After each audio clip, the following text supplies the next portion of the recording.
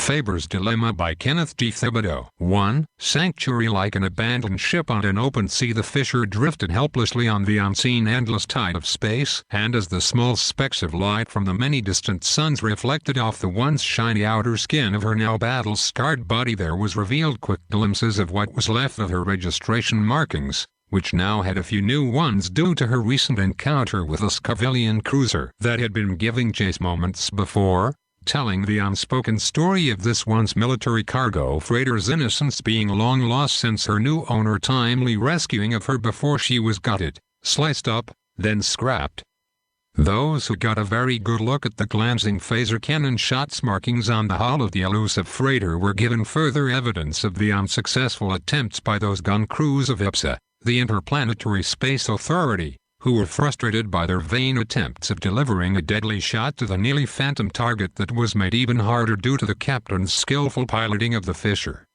Unlike so many ex-military Phederian freighters of the Announcer 95 class that still transverse throughout the Aboriginal galaxy, this elusive freighter, since being taken over by her new master, not only had been given a new name and trade, but had several new modifications aiding her into becoming the very best at her new employment, namely the hydro-injection auto-relay system that gave her 5 AZ-45 Maritz engines, that extra boost of power enabling her to outrun any vessel in pursuit of her, even the new Karelian MFTB-98 cruisers. And should any commander be so foolish as to order his ship to stop her during an illegal run she was making in one of the planetary systems, the attempt to do so was made in vain, as she was not only the fastest among her class, but of those vessels employed in the trade. There was also the restructuring and the modifications of her wings and tail fins that gave her a highly imperceptive maneuverability for a freighter of her size, as she was able to outmaneuver the AHEMA C4, the Interceptor-class cruiser that was used by local municipal planetary authorities, and the IPSA UM-84 cruiser of the Sci-Fi class. Of course, all that meant nothing now, as the only hint to there being any life still left in her was the slow, steady, pulsating, blinking light on her instrument panel. After a few more seconds passed, the Fisher suddenly woke from the sound deep sleep she had been in as her backup control system switched on, allowing her to take in that first long, slow, deep, full awakened electronic breath, and the interior lights of the cockpit revealed the figure slouching in the pilot's seat with his left hand still firmly gripping the control wheel, and as his right hand slid off the small control panel that was within reach on the right side of the pilot's seat, a low soft groan was heard slipping from his throat, and his left hand lost its firm grip it had on the pilot's wheel. With his right hand, the dark brown-skinned Adamahian slowly reached up and touched his face, and as his right fingers slid across the stubbles of his 3-day beard, he slowly opened his dark brown eyes, blinked them several times that slowly but eventually brought everything into focus, and as they adjusted to the abnormal brightness of the forward compartment of the Fisher, a sense of relief came over him, seeing that he was not only in one piece, but was still seated in the pilot's seat of the Fisher, and not in an interrogation room. As to how long had he been out, Faber didn't know, but he knew that it couldn't have been too long. At least he hoped it hadn't been. The last thing he remembered was the chasing Skavilian cruiser trying to herd him toward those two fighters who were attempting to box him in and keep him from making the jump to light speed. A quick smile danced at the left corner of Faber's mouth, lighting up his face on realizing as to how once again he had cut it a little too close even for his own comfort, but as she had always done, the mistress of luck had blown him a kiss and allowed him to go past her to escape from the authorities. Looking at the control panel and then around the cockpit of the Fisher, he saw that everything seemed to be fine, and rising slightly out of the pilot's seat, he looked out the window, and as nearly as he could tell, the Fisher too was still in one piece. The only thing different about her now was the newly added fresh markings on her hull, but that was to be expected. 'Cause when it came to hitting a moving target, those Skavilian gun crews weren't the best shots. Still, every now and then they got lucky, but not this time, which was fortunate for the Fisher. Jumping out of the pilot's seat, Faber went back to the cargo hold to check the shipment that he was to deliver, and once he saw that it was unmoved by all the maneuvering he had put the Fisher through to escape his pursuers, he returned to the cockpit to radio the Solomon. Slipping on the headset with the use of his left hand and flipping several switches with his right hand, Faber glanced at the Fisher's Timmins chronometer that showed 030, 58.95. Even though he had until 037, to rendezvous with the Solomon to make this delivery. Yet with all he had just gone through, he wanted to finish this deal with these extortionists as quickly as possible and be on his way before another Scuvillian cruiser just happened to show up. In his line of work, Faber had dealt with characters of a baser sort and sometimes worse. However, this deal involved him in more than just walking into a known snake pit, and from the first run up till now he'd never dealt in any kind of arms shipments or had dealings with clients like the Phederians. Even though arms shipments paid very well, they were too risky for his taste, and him having no real choice in this matter made him very uneasy about doing this job in the first place, even with the parting blessing of the Phederians. It was one thing to make shipment runs of black market goods in and out of the many systems of the Ambrigian galaxy, as one could usually count on making some kind of deal with a crooked civilian commander of the space authorities, or with a slightly dishonest local municipal planetary spaceport official by either slipping them a few gold cubits to look the other way or offer a small part of the cargo one was hauling. However, when it came to a shipment of arms to the Phederian-backed Vicarian resistance forces here in the outlying areas of the Scuvillian Indo-Alphan Alliance control sectors, well, that was a totally different matter, and he didn't know of any military or civilian commanders who were willing to put their career, let alone their life, on the line for any amount of cubits by allowing an arms shipment to get past them, and any smuggler foolish enough to take such a risky run was only asking for a death sentence, or even worse, being sent to an Indo-Alphan's labor camp.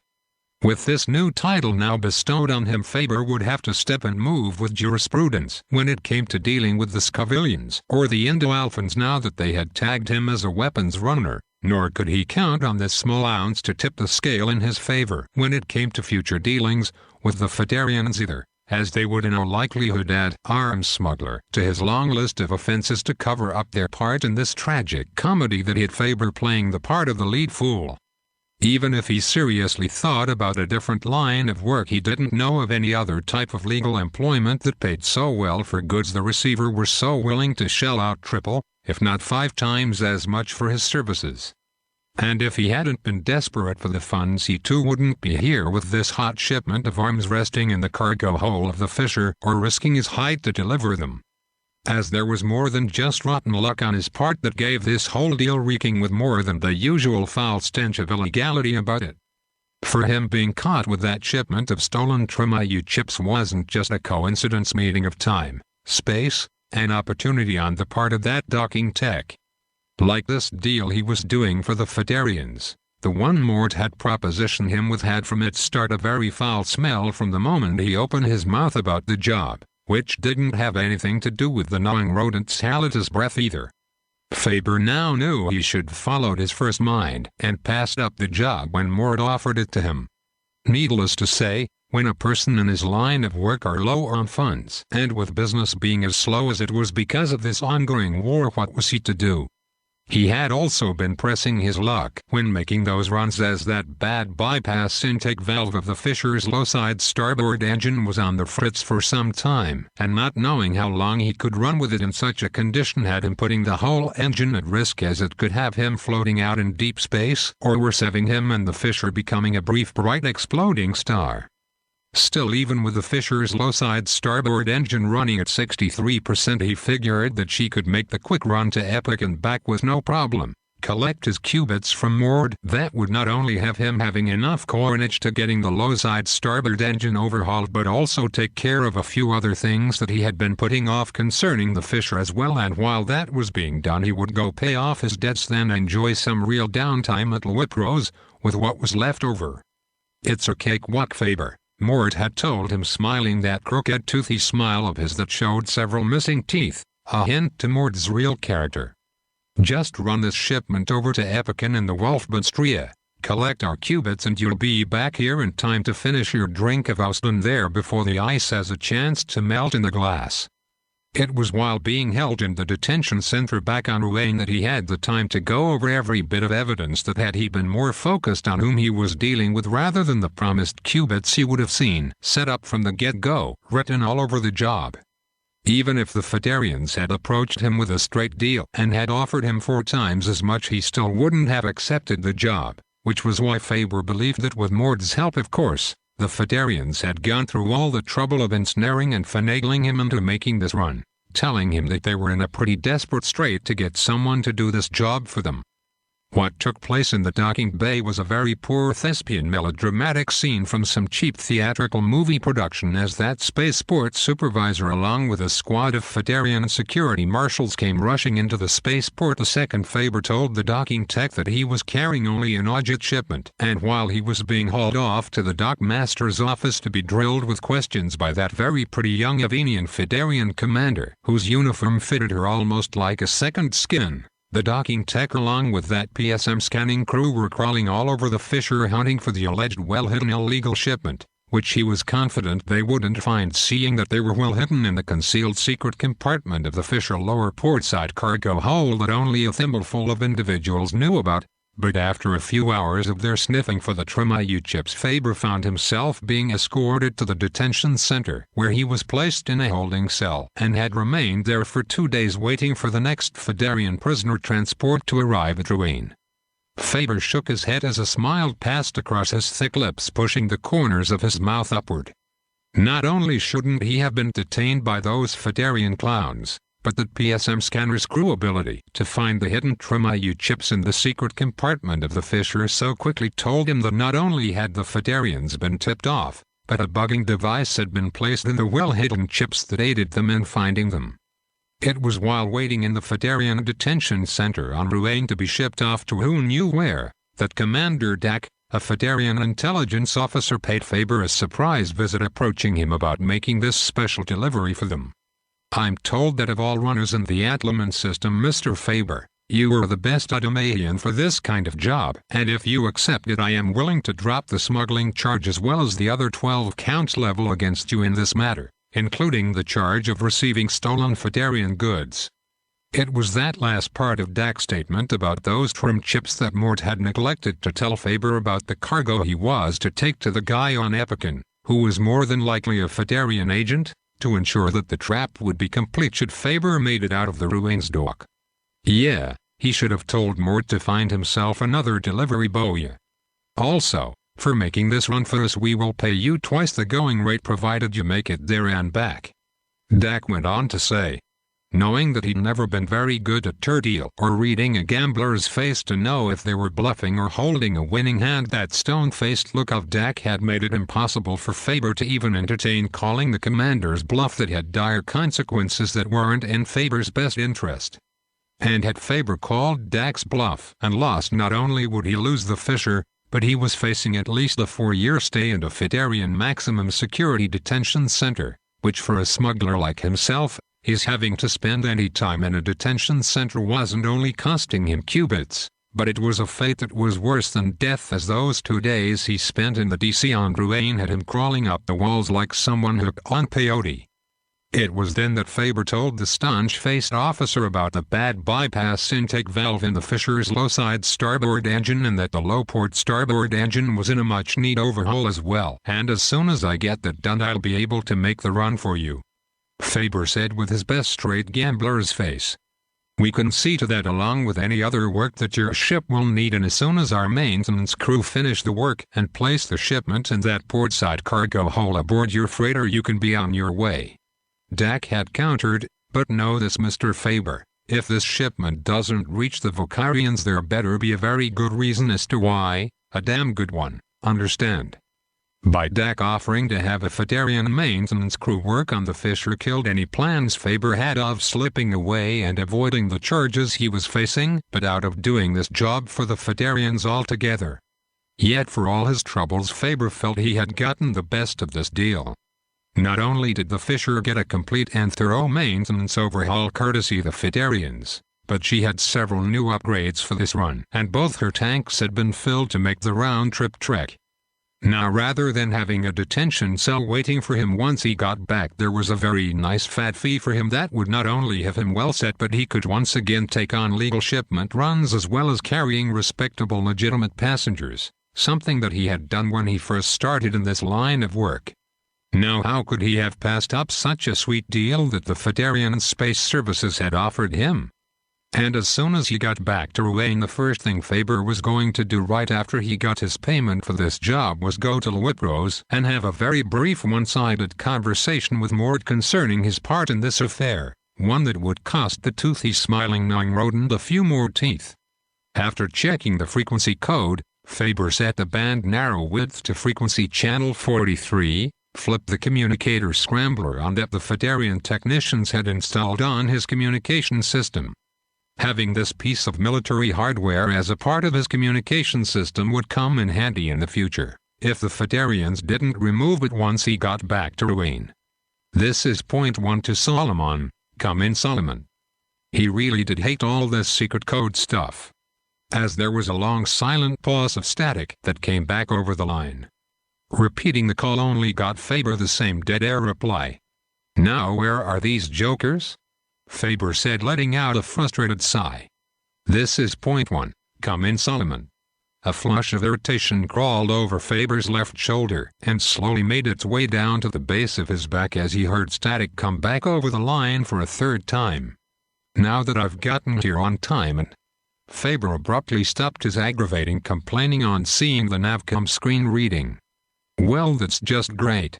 He snapped, snatching the headset off after seeing that he was about 348 tries off from his final destination. If there was one thing he had learned as a Phederia V-wing bomber raider pilot, it was to not only plot a course while under heavy enemy Torm-2 CAD fire, but to make the jump as well, a feat he had done very successfully many times before while under much heavier enemy flak fire. As many times as he had done his last-second escape act from a chasing cruiser, this was the first time he could remember blacking out during a jump, which he thought was an odd thing to happen to him. He figured that the error came during those brief seconds just as he was punching in the last 2 digits of the coordinates that would bring him within meters of the rendezvous point with the Solomon.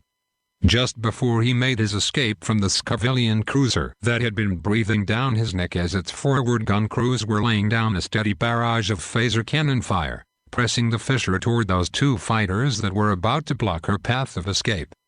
Faber had fired at the lead fighter to let the pilot know that the Fisher could sting as well.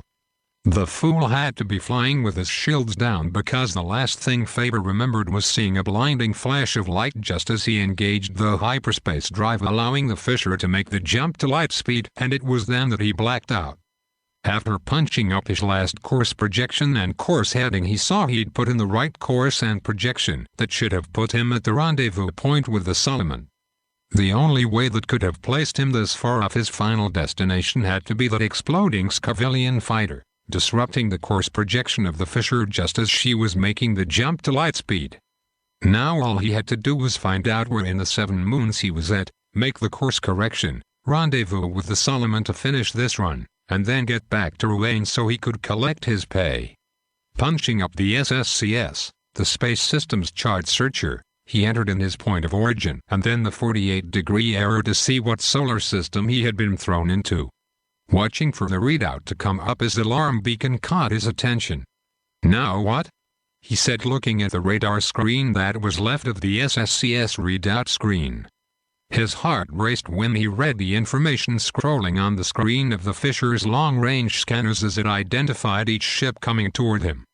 3 C-186H battle cruisers, 5 Straw-Econ cruisers escorts, 3 Mardoxan fighter carriers, and 2 full squadrons of fighters that flanked both sides of the Indo-Alphan task force coming his way. Faber didn't mind the fighters or the battle cruisers, those he could get around easy enough. It was those damn Straw-Econ cruisers that were fitted with GX-110 heat seekers that were held to shake, even for the Fisher. Firing up all 5 engines, Faber quickly put as much distance between the Fisher and the oncoming fleet. If he got caught with this shipment of arms, it would mean the death camp for him for sure. As he flew the Fisher deeper into the inky blackness, another warning engine light of the main control panel came on. Damn it! He snapped when he saw the indicator gauge for the Fisher's high-side starboard engine as it was only putting out 50% power. That was shortly followed by the fuel warning light coming on, followed by the generator intake light, as both were now flashing just as fast as Faber's racing heart. That's all I need now, he snapped. Must be a broken intake. He figured that maybe a piece of debris from the exploding fighter might have struck the Fisher's engine somehow, but then again it could be a sloppy repair job done by that Phederian maintenance crew who had worked on the Fisher back on Ngrian. However, that wasn't his main concern now. What mattered was putting as much distance between him and the advancing task force and quickly finding somewhere to land this bird before he got stuck out here in the open. Reading the information that was now scrolling on the SSCS screen of Zhantho, the planet just ahead, telling him all that he needed to know about it with the exception that the planet and its inhabitants were under the rule of the Indo-Alphan Empire, a fact that he was very well aware of, even if he hadn't seen the large fleet that he was now trying to stay ahead of. The planet of Zhantho was located in the southern tip of the Faber system, telling him that he was in deep dunge, seeing this system had been under the control of the Indo-Alphans for the past 3 years who had taken it away from the Karelians. Turning the Fisher towards her new hideout, Faber pushed her for all she could give, hoping to get to Zhantho before any of the lead Strelykon cruisers of the advancing Skavilian task fleet would pick him up on their long-range scanners, and if luck was still with him, none of the lead Strelykon cruisers would have their long-range scanners on since they were in their own territory. On reaching the outer edge of Zhantho's atmosphere, Faber shut off the 2 high-side engines, then the 3 low-side engines, just as the Fisher came into contact with the gravitational pull of the planet. Turning on the front stabilizer, Faber breathed out a prayer that the old maiden would go into an easy-to-controllable free fall rather than a dead-fast one that would make it very hard for him to come out of or control. His plan was to let the Fisher free fall into the upper atmosphere, then when she reached a suitable level he would pull her out of it by restarting the engines, level off and ease her down a few kilometers above the planet's surface. Then flying some 20 meters above the planet's surface would allow him to go undetected by any ground radar as he looked for a place to land before he was picked up by any land scanners, or spotted by a squadron of fighters. That is, if he didn't fly right over a campsite and become a live target for any zealous ground gun crew to practice on. Switching off all systems except for his stabilizers that would keep the Fisher from going into an uncontrollable spin, easing her into a sloping descent that in a matter of seconds had the Fisher falling 19,000 meters as a result of the strong gravitational pull of the planet. Watching the numbers of the digital display of the altimeter whizzing ever faster, Faber saw as in a few brief seconds the Fisher had dropped another 12,000 meters and realized that it was going to be a very tricky maneuver even for him to pull off, and if his scheme to pull the Fisher out of this free fall didn't work he would lose more than his ship, as he would be cutting it too close for him to safely bail out. "Just hold together, baby, and Daddy will get you a new paint job when we get back home," Faber said aloud while restarting the sequence to fire up the Fisher's engines and bring her out of this free fall before she dropped any further. Quickly flipping all engine switches to on, then depressing the turbo booster button located on the pilot's control wheel, he glanced at the engine section of the main control panel only to see that none of the engines had fired up. "Don't panic," he told himself as he calmly and quickly repeated the sequence as the Fisher dropped past the 80,000 meters safety mark, and if he didn't get the engine started soon the Fisher's stabilizers would burn up and the ship would go into an uncontrolled free fall, and if the mistress of luck was merciful she would allow both he and the Fisher to burn up long before what was left of his ship slammed into the fast approaching surface of Zhantho. Breathing a sigh of relief as a bright smile lit his face when the high-side port and starboard engines kicked on, that was shortly followed by the low-side port, center port, stern and starboard engines firing up, allowing Faber to bring the Fisher out of her death dive. Switching the front stabilizers to full reverse, he fired up the Fisher's front thrusters and slipped her out of the gravitational pull of the planet and soon leveled off 2 kilometers above the surface of Zhantho as both the right and left rear viewer screen switched automatically on, allowing him to see if he was being followed while looking for a place to land. Turning the communicator onto auto scan, he listened to learn if there were any reports of an unidentified ship that came into the area. All he heard was the chattering of several Indo-Alphan night patrols hunting for some hidden rebel base located somewhere near a town called Optic. He soon lost interest in the conversation when another light on the control panel began flashing, warning him that his fuel supply was reaching the critical level. That intake system must be leaking really bad, he thought. It was then that he got another warning from the engine section. Damn those Phederian maintenance crews.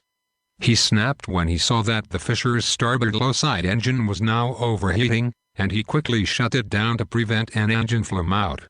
Now he really had to find a place to land or he might lose the whole ship.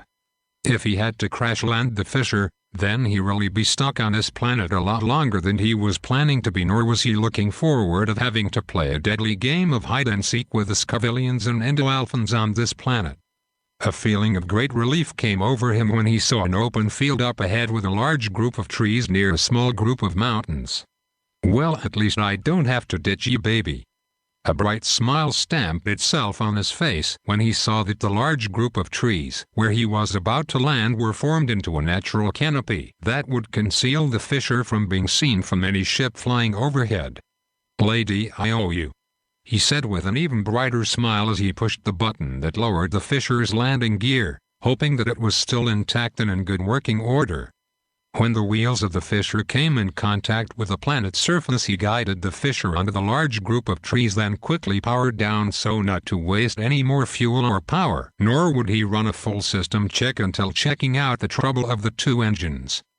Quickly getting out of the pilot's seat, Faber rushed to the cargo bay to see if the shipment of arms had suffered any damage, and after seeing that it was still locked down in place, he headed for the side exit hatch to check for any outside damage to the fisher other than what was already known. Depressing a button just left of the concealed outline exited our way open, and the once hidden 8-step ramp unfolded, extending its steps all the way to the ground.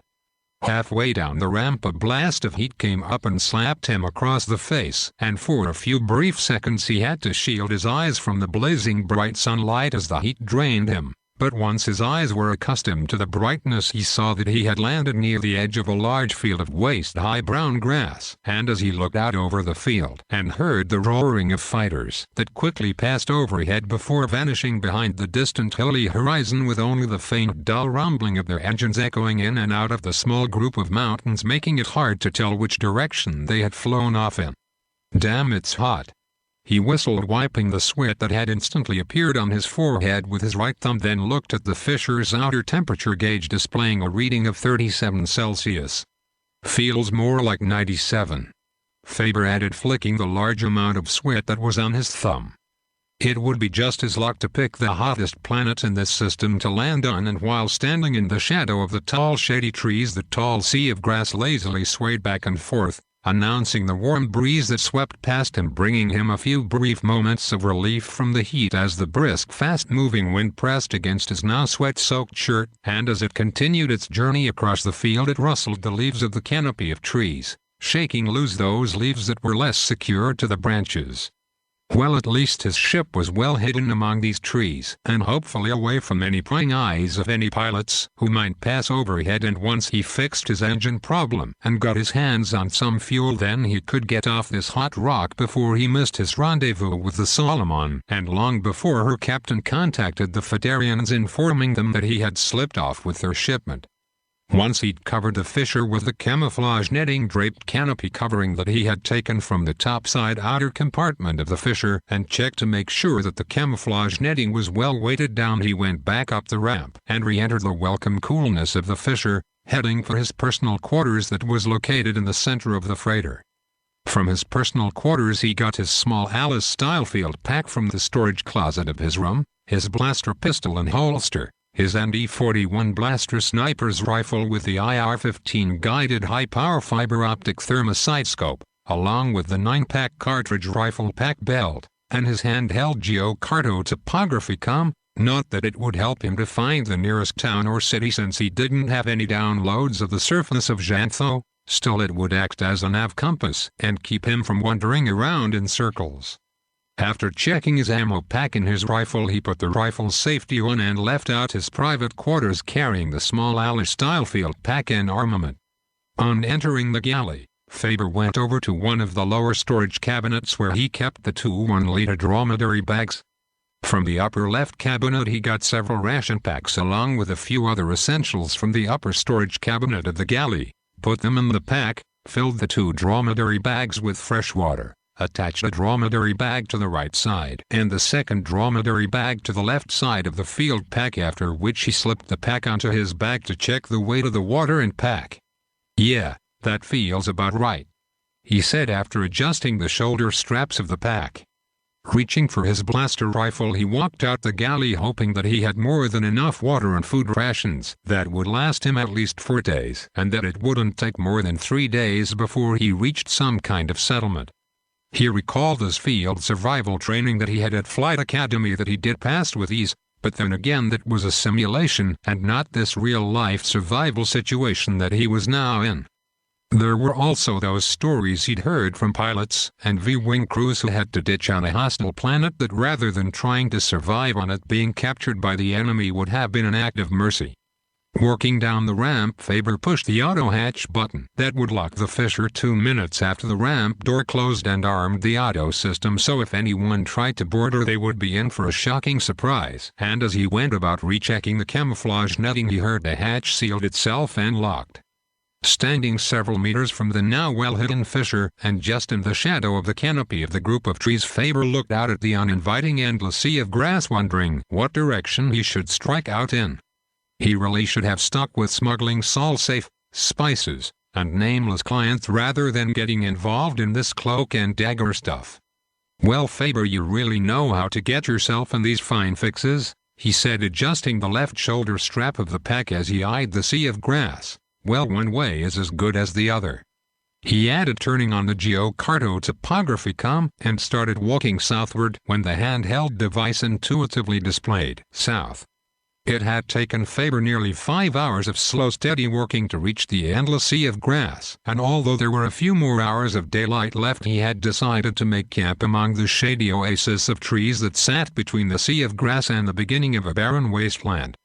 Now, after having a good night rest, he was ready to face the seemingly inhospitable territory that lay out ahead of him. The question never entered his mind as to if he was going to cross it. That question he had answered last night. Now the only question was, should he keep heading south or strike out in a different direction in the hope that he'd find some kind of shelter, so he wouldn't have to spend another night outside in the elements. His first night on this planet told him the nights here were just as harsh and brutal as the heat-sweltering days that hadn't Adam Mahan being baked by the sun and heat during the daytime and nearly freezing to death at night. As not even the thermal-lined sleeping bag that came with his survival pack was able to keep him warm. Even though the cold last night was unbearable, he dared not start the campfire, as it would not only draw the attention of some wandering band of marauders, there was also the chance of some Indo-Alphan or Skavilian night patrol spotting it, neither of which he wanted. There was also a danger of those sudden gusts of winds that came blowing out of nowhere that would have swept sparks from his fire into the sea of grass that could set half the planet on fire, which would surely cause the locals, if not Indo-Alphans or Skavilians, to come and see as to why the planet was on fire.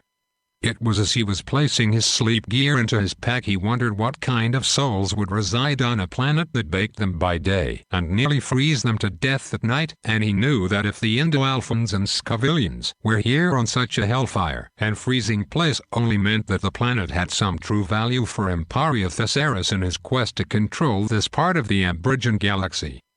After burying his breakfast ration leftovers that as he was slipping his pack on that, once again he heard the familiar sound of a freighter's engines, and shielding his eyes with his right hand, Faber looked up only to have the early morning blazing sun blinding his sighting of it. Yet he could tell by the sound of its engines that the vessel wasn't just heading in the same direction he had been working in, but it was a commercial freighter, the fifth one that had flown from south to north or north to south in the past 25 hours, telling him that he'd picked the right direction and that somewhere beyond the forsaken desolate wasteland that now lay before him there was a transport center, and where there was a transport center meant there was a city nearby, and where there was a city, there was people, shelter, water, and fuel.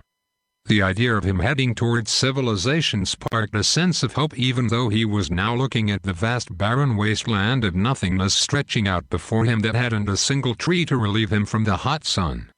Adjusting the neck drape of his shade cap that he was wearing, then the straps of the backpack, he began walking. Yes sir, when he got back to Rouen he and Mord were definitely going to have that talk. Looking ahead, Faber saw heat waves rising from the ground, and in them for a brief few seconds he saw two small spots forming themselves, dimly at first as he watched them through the invisible flames that were leaping up from the ground. At first Faber dismissed the vision as his own wishful thinking as he recalled the dream he had last night of seeing some kind of sign of life that would give him some hope of surviving this now long trek he was on and not end up like several of the decaying bodies of animals that he had passed in this wasteland. Like a phoenix, the two dots rose out of the flames of the ground as they began to take on a definite shape the closer Faber got to them. From two blackened outlines one soon grew into something of substance until it formed itself into a dull gray two-story house with dusty white window trim, while the larger one became a gray barn about 27 meters from the house, and like the house the gray painted barn was covered with a light layer of reddish dust. However, it was on hearing the sounds of animals that caused a renewed surge of hope to shoot through him, as their sounds told him that this was a working kimshaft, and being such meant that there was water nearby. On spotting the water well near the house, Faber cast all caution aside and, mustering up all the energy he had left, trotted toward the real source of life. Leaning his blaster rifle against the small structure, Faber quickly discarded his backpack and blaster rifle cartridge belt and reached for the short-handled plastic ladle. "It's real enough," Faber assured himself as he took a drink of the cool water, careful not to let too many of the precious drops fall to the ground. Dipping the ladle into the bucket a second time, he downed the water slower as the cool-tasting fluid slipped smoothly down his now wet throat. With a third ladle full of water, Faber poured its contents over his head and allowed the water to do its cooling work on him as the dust devil came sweeping across the yard, bringing him more relief from the heat as the water ran down his face and neck. "Ah, that feels so good," he thought to himself, reaching for the dromedary bags, and dipped the ladle in for a fourth time into the now half-filled bucket and began filling up one of his dromedary bags. For nearly the past 2 days he had been rationing out water to himself from his second dromedary bag, and if he had to go another day he was sure that by sometime tomorrow he would be down to his last few precious drops. Not even old Captain Herman, Faber's survival instructor at the flight academy, who would have boastfully claimed about being able to have gone on for a week with that half-filled water pouch, a feat Faber seriously doubted a hardened captain could have pulled off, especially on a planet like Zhantho. As there was a big difference between reality and a controlled survival simulation, especially when a person didn't know if he would be picked up by a rescue team after a few days, and even with that hope there had been a few cadets who had become casualties in those controlled survival simulations. Must have crossed the labyrinth's wasteland to work up a thirst like that. Faber heard a voice saying from behind him. In one motion he dropped the ladle, dromedary bag, and wheeling in the direction of the voice, his blaster jumped from the holster into his left hand. "There's no need for that, son," the voice added with a tone of quietness in it.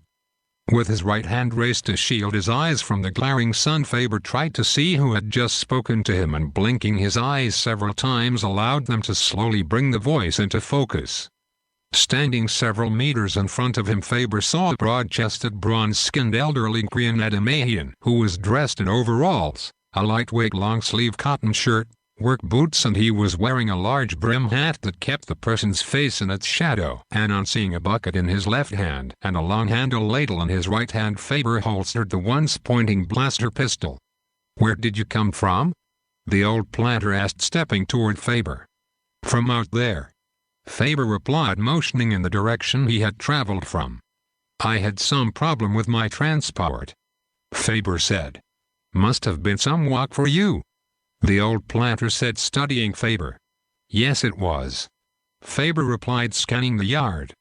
"Well, I know that you're not one of those Scuvillian or Endo-Alphan star pilots, because we got enough of those scrums here to slow the movement of this planet down," the old planter said.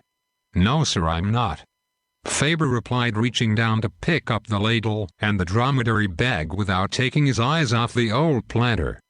"Well, come on in the house. It's too hot to be standing out here talking," he said, watching Faber, who now was gathering up his things. "We've got lots of leftovers from lunch, so you can get something to eat and rest a while," the elderly Ngrian said. With his pack slung over his left shoulder, Faber loosely cradled the rifle with his left trigger finger resting close to the trigger of his blaster rifle, while eyeing the large Ngrian's every move as well as watching for any suspicious movement as the two of them walked across the open area of the yard toward the house. I just hope Jean haven't put the food all away yet, and watch that step there, it's sloughs, he warned, pointing at the second step. I'm going to have to fix that when I get a chance to. It was while following the old planter toward the house that Faber took a careful detailed look about the place and saw that both the house and the barn were both in need of some repair. Yes sir, that Jean is a good cook, and someday she'll make some lucky young fella a good spouse, Faber heard him saying as the two walked up the 3 steps leading to the front door of the house. It's her only asset. The thought whispered that caused a quick smile to slip across Faber's lips. Of course there were always those few exceptions to the planter's daughter's rule who were palatable to the eyes. However, Faber could say based on first-hand experience he would be very hard-pressed, that's with the exception of his own mother and several other Avenians that he knew from the Kimshav community he grew up in back on Ngrian, to find a maiden or Avenian whom he would consider pretty. In fact, in all his many travels across the Ambrigian galaxy, he'd only seen a handful of Avenians who were true contestant beauty, pretty and weren't cosmetically altered in some way, none of which were planters' daughters who had looks that were palatable to his eyes, that was unless he had compared their facial features with the southern end of Harskath. Grandpa Philip, who is it that you were talking to? An Avenian's voice asked that came from another room in the house after Faber and the planter came inside. Oh, just some fella passing through, was the elderly Ngrian's reply to the unseen Avenian. And just what is it that he wants? The Avenian voice trailed off after she stepped into the room. Faber's eyes lit up when he saw the Ngrian Avenian come into the room, as either he had been out in the heat for much too long, or she was truly the prettiest Avenian that he had seen, as she looked nothing like any planter's daughter or an Avenian he'd ever seen in all his travels.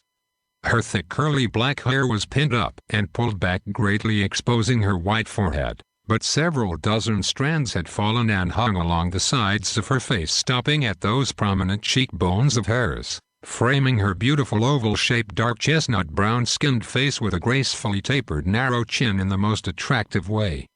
With her pair of large dark brown deep-set almond-shaped eyes, she scowled at Faber as her thick full lips turned her bow-shaped mouth down at the corners, producing a furrow frown to wrinkle her forehead, pulling her soft angled eyebrows toward the bridge of her very attractive broad flat nose as her nostrils flared.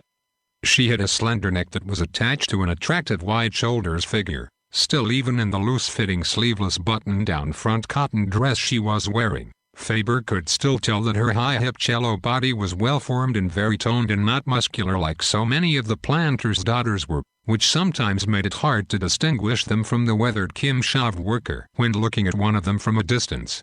The first 3 buttons of her dress were unfastened, revealing that she was braless, and Faber saw her cleavage area was damp with sweat, and her slightly seen large appealing curving firm breasts supported themselves, and with the hem of the dress stopping just below her knees allowed him to see her pair of strong shapely legs that, like the rest of her body, they too were covered with smooth-looking dark chestnut brown skin. Even her feet, that were in the thong slippers, were attractive to him. Like the refreshing ladled drinks of water that he had just drank, this very pleasant sight that now stood before him was worth the day and a half of walking. A brief smile lit his face as his eyes slowly drifted back upward as they took her form in once again. Jean quickly closed her dress on seeing the way the stranger her grandfather had brought into the house was now looking at her. "Who is this?" she said with a tone of irritation in her voice. "Now Jean." Philip began, holding up his right hand. "This young fellow walked across the labyrinth's wasteland," Philip went on to say, "said he's having trouble with his transport and... well, what does he think we can do for him?" Jean snapped. "Oh, Jean, don't be so," Philip replied, motioning to her. "Well, let him go to Virkuche for an MP and get help from someone there," Jean said, cutting Faber another hard look. "Look, if you don't mind," Faber interrupted, "all I need is some fuel, so if you can tell me where I can get my hands on some, I'll be on my way." "We ain't got no fuel, at least not as much as you'll be a-needin'," Philip said. We haven't any fuel," Jean said, correcting him. The tone in her voice that she used to correct the elderly Adam Mahan had Faber wondering just who was in charge here. "What's the diff how I say it?" Philip said, looking at Jean. "Sorry son, we've got none to spare."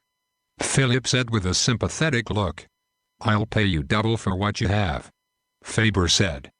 "We can't sell you what we have," Jean cut in. "Grandpa, don't you dare give one drop of your fuel to this," Jean said, pointing at Faber, that was accompanied with a look of disgust. "This person."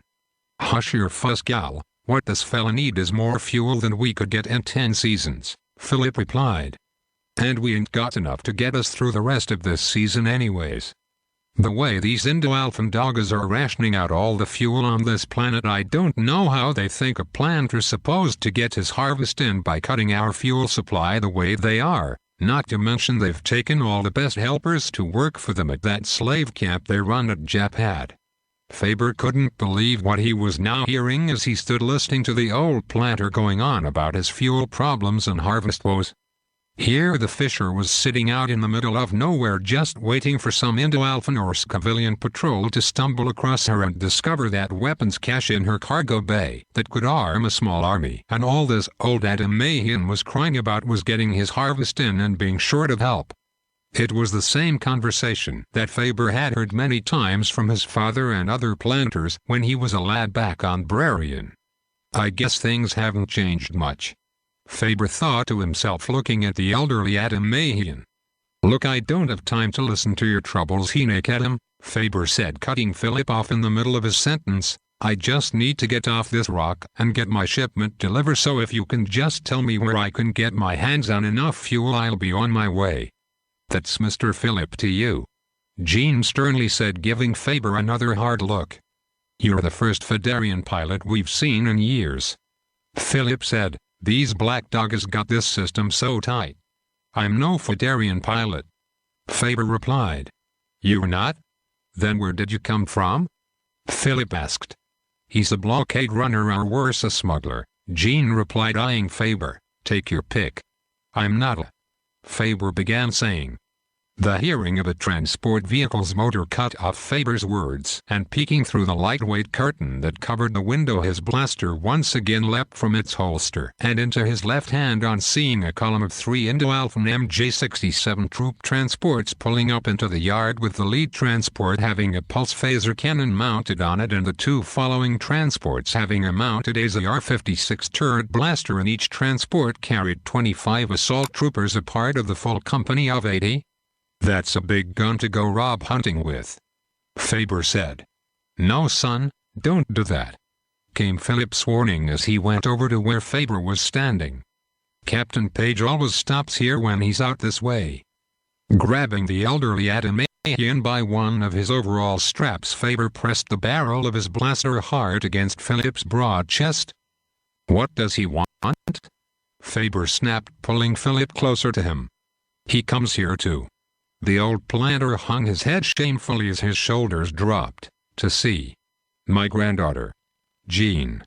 "Well, you better get out there and entertain the troops then," was Faber's motioning response. On seeing the smirk slip across the mouth of their unwelcome guest, Jean gave Faber an icy hard stare as he looked at her. "Come with me, Hinekadam," Faber said to Philip as he took a firm hold of the old Adamahian's left arm. "I told you his name is Mr. Philip to you," Jean rebuffed Faber in a stern tone before she pushed the screen door open and walked outside.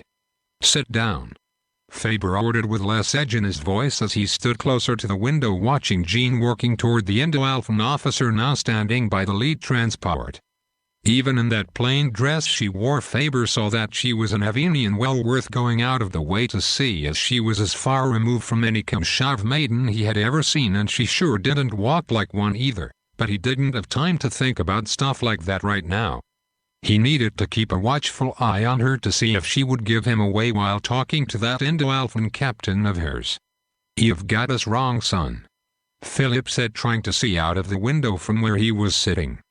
"Jean and I are very loyal to." "Save it, Hinekadam," Faber warned, giving Philip a quick glance. "Everybody has their price, and it's just a matter of finding out what that price is," he added, watching Jean as she stood in front of the Indo-Alphan officer, and when she placed her hands on her hips caused the dress she was wearing to cling to her, some giving him a clear viewing of that natural waistline of hers, highlighting that very nice figure of hers even more. "So you just better hope your daughter doesn't sell you out," Faber said, glancing back over at Philip, who sat slumped in the chair. He hated to be so hard on the old Adamahian, but in his situation, he couldn't and wasn't going to take any chances. He had seen what a pretty face could do to an Adamahian when he wasn't careful or watchful. "Why, Captain Page, whatever brings you so far out this way on such a lovely day?" Jean asked, trying to express a tone of surprise, but the cynicism in her voice told the smiling officer that his unwelcome visit wasn't wanted. "Hello, Jean," Page said with a bright smile, "and may I say that you are looking simply stunning today, but then again you always do," Page said, reaching for her hand only to have her pull it away while stepping back from him. Just being around Page made her feel nauseous, and knowing why he kept coming here to her grandfather's camp made her all the sicker. "So did you catch any truant students today?" she said, looking at the lead and two trailing transports that was filled with fully equipped assault troops. "Unfortunately, I haven't found those band of rebels yet," he said, smiling at her, "if that's what you were asking me, and it's only a matter of time before I do." "What kind of Adamahian gets his pleasure by hunting down youngsters?" Jean said, casting a look of disgust at Page. "Youngsters?" Page scoffed. "Well, you wouldn't think that if you had seen what they did to the fuel convoy and the troops who were guarding it. So why don't you take your fuel convoys, your troops, and your fleet and go back to wherever it was you came from?" Jean said. "Now, Jean, if I did that, then I wouldn't have the pleasure of coming here to see you, and I do so like my visits here at your grandfather's place," he said while slowly looking her over with a cat-like hunger in his eyes. "It's such, or should I say was once a very productive Kimshof," he added, smiling back at her. "Well, now that you've had your look," she said with a faint painted smile, "I've things to do and I wouldn't want to keep you from your pressing duties. You haven't seen any of your former students out this way, have you?" Page said, stepping toward the house. "No, I haven't," she said, blocking his path. "Now if that's good," Page said, stepping around her, "I would hate to think that such a loyal member of this upstanding community would be harboring rebels," he said, walking behind Jean. "So you say," she said, eyeing him as he came back around and stood in front of her once again. "And if that was the case, I would hate to have your grandfather interrogated by Captain Ngio, who's not so considerate as I am when it comes to questioning a suspect." A smiling Page said, studying her face as he was once again standing in front of her. Casting a quick glance toward the living room window, and although she didn't see their unwelcome guest standing there, she felt he was closely eyeing her every interaction with Page. "You know, you should try being a little friendlier, or I might have to have Lieutenant Merriam and his troopers search this place just to make sure there aren't any undesirables lolling about," Page said, cupping her chin with his left hand, and on seeing her face cloud up, a crooked grin spread itself across the Indo-Alphan's officer's lips. "Now you wouldn't want me to do that, would you, Jean?" he added while flashing that smile of his at her. "Go ahead, turn the place upside down for all I care," Jean said defiantly, pulling her chin from his hold on it. "You can start in the barn. We need the rodents chased out of there." She saw the smile on Page's face widen. "Yes, I'm sure you do. However, you don't strike me as being a rebel sympathizer," Page added. "Is that all you Indo-Alphans have to do, is go around chasing youngsters, threatening Avenians, and bullying old Adamahians?" She spat back, giving the annoying Page a hard look. "So either you search the place and take us in, or stop coming by with these infantine annoyances, because I'm sick of them, and you too," Jean said, glaring at him. "Why, Jean, you really are something when you get angry," Page said, grabbing her by the arm as she started to walk away from him. "Let me go," she snapped while attempting to get out of Page's forcibly tight embrace, holding him at bay using her left forearm that was now pushed hard against his chest as he tried to lock his arms around her waist. "I wonder how brave you Indo-Alphans are when dealing with real Adamahians and not defenseless Avenians and helpless youngsters?" Jean snapped, struggling to release herself from the hold he had on her. "If you're speaking of those Karelians and their allies, the Vocarians, I doubt if you'll ever see that flock of poltrons back this way again," Page said, smiling as he held on to her. "So the next time I come this way, you better be more receptive, or your grandfather will have a visit with Captain Ngio, and I know you wouldn't want to see him sent to a labor camp for aiding enemies of the Empire." His bullying remark had a surprised Jean staring at him in disbelief, and it was in that moment of unguardedness that he tried to kiss her. On feeling his mouth touching her lips, Jean locked hers closed, blocking his tongue that he tried to force into her sealed mouth. "See you next time," Paige said, smiling after releasing her. Wiping her lips with a corner of her dress, she shot a large amount of spittle from her mouth that landed near the smiling officer's right well-polished boot. As her action only produced a look of satisfaction from Paige, who then turned and walked back to the lead transport, got in and signaled to the driver to go. As the two other transports trailed out of the yard behind the lead transport, Jean heard some of the low-foul and vilipendious remarks some of the troops made about her as she walked back to the house. She really did hate these Indo-Alphans, especially Captain Paige, and longed for the day when this band of invaders to her planet were driven back to that pit they had crawled out from.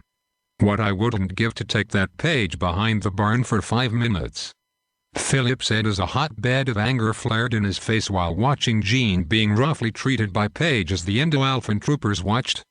"Coming around here treating my granddaughter like she was an Avenian of pleasure."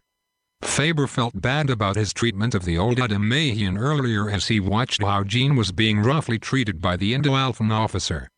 However, his action in doing so had been warranted based on the fact of not knowing if he could trust Philip and Jean, and even now he still didn't know if he could.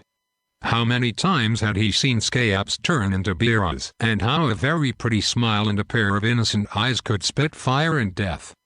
For all he knew, what he had just witnessed could have been an act on Jean's part. Of course, one look at her face when Paige forcibly grabbed her told Faber that she wasn't acting, not from the reaction she was now displaying toward this Paige character. Still, he wasn't going to let his guard down. Like Philip, Faber would love to catch the brave captain alone and show him a really good time. "Look, I didn't mean to be so hard on you," Faber said, holstering his blaster as he watched the Indo-Alphan column driving out the yard. "That's okay, son," Philip said, turning from the window. "So where were you headed?" Philip asked Faber as they left the room.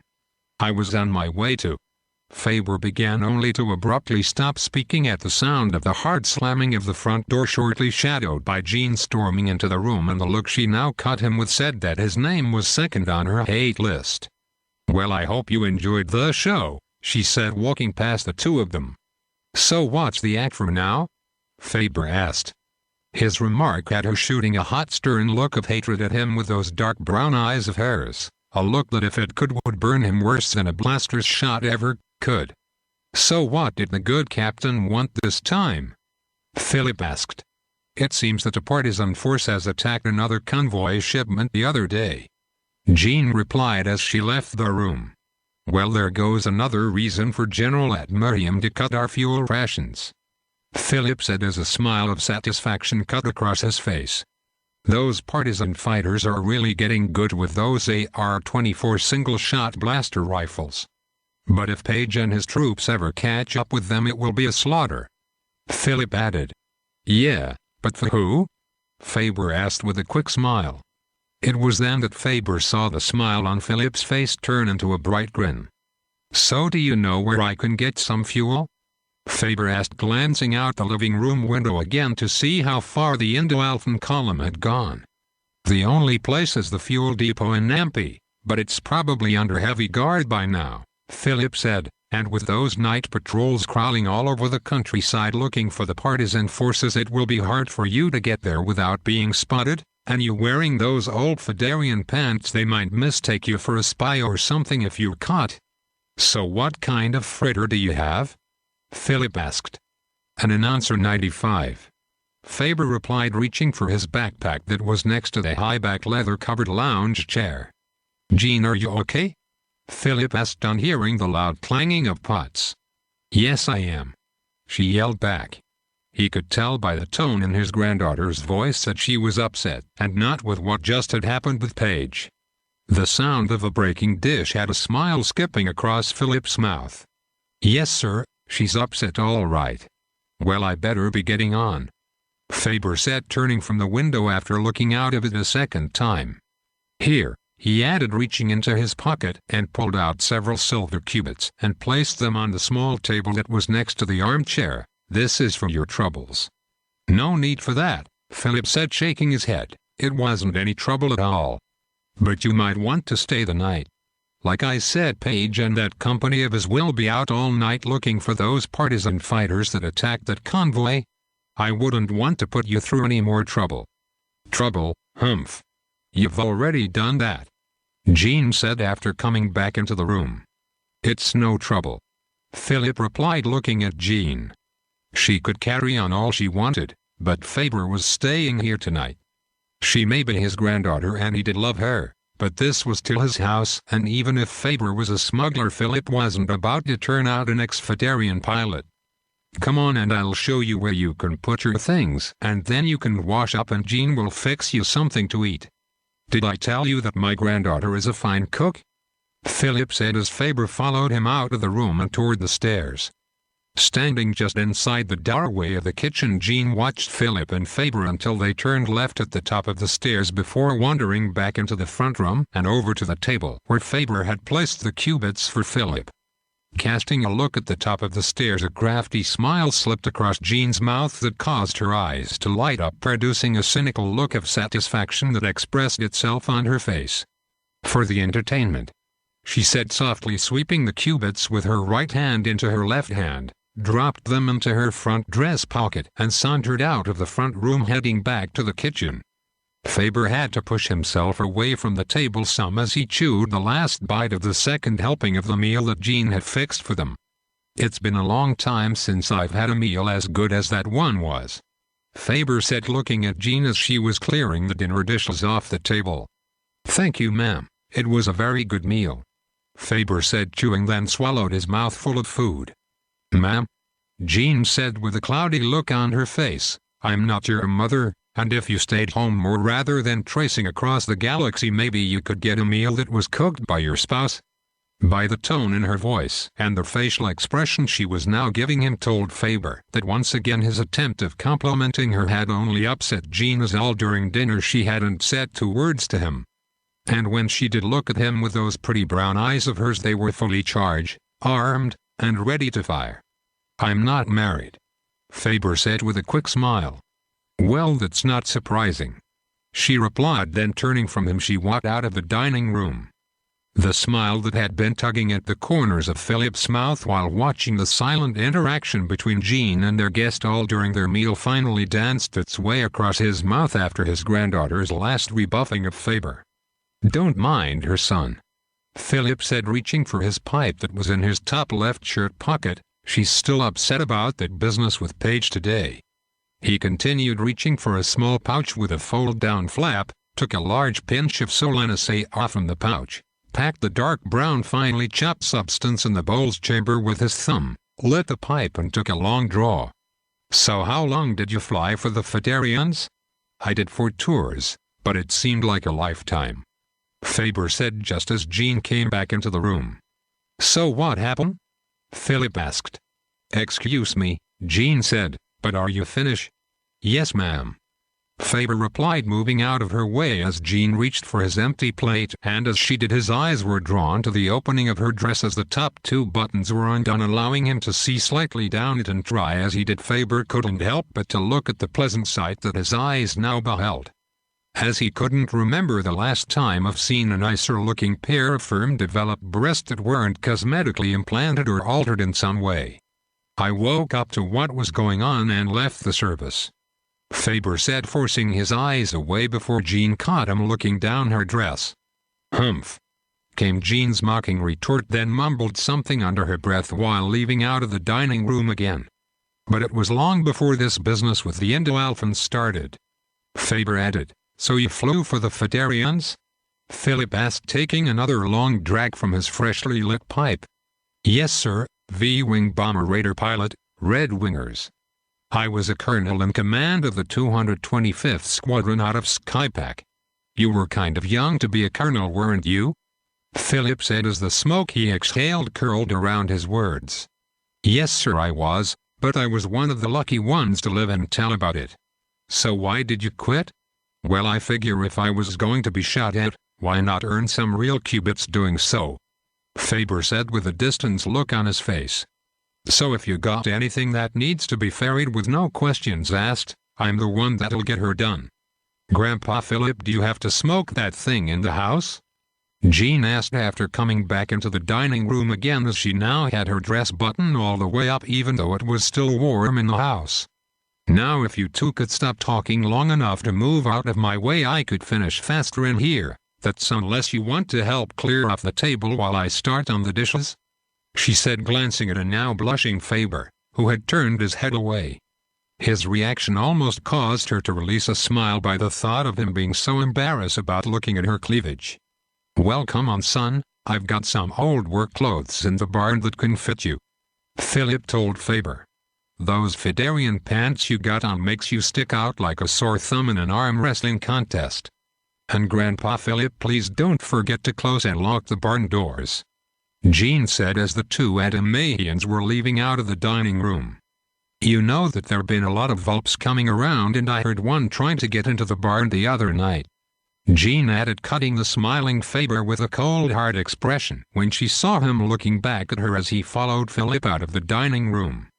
Standing at the sink, Jean stood watching her grandfather and Faber walking toward the barn, and the smile that she had been holding back for the past few moments broke through and danced its way across her mouth as she thought about the look on Faber's face when she looked at him before leaving out of the dining room with the last of the supper dishes.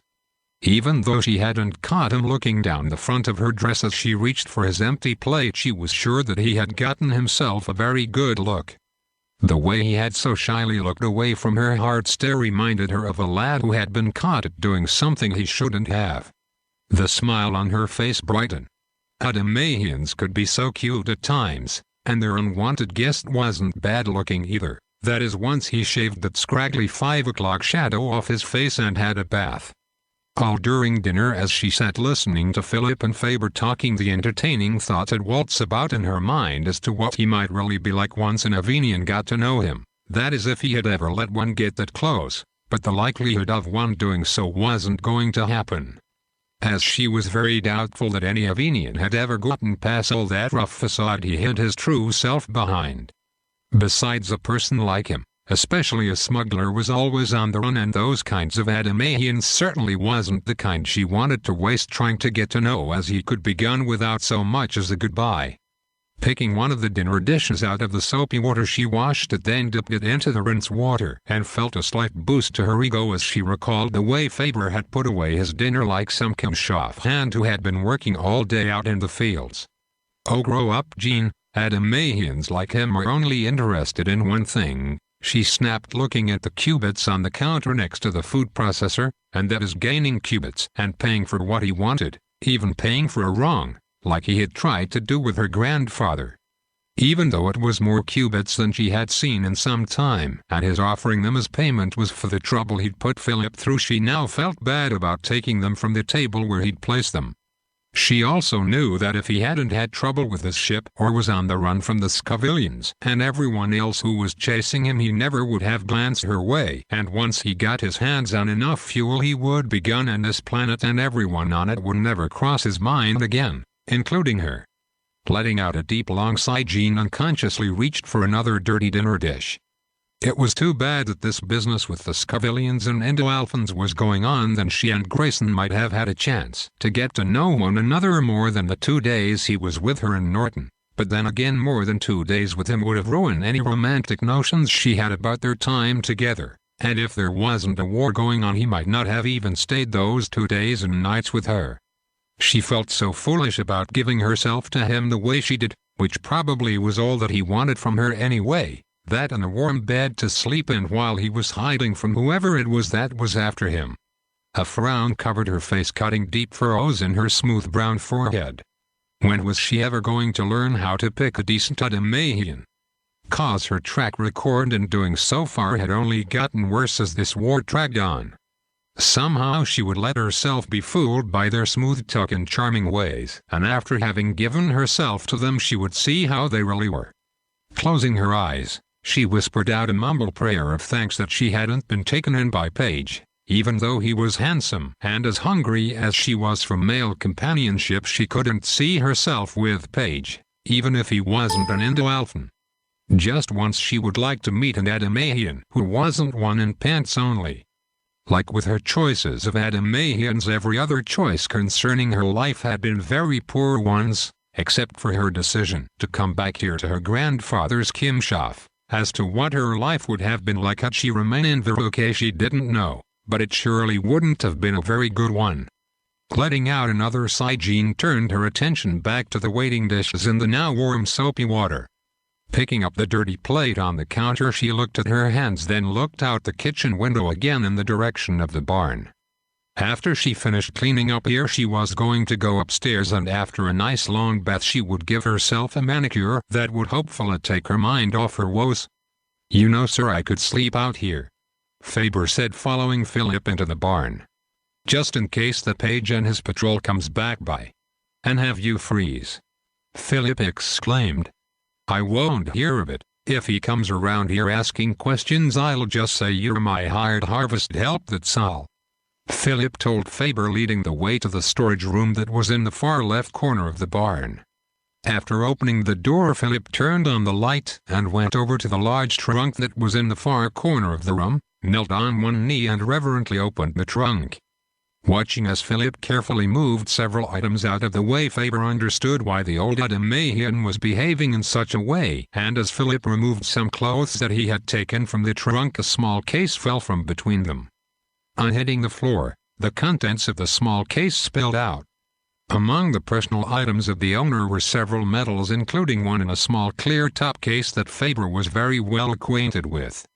"Were you a pilot?" Faber asked, holding the case out to Philip, only to see a proud smile light the face of the old planter. "No, not me," Philip replied, reaching for the case. "These are my son's things. He was a fighter pilot. He was killed at Chibit," Philip said, returning the case in between the neatly folded uniform that it had fallen out of. "But I guess you weren't there," Philip went on to say. "No, sir, I wasn't," Faber replied. "Liar," Faber thought to himself. He was there all right, right in the thick of the fight, as the enemy had laid a trap for the Phederians that day. As there were so many enemy fighters, any rookie pilot could have run his kill score up to 10 with no effort. Never had Faber felt the icy fingers of death so close to his soul that day as he led his squadron on that suppressing run down the throat of hell. And over the years there had been a few times when he would be awakened out of a deep sleep by the devilish nightmare of that day. "You and my son are about the same size," Philip said as he pulled out a pair of old work clothes. "You can change in the house," Philip said, closing the trunk, and as Philip reached up to turn out the light, Faber saw the old planter quickly wipe the tears from the corners of his eyes. While Philip went about checking on the other animals and rechecked to see if he had locked everything up for the night, that Faber went back to the house, giving Philip the time to be alone for a while, as having to open the trunk and seeing his son's clothes and other items probably brought back some memories, something else Faber was very well acquainted with. Looking at the colorful heavy blanket that Jean had put on the bed while he was bathing, Faber knew that sometime during the night he would need it, as he now felt the cool air slipping into the room even though all the windows were shut and the heavy curtains that covered them were closed. Now this was something that he could get used to: home-cooked meals, hot baths, and lying in a nice soft bed with fresh clean bedding and covering. "Oh, this is great," Faber said, lying down on the bed in Jean's parents' old bedroom that was now used as a guest room when anyone came over and spent the night, which wasn't too often these days. Just before turning off the lights, Faber took his blaster from its holster and placed it under the pillow next to the one that his head would be resting on, and just before laying down he depressed the button of his Timmins chronometer on his inside right wrist that instantly displayed 031, 31.75, and while staring up at the ceiling he began mentally running over the list of things he needed to do that would get him on his way to meet the Solomon by 03700 Timmins. So not to become a wanted arms smuggler by the Phederians too. But know this, Mr. Faber, if this shipment doesn't reach the Vocarian, there better be a very good reason as to why, a damn good one, understand? Commander Dek's words came with him from out of the darkness of the bedroom that caused a brief frown to cover Faber's face. His troubles quickly dismissed themselves on hearing Jean saying good night to Philip as a picture of her flashed in his mind and had his reappearing smile bursting into a bright grin. That too was another thing he could get used to as well. She sure was a fine-looking Avenian, and if he had the time he would try and get to know her better, only he wouldn't try and bum-rush her like that fool Page was doing. Avenians like Jean had to be handled with great care, like taming a wild colt, as an Adam Mayhem needed to be gentle while speaking to her in a calm soft voice using the right words and meaning them. Now why would a good-looking Avenian like her wasn't married or at least had a serious male caller other than that Vulpes Page? Faber thought smiling to himself, cause if she was mine she surely wouldn't have to worry about Page or anyone like him coming around to bother her. The refreshing of Page's treatment of Jean today raced up from his memory and caused his frown to return. And just as Philip said he wanted to do with Captain Page, Faber would like nothing more than taking the Indo-Alphan behind the barn and have a nice long quiet talk with him. Turning over on his left side so he would be facing the door, Faber slipped his left hand under the pillow and gripped the handle of his blaster, and closing his eyes he tried to settle his racing thoughts so he could go to sleep. But he couldn't see how that was possible with the Fisher sitting out in the open and knowing about those Indo-Alphan night patrols crawling about on the hunt. Still, within a matter of minutes he had slipped off into a deep sound sleep that had his left hand relaxing its hold on the handle of his hidden blaster. 2. Phantom Smuggler. Standing on the porch of command headquarters, Page let out a long soft yarn that was a result of having to face another tedious fruitless routine of night patrol duty that he and his company of troopers were about to go on, and not because of any lack of sleep he had missed, as he was sleeping very soundly during the day. Ever since General at Merriam had personally assigned him the task of finding and exterminating these partisan fighters here in the Dia-Prese district after the assassination of Major Imahig, Page was finding that his ability of achieving what he once thought would be an easy assignment was proving to be a real problem. As an intelligence officer, it was humiliating enough to be chasing after these rebels, who at one time he believed them to be more like bothersome muskas at an outdoor feast disturbing the revelers with their annoying presence. Now added to his hunting for these partisan wraith, he was having to be on the lookout for this phantom smuggler who could be here on Zhantho. Reading once again the report that came in last night while he and his company were out on night patrol caused a frown to trace itself across Page's forehead. Worthless civilian scum, Page thought after reading the section that told how this suspected announcer 95 class freighter slipped through the hands of the civilian cruiser patrolling in the Arrow tire system, who after having given chase only to lose him when he slipped away after destroying 2 of their fighters. He never did understand why Emporia Thesaurus would ever agree to form this unholy alliance with the civilians and the pirate raiders of Sire Calibia to aid in the conquest of the Afur system. Now Vice Admiral Orgisha, the Indo-Alphan fleet commander of this sector, had issued an alert for the smuggler who allegedly had a shipment of arms for the rebels on a planet in the Afur system. And him not hearing anything from his local sources here on Zhantho about this phantom or his shipment of weapons, Page could only assume that whoever he was, this smuggler had made his delivery to the rebels, gotten his payment, and was now at some pleasure cove thousands of trusses away spending all his qubits on some anatomically correct Avenian of pleasure. Even if this so-called phantom smuggler did land on Zhantho, Page doubted the band of ragtag rebels on this backwater planet who couldn't collect enough copper qubits to buy ammunition for their AR-24 blaster rifles wouldn't have anything of value to trade for even one Fulram S-28 assault blaster rifle that was said to be in the cache of sophisticated weaponry that this phantom smuggler was said to be carrying. Like the planters and settlers here on Zhantho, most of the rebel force, if they had a weapon, were armed with the single-charge shot AR-24 blaster rifles that were only good for hunting and fending off the wild creatures that attack the livestock here on Zhantho, which was due to General at Merriam not only placing a restriction on the type of weapons the population could carry but a limit to the amount of ammunition this herd of scab could have. Also with the heavy taxation and duties that were imposed on the population as well as the rationing of their fuel, all of which left the Zhanthian people and the underground with little, if anything, of value which they could purchase such weapons that would match the firepower of the standard K-84 Fungzad blaster rifle an Indo-Alphan assault trooper carried.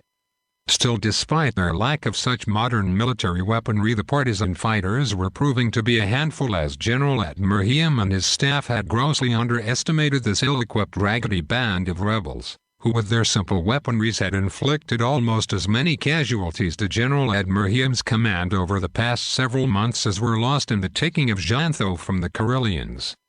Beside the mounting casualties of Indo-Alphan ground troops by the rebels, there had been a number of both junior and senior officers who had been killed, or rather assassinated, during the occupation of this planet, and in order to keep his officers from being a moving target, General at-Merhiam had issued orders that all officers were to wear the uniform of enlisted troopers. Even the fuel convoys that came from the facilities at Klil to the spaceport in Shatter were almost brought to a halt, despite being under heavy troop transport escort, as the rebels had ambushed the ground fuel transports, brought down fuel freighters with their crude ground-to-air missiles, blown up bridges, and blocked the roads, all of which was to keep the newly invaders from accessing the large rich deposits of Delphum stones and Aurorian plasmin, a highly ionized gas, as both of these being the raw materials that was used to make fuel, as they were found in abundance on Zhantho, which was why General at-Merhiam had been ordered to hold this cursed planet at all cost. This hampering of the main source of the Imperial fleet's fuel supply had the Indo-Alphan General Staff and Fleet Command hounding at-Merhiam for a quick end to the mess on Zhantho, and in turn at-Merhiam was now breathing down Page's neck for a resolution that would bring an end to this small nest of thieves who were inflicting their deadly bites and stings on the garrison troops, as well as the disrupting of the vital fuel supply that the Indo-Alphan war machine needed to carry on its quest across this corner of the Ambrigian galaxy. Everything Page had tried so far hadn't as yet enticed the locals to give up the location of his prey or as to where their hidden base was. What few rebels that they did capture didn't yield much information even after undergoing one of Captain Nimgeo interrogation sessions. And those who did lived through the ordeal were shipped off to the mining camp at Japad. The smile that had slipped across Page's thin lips quickly vanished as it was replaced by a deep frown, and a large knot quickly formed in his stomach and pulled itself into a tight nodule as the unthinkable raced through his brain. If the rebels here ever got their hands on a shipment of sophisticated weapons this phantom smuggler was supposed to have, it would not only make Page's life more than the living hell that it now was, but Zhantho would go up in flames, as would his career as an Indo-Alphan officer. The only way Page knew of saving both was to find out where these hidden rebels were and wipe out every member as well as anyone else who had helped them, and by putting an end to this deadly game of hide-and-seek, and in doing so he might be able to squeeze a promotion out of this for all his troubles, or better yet get a transfer from this hellhole he was now stuck in. Looking at the few Zhanthians who were walking up and down the sidewalk of the town, he felt a loathsome sickness in the pit of his stomach. Anything had to be better than stuck here in this scat pen. If he had his way, he would have every Zhanthian rounded up and transported to a labor camp, except for Jean. It was at the thought of her, or rather his designs for her, that the vanishing smile once again returned to his face, as he had something special for her before he would send her off to a camp. "Sir, the company is loaded in the transports." Page turned and looked at the young officer standing next to him.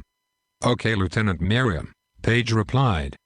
"Let's go and find some rebels, if we can," Page added as the two were walking toward the lead transport. "Merriam, the general wants us to keep our eyes open for this smuggler that slipped out the grasp of our Skavilian friends," Page said, holding the report out to the young officer, who heard the sarcastic tone in Page's voice when he said Skavilian friends, as he was looking over the report that Page had given him. "I want you to post a 30 silver cubits reward for any information on his whereabouts. With the end of the harvest season coming, that should be enough to promote someone to be civic-minded," Page said as he got into the back seat of the lead transport that was soon moving slowly down the main street of the sleepy town of Nampi. And as he looked at those few Zhanthians who were going about their business, Page felt a loathing for this place.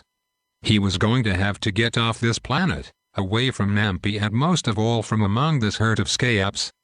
Looking off toward the north as the column moved down the road, he watched the waxing moon of Zhantho in the distance that was peeking through the low-hanging cloud that was sweeping its way down the face of the high peaks of the Gushain mountain, moving down into the lower-lying valley where the mountain range of the Gushain mixed with the heavily woody forest of the Vare woods, whose silhouetted form was breathing in the misty cloud that hovered over the forest that stood just in front of the Labyrinth's wasteland. It would be there he would start this night search for the rebel camp, seeing that the latest fuel convoy was attacked some 6 kilometers east of the Vare woods. Knocking on Philip's bedroom door a second time, Jean knocked louder. "Come in." She heard her grandfather's voice coming from behind his closed bedroom door. "Good morning, Grandpa Philip," she said with a quick smile after walking into his bedroom and saw him seated on the left side of his bed. "Good morning, Jean," Philip said, returning her smile as he looked up at her while putting on his left boot, then stumped his footed boot twice on the bedroom floor that helped to slip his foot all the way into his work boot. "Did Mr. Faber say anything to you last night about his leaving this morning?" she asked with a look of concern on her face. "No, dear. Isn't he in his room?" Philip asked, tying up his left work boot. "No, he wasn't when I went to wake him up," she replied, and saw Philip smiling as he slipped his right work boot on his right foot, and as he had done when putting on his left one, he again stomped the floor twice, that had his foot slipping snugly into the boot. "What's so amusing?" Jean asked, placing her hands on her hips as she watched her grandfather tying up his right boot. "Well, what did you expect after the way you treated the poor fella last night?" Philip said as he finished tying up his right work boot, "as I'm sure he knows when he isn't welcome somewhere." "I wasn't trying to make him feel like that," Jean replied, as her face now showed hints of guilt for not being more hospitable toward Faber.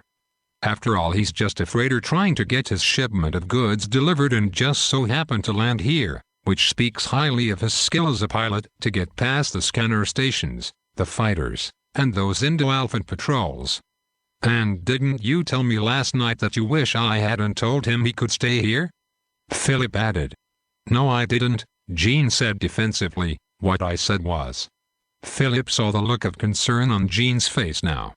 "Well, don't worry, sweetie," Philip said, putting his left arm around her right shoulder while looking into her eyes as his smile turned into a bright grin. "Faber came to me a little before dawn and told me that he was leaving to go and check on his ship." A frown shadowed Jean's face as she gave her grandfather a look of disgust, telling him that she wasn't in any mood for his pranks so early in the day. "I don't know how Mama put up with you for so long," she said. "I guess she felt sorry for a poor old planter like myself," Philip said with a smile as the two of them left out of his bedroom. "Well, I hope he doesn't bring Paige back here," Jean said. "I doubt if he will do that," Philip assured her. "And Adamahian and his line of work knows how to survive, or they won't last long in his kind of business. Oh please, he'll sell us out to save his own skin. He's nothing more than a common smuggler, and he'll—" She stopped when she saw Philip place a finger up to his mouth and moved closer to her as if someone in the house might be listening to their conversation. "Mr. Faber may be more than just a common freighter transporter," Philip whispered. "I think he's a weapons runner, and he's come here to Zhantho to deliver an arms shipment to the partisan forces." "An arms smuggler? Him? Don't be silly," Jean exclaimed, looking at her grandfather with disbelief. "Besides, where would the rebels here get qubits to buy weapons with? The way the Indo-Alphans have the shipping ports guarded, and with their spies and informants everywhere, it's a wonder a person on Zhantho can think without Paige knowing about it," Jean said with a tone of derisiveness in her voice. "Well, don't you be too surprised as to how they will, and I'm sure that a person like Mr. Faber has his ways of getting his qubits once he has taken a job and delivered the goods," Philip said with a wink. "Yes, and I'm sure that the clinking of qubits is all the motivation that he needs to do that," Jean said as they reached the bottom step of the stairs. "Well, I'm going to get breakfast started and leave you to your wild fantasy." "Well, come and get me when it's ready. I'll be in the barn working on the harvester," he said with a deep sigh. "'Cause if I don't get it working, it's going to be a tough off-season for us." "I will," Jean said, walking toward the kitchen's entrance as Philip headed toward the front door of the house. If only it was true what her grandfather had said about Faber coming here to deliver a shipment of arms to the resistance movement. Life on Zhantho was bad enough when the Karelians occupied this system, especially on the outer planets like Zhantho, but after the invasion of the Indo-Alphan things were unbearable, at least for some of the Ngrian people who inhabited the 10 planets of the Afer system, and nothing would please her more than to see the people of this system freed from all their enemies. Opening the kitchen door that led to the closed-in back porch, Jean whispered a prayer that Faber wouldn't be caught by any Indo-Alphan patrol, and despite what confidence that her grandfather had in him, if Faber was captured and interrogated, she was sure that he would give up his own mother once the pressure was applied.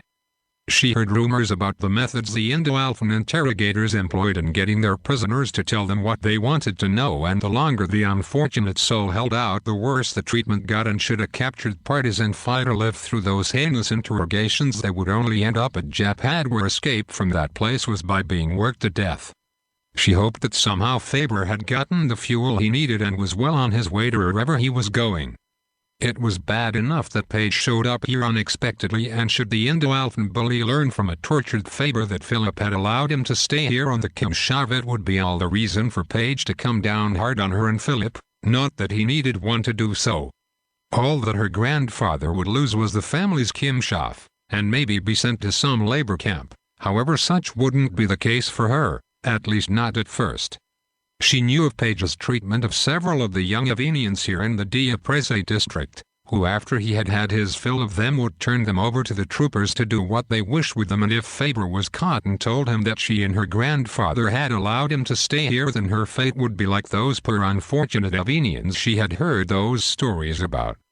By not having access to a tech drone, it had taken Faber nearly 3 hours to run down what was the cause of him being stuck here on Zhantho, and now having placed the newly repaired relay intake system back into the high-side starboard engine, minus what was left of that tracking device that had been sloppily tack-welded to the inner lid of the main relay box of the high-side starboard engine by one of those Phederian tech that worked on the Fisher back on Ngrian. As that bolthead had been jarred loose from one of the many near misses of those equally piss-poor gun crews of the Scarvilian cruiser, or the pilots of those 2 fighters that were chasing him. It was on making such a discovery that Faber saw just how much Lady Luck did like him, as it was his good fortune that only a small fragment of the tracking device bolthead had broken loose, and it only damaged the relay system, which was very fixable. If the bolthead had broken off and hit the main relay, then Faber would have kissed not only the whole high-side starboard engine of the Fisher goodbye as well as his life, because he never would have made the jump to light speed safely, as the Fisher would have gone up in a bright explosion. Whether the tracking device was the one the Phederians used to entrap him, or if it was placed there to track his movements to see if he would finish this job, Faber didn't know. But he knew that if there was one bug, he was sure that there were others, and after he had finished repairing the damaged relay intake system, he did a full sweep of the Fisher and found 3 more of the cursed devices aboard her, one in his private quarters in the light fixture above his bed, another one in the cargo hold, and the last one at the communication station. You really can't trust anyone, Faber told himself, and once he finished this contract with these Phederians, he wasn't going to let them hoodwink him into doing any more jobs for them, regardless as to what they would threaten him with. And never again would he allow a Phederian maintenance crew to work on the Fisher. Besides having to repair his relay intake system board, he had to also replace a few other blown circuit points, all of which had taken him most of yesterday and half of this morning, along with undoing the shoddy work that the maintenance crew called themselves fixing. But now that he had gotten it all done, he was ready to fire up the engines. After putting the ladder back into the underbelly maintenance storage compartment, he took a long drink of cool water from his water pouch, then poured the rest of the water over his head and face to give himself some relief from the sweltering heat, and as he walked up the ramp he wished he'd told Commander Dag to go and suck on an afterburner exhaust when he approached him about this job. That way he could be now sitting in a cool cell in the detention center at Eton rather than having to work out in all this killer heat. As he stepped through the entranceway of the Fisher, he instantly felt the cool relief from the heat, even though the Fisher was completely shut down. Heading for the cockpit to run a system check of her engines, he walked past the galley entrance and missed his mark as he had tossed the empty water pouch toward the small table in the galley and promised himself that he would go back and pick it up as well as clean up the work area after he finished the system check. "Well, here goes nothing," he said, flopping down in the pilot's seat as he looked over the controls, then switched on the high-side starboard engine and anxiously watched the indicator to see what his half-a-day work of rebuilding the relay intake system board would yield him. "All right, Faber," he shouted as a smile lit his face after he saw the gauge reading 97% power output of the once faulty engine. "You're the greatest," he added, switching over to the reserve tank to complete the system check, and soon saw that all systems for the Fisher were working okay. If only he had a full fuel payload, he could be on his way to meet the Solomon, make his delivery, after which he would be on his way back to Rouen to get his promised qubits. After finishing the system check, Faber taxied the Fisher over to the cave that he had explored when he got here yesterday and discovered that not only the well-hidden cave entrance was big enough for the Fisher to enter with plenty of clearance, but the ceiling of the cave was very high and as roomy as any port hangar bay. Flipping the switch that turned on the external lights and the 4 small view screens that allowed him to see down the left and right side as well as the front and rear, he slowly backed the Fisher toward the cave entrance. While the bar gauge of the front and rear viewer screens kept him moving in a straight line, the vertical gauge gave him a reading that the tail section of the Fisher had the overhead clearance needed for him to back into the cave, while the right and left external meter gauge readouts that were located on the bottom right of each screen also assured him that he had more than enough clearance on either side of the cave entrance. And once he had the Fisher safely in her new hidden place, he shut her down so not to waste any more power or fuel. Getting up from the pilot's seat, Faber exited by way of the underbelly trapdoor of the Fisher, and while walking around rechecking for any external damage that he might have done while placing her in this new hideout, he saw that the cave was bigger than most docking hangars, with at least a 4.5-meter overhead clearance, a close guess since he knew that the Fisher stood 6 meters high with her landing gear extended. Faber shook his head as a smile slipped across his face. It was too bad that he didn't come in here and check this cave out when he first landed here. That way the Fisher could have been safely tucked away rather than sitting out in the open, plus he could have worked here in the coolness of the cave and not out in the killer heat. Yeah, he was going to have to work on that. If there was one flaw in his character, it was his not checking a thing out thoroughly. Just as with this cave, had Faber checked out that shaggy dogtail moored round by him about the shipment to East-Review, he wouldn't have been sucked into the smuggling trade as deep as he had been, or having to do this job for the Phederians. "Well, time to eat," he said when he heard his stomach let out a low growl. Going around to the port side of the Fisher, he pushed the hatch button and watched the walkway extend itself with more than enough room. Yeah, he was going to have to work on that character flaw of his one of these days. With the Fisher's engine problem now fixed, Faber had an even better reason to get back to the Kimschaft, and with an early start he could get there sometime tomorrow thanks to Philip's direction, the topography downloads to his GeoCarto topography.com, and a fixed point of reference, and hopefully he wouldn't have to duck and hide from any Indo-Alpha patrols like he had to do a few times on his way here.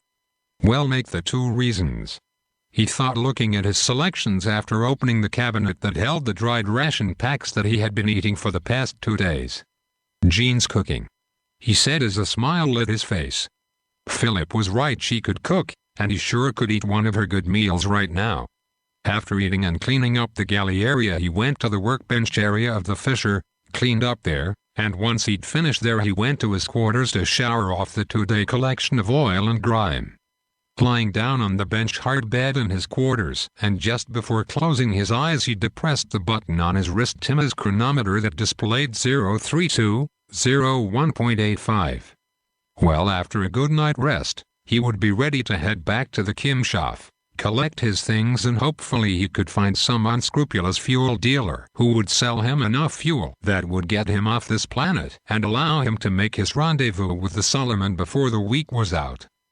3. The returning house guest standing up. Jean took a long relieving stretch that allowed the blood to circulate down her legs and back up to the rest of her body, as for the past 2.5 hours she had been sitting in the high-back brown leather lounge chair working on the dress that she was making to wear to the harvest dance that was in 4 days, and with only the colorful hand-stitching of the embroidery work of the dress collar left to do before she would be completely finished with it. Still, she hadn't gotten any further than she did 2 nights ago.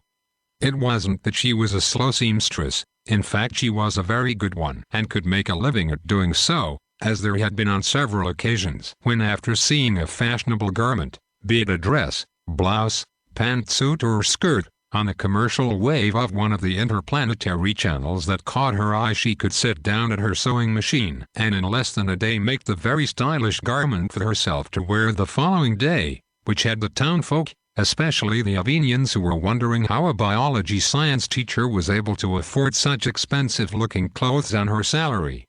Yet for some reason not only hadn't she been able to concentrate on the finishing of her dress for the harvest dance, but for the past 2 days she had a very hard time keeping her mind focused on whatever she was doing.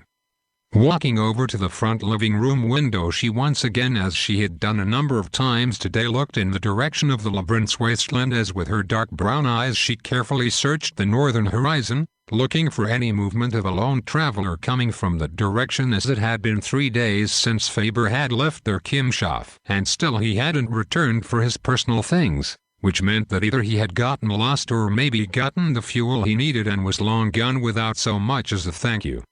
Long had she dismissed the thought that he had been captured or killed, because Paige would have come here claiming that she and Philip had been harboring a weapon smuggler.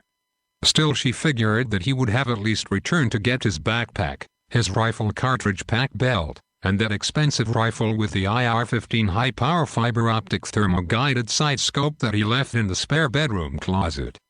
It was while changing the bedding in the spare bedroom the other day that she found those items in the back of the closet, tempting her Avenian curiosity to see what an Adamahian he would carry of value, other than qubits.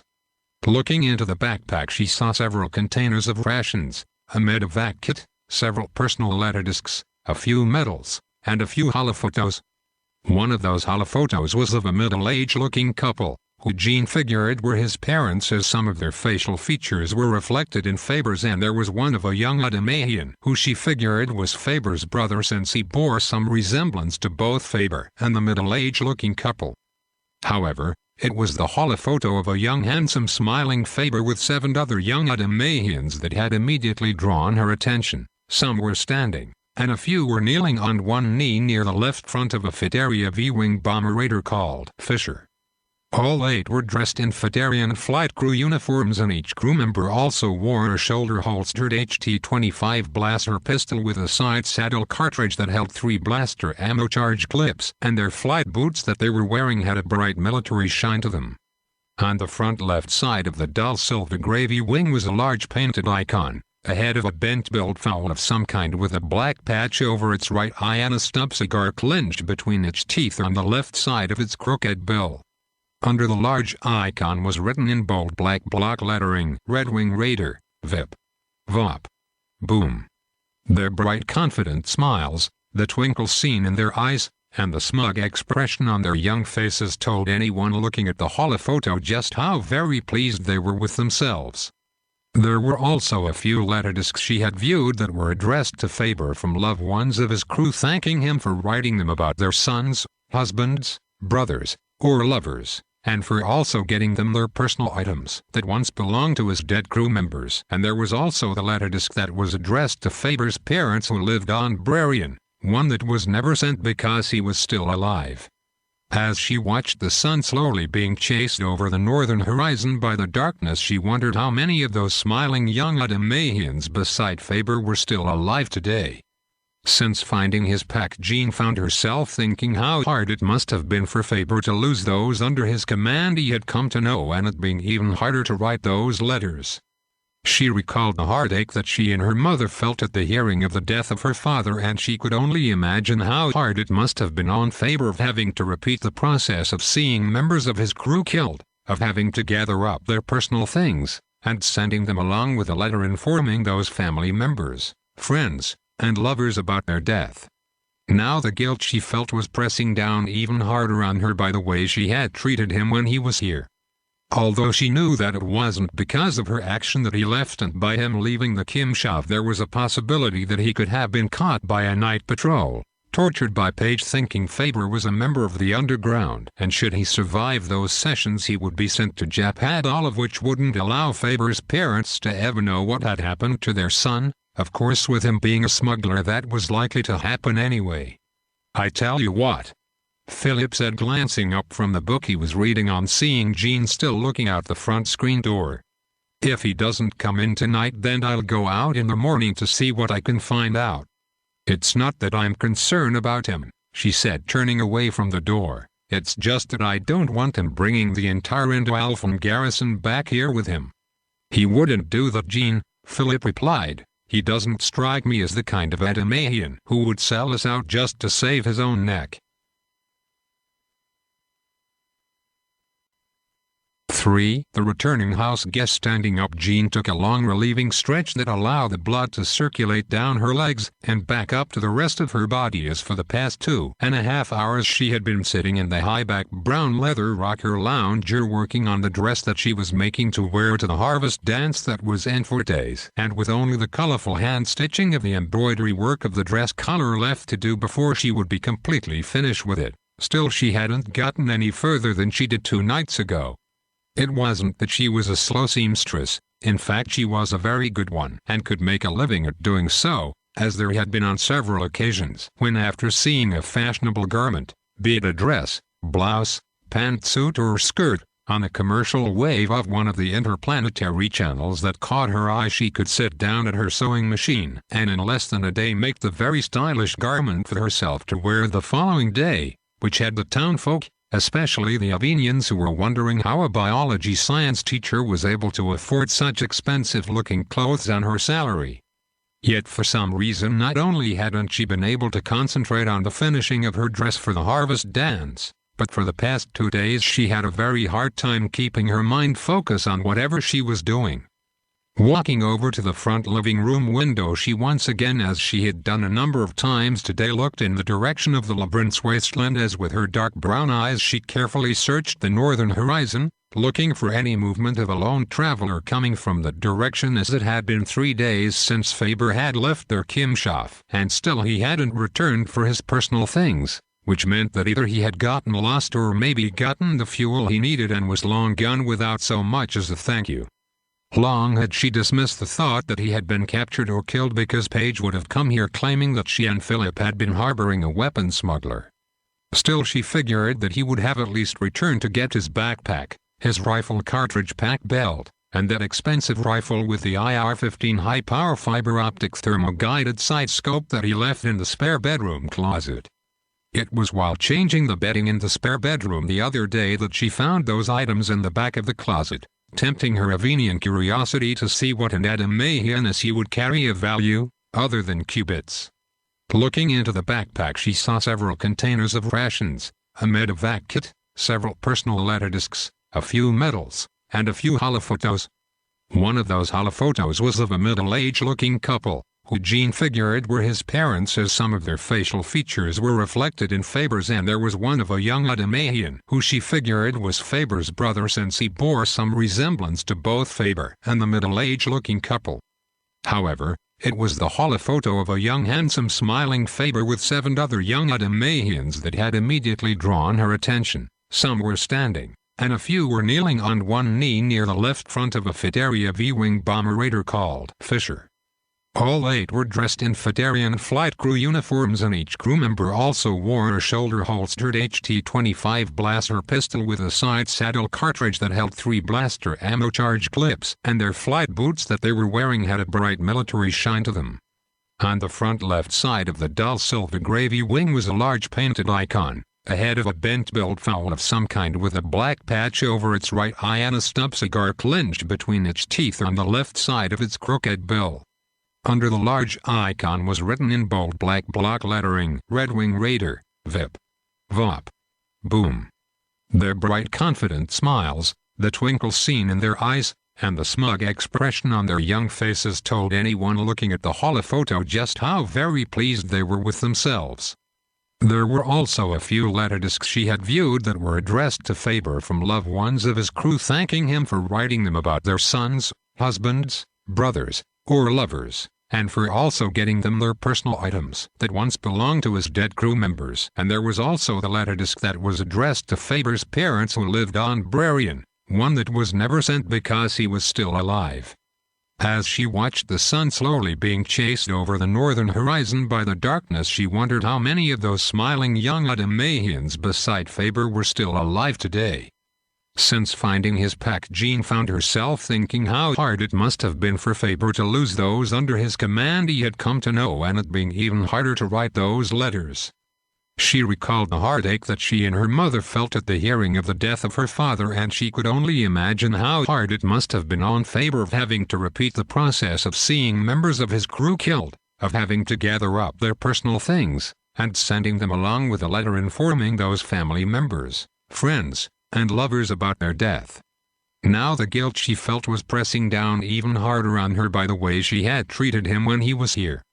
Although she knew that it wasn't because of her action that he left, and by him leaving the Kimshav there was a possibility that he could have been caught by a night patrol, tortured by Page, thinking Faber was a member of the underground, and should he survive those sessions he would be sent to Japan, all of which wouldn't allow Faber's parents to ever know what had happened to their son. Of course, with him being a smuggler, that was likely to happen anyway. "I tell you what," Philip said, glancing up from the book he was reading on seeing Jean still looking out the front screen door. "If he doesn't come in tonight, then I'll go out in the morning to see what I can find out." "It's not that I'm concerned about him," she said, turning away from the door. "It's just that I don't want him bringing the entire Indo-Alphan garrison back here with him." "He wouldn't do that, Jean," Philip replied. "He doesn't strike me as the kind of Adamahian who would sell us out just to save his own neck." "Yes, you told me that, but he's a smuggler, and that says it all," Jean added, going back to the recliner, and picking the dress up she sat back down and continued with her needlework. Philip smiled at his granddaughter, who was in many ways like his departed spouse Stella, that at times he thought she was living through her, but he knew that wasn't true. As the look that was stamped on Jean's face was like the one he had seen so many times on his Stella's face, telling him that Jean was concerned about something that didn't have anything to do with Page and a group of Indo-Alphan troopers coming here to question him about the smuggler either. He thought that she would be glad to see Faber go after the way she had behaved toward him the short time he was here, but maybe that wasn't the case, seeing her in such a restless state. Still, he wouldn't press her about what was troubling her. He would let it go for now, as there was time enough for her to voice what was on her mind, something she never had trouble doing before. As he was about to return to the reading of his book, he looked over at Jean. He never would have thought that Faber was her type, and then again maybe he wasn't, but he felt a sense of relief that she was still interested in Adamahians after being stuck out here so long with only that nuisance Page to come by here to harass her. Philip knew if he was an Avenian and had someone like Page pestering him, it would surely cause him to be turned off from most Adamahians for a while. Although it was Jean who looked up when the sound of footsteps of someone walking up the steps of the front porch was heard, it was Philip who beat her to the front door. "We thought that you might have gotten picked up by one of Page's patrols," Philip said with a look of relief, reaching for the screen door's latch. "No, I didn't run into any of them on the way back," Faber replied. "And where have you been?" Jean said in a scolding voice that had Faber cutting her with a look after Philip let him in. No wonder she was still living at home, as what Adamahian would like to come in after a hard day's work, and rather than being greeted with a welcome smile, he would have a bossy, cranky, scowling face of Avenian to greet him, even if she was a very pretty one. "And be sure not to track any mud in here on my clean floors or rugs," Jean said with less edge in her voice as she went back to her needlework. "Yes, ma'am," Faber said, looking at her for a moment. Even though he didn't have any mud to track into the house after his long trek back here, he stepped back outside again, and with the use of the mat wiped the soles of his boots off a second time, after which he sat down on the front steps to take them off, wondering as to why he'd rushed to get back here. "Is that better?" he asked after coming back inside, showing her the soles of his boots.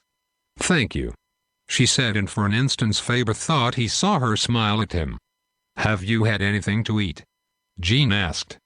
"Not since this afternoon," he replied, putting his boots next to Philip's work boots that were on the bottom shelf of the two-shelf boot rack.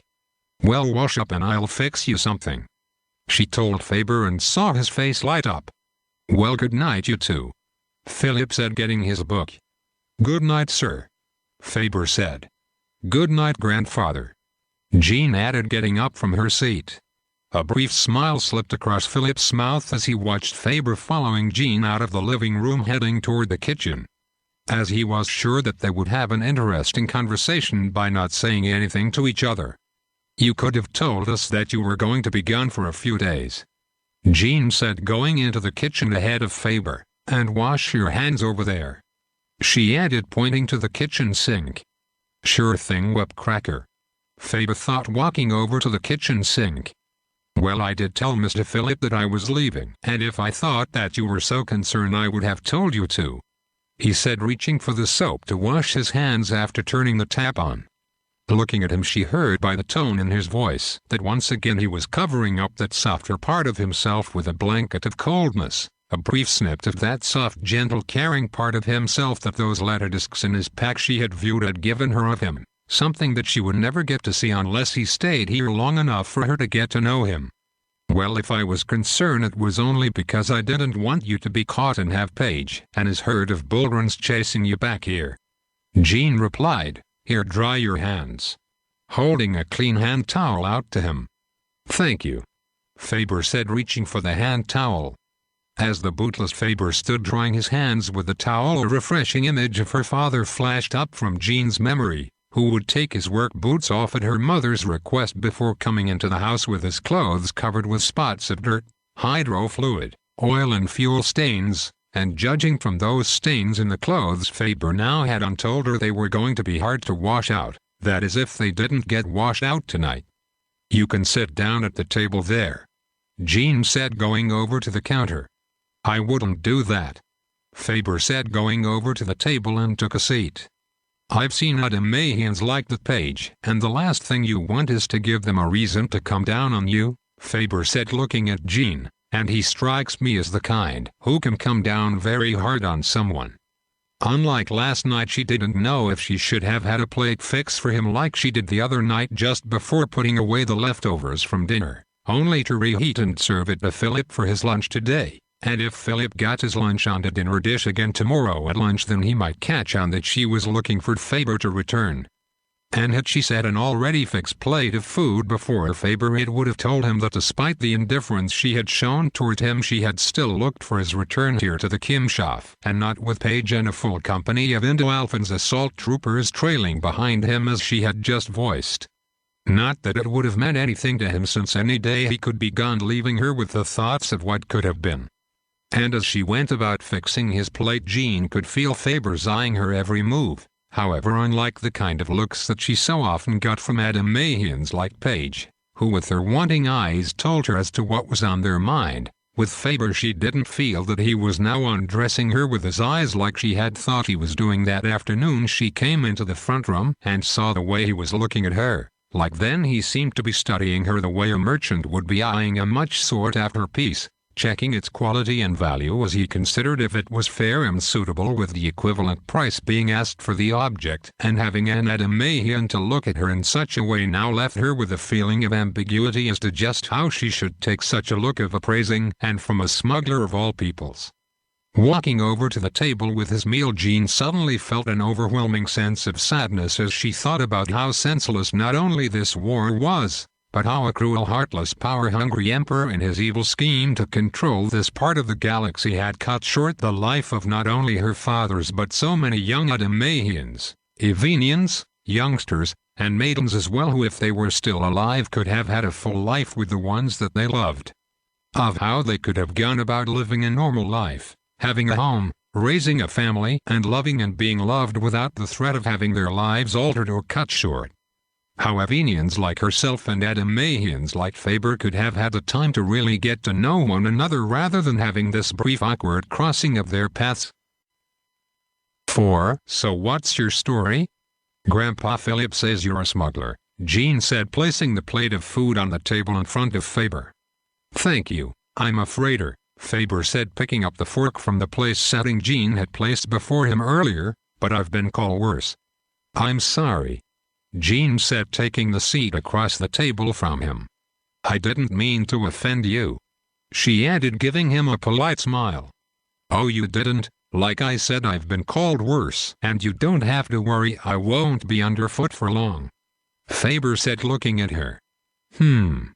This is very good, he added, and saw a soft look appear in those large dark brown deep-set almond-shaped eyes of Jean's, accompanied with that smiling look of hers that had him feeling very uneasy, as he recalled seeing that same expression in his mother's eyes on several occasions that said she had something on her mind other than just a polite conversation with her son.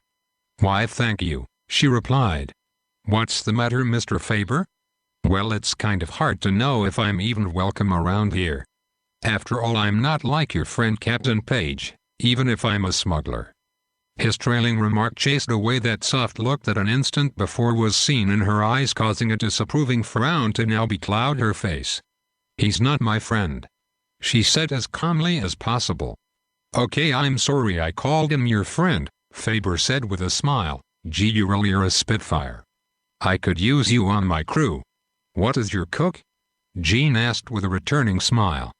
That could be one of your duties. I'm tired of eating dry rations and calling them a meal, Faber said, then took up another forkful of food. Well, you're welcome to stay here as long as it takes you to get your ship fixed, Jean said. Well, thanks for the offer, but now all I need is to get my hands on some fuel and I'm out of here. I know you'll be glad when you do, she said, picking up the pitcher of cold drink and poured some of it into his now half-filled drinking glass. Thank you, he said, looking at her. So is it just you and your grandfather here to run this place? Yes, when my father was killed at Chibit, it left Grandpa Philip, Mama Stella, my mother, and me. And with Mama Stella having passed away 7 years ago, Grandpa Philip really did need my help when my mother took ill. And when did your mother pass? She died 2 years ago. So why didn't you leave before the invasion? Well, Grandpa Philip said that he wasn't going anywhere. Her words was accompanied with a returning smile that was now much brighter than it was a moment before. This camshaft has been in our family for decades, and ain't no damn space trash corporation gonna get their hands on it either. Jean's mimicking of Philip had Faber chuckling at her performance. And all our family members are buried here, and even though father's body really isn't there, mother still had a headstone placed in the family plot for him. I guess Grandpa Philip will fight that malaise for as long as he can. And who is he? Faber asked while scooping up the last of his meal with his fork. He's the Chevalin Corporation manager for the large camshafts in the Dushafai, Ares, and Diaprese districts. Have you heard of them? Yeah, they have several large camshaft communities on some of the planets in the Tashane system, Faber replied. Well, they have taken over, or should I say arrogated, most of the camshafts here on Zhantho, and they've been trying for the past several years to get their hands on ours, since this is one of the bigger independent ones left in this district. Would you like some more to eat? Jean asked on seeing that Faber had finished off the last of his dinner. Thank you, no, I'm full. So how has Mr. Philip been getting his harvest in? Faber asked as Jean reached for his now empty plate and took it over to the sink. Mostly by himself, he just doesn't know what quit means, Jean replied, and it's been very hard for him this year with fuel rationing, and with most of the youngsters here are either being forced to work in the mines at Japad or at one of the Chevalin Corporation camshafts. There just isn't any local camshaft hands. Plus those off-world workers who come to Zhantho hire themselves out to the Chevalin Corporation since they're assured of getting paid, which is why for these past 2 seasons it's been hard for him to hire a good hand who'll work for him and take a chance on getting paid at the end of the season, Jean said, returning to the table to get the pitcher of drink. Want some more to drink? Jean asked, reaching for his glass that still had some drink in it. No, I'm fine, Faber said, holding up both of his hands, leaning back in his chair, one side down. This, he held up his glass of drink. I'll be topped off, he told her as a brief smile lit his face. You sure do eat like a bird. No wonder you are so wary.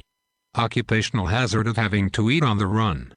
he said, smiling over his glass of drink before taking a sip of it. So have you lived here all your life?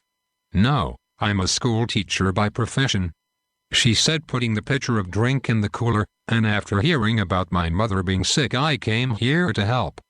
When she died I never went back to Verkasif as it was too far of a drive there and back, which if I did Grandpa Philip would be here by himself every day, she said, coming back to the table and sat down.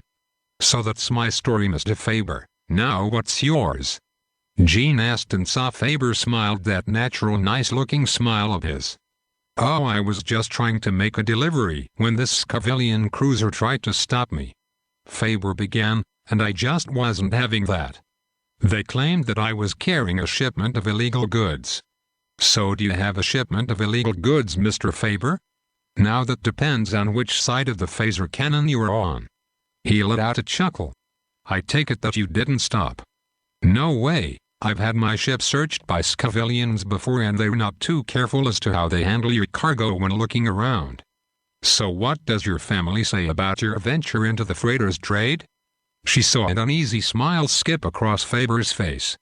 Oh, my father doesn't have much to say about it so long as I keep my visits short, and I haven't seen him, my mother, or my brother for about 5 years now, Faber confessed.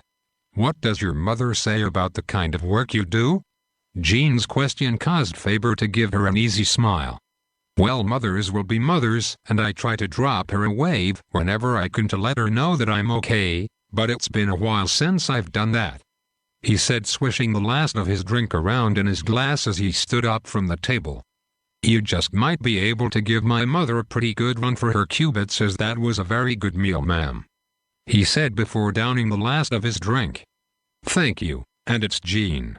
But I'm sure your mother wouldn't like to hear you say that, Jean said with a noticeable blush that had blossom on her face. Oh, I don't think she would mind me saying so, seeing that you're a very good cook. Were you a family life teacher? No, Jean replied, taking his empty glass from him. Cooking I learned from Mama and my mom, Jean said, placing the glass in the dishwasher after rinsing it out. I taught biology science, she went on to say while drying her hands off with the same hand towel she had Faber to use earlier, then turned out the lights in the kitchen as they were about to leave out the room. I don't mean to sound crass, but I can't see you as no school teacher. 'Cause the only kind of instructors I had was either some old Avenian with a drill staff sergeant mentality or a hard-bred dull-nosed Adamahian, real whipcrackers, Faber told her as they reached the bottom step of the stairs. Well, maybe it was what you needed, Jean replied, flashing him that school teacher's look of hers that was accompanied with a short, quick, playful smirk. Her remark caused Faber's smile to blossom into a broad grin as they started up the stairs. Yeah, I guess you're right. I've always had a weak spot for a pretty face, Faber confessed. Well, to be honest, Mr. Faber, you don't have the look of being a blockade runner either, she replied, and saw his smile widen. Yeah, well, life has a way of turning out that way, Faber said. Yes, I know, Jean replied as she stood at her bedroom door. Well, thanks for the meal, Faber said, breaking the brief silence between them as they looked at each other for a long moment. Well, g'night, miss. I mean Jean, and again thanks for the dinner and the company, Faber said, reaching for the doorknob of the guest bedroom that was across the hall from hers. You were welcome again, and it was my pleasure, Colonel Faber, and I'll see if I can find you some clean clothes, she said, smiling at him, then went into her room and closed the door behind her, only she didn't lock it like she'd done that first night he'd slept here. It was while getting undressed Jean recalled what her father once told her about raider crews, of them having to fly through a heavy storm to catch fire to reach their target, which was usually a one-way trip if the pilot wasn't very skillful at his craft, and not just because he was lucky. She remembered seeing all those markings on that Phederian V-wing bomber that Faber and his crew of smiling young Adamahians flew, telling her that he had to be very good at what he did to live through so many missions, and how it was now a lot easier being a blockade runner than flying a raider through enemy fire. So what if he chose to use the skill he had acquired in the space services to become a blockade runner, If an Adamahian had risked his life for his emperor and lived through it, shouldn't he look forward to something more than a handful of cubits a month for doing so? She would try and remember that the next time they talk and not come across as someone with a large chip on her shoulder, and even if she did, Faber didn't seem like the kind of soul who would knock it off.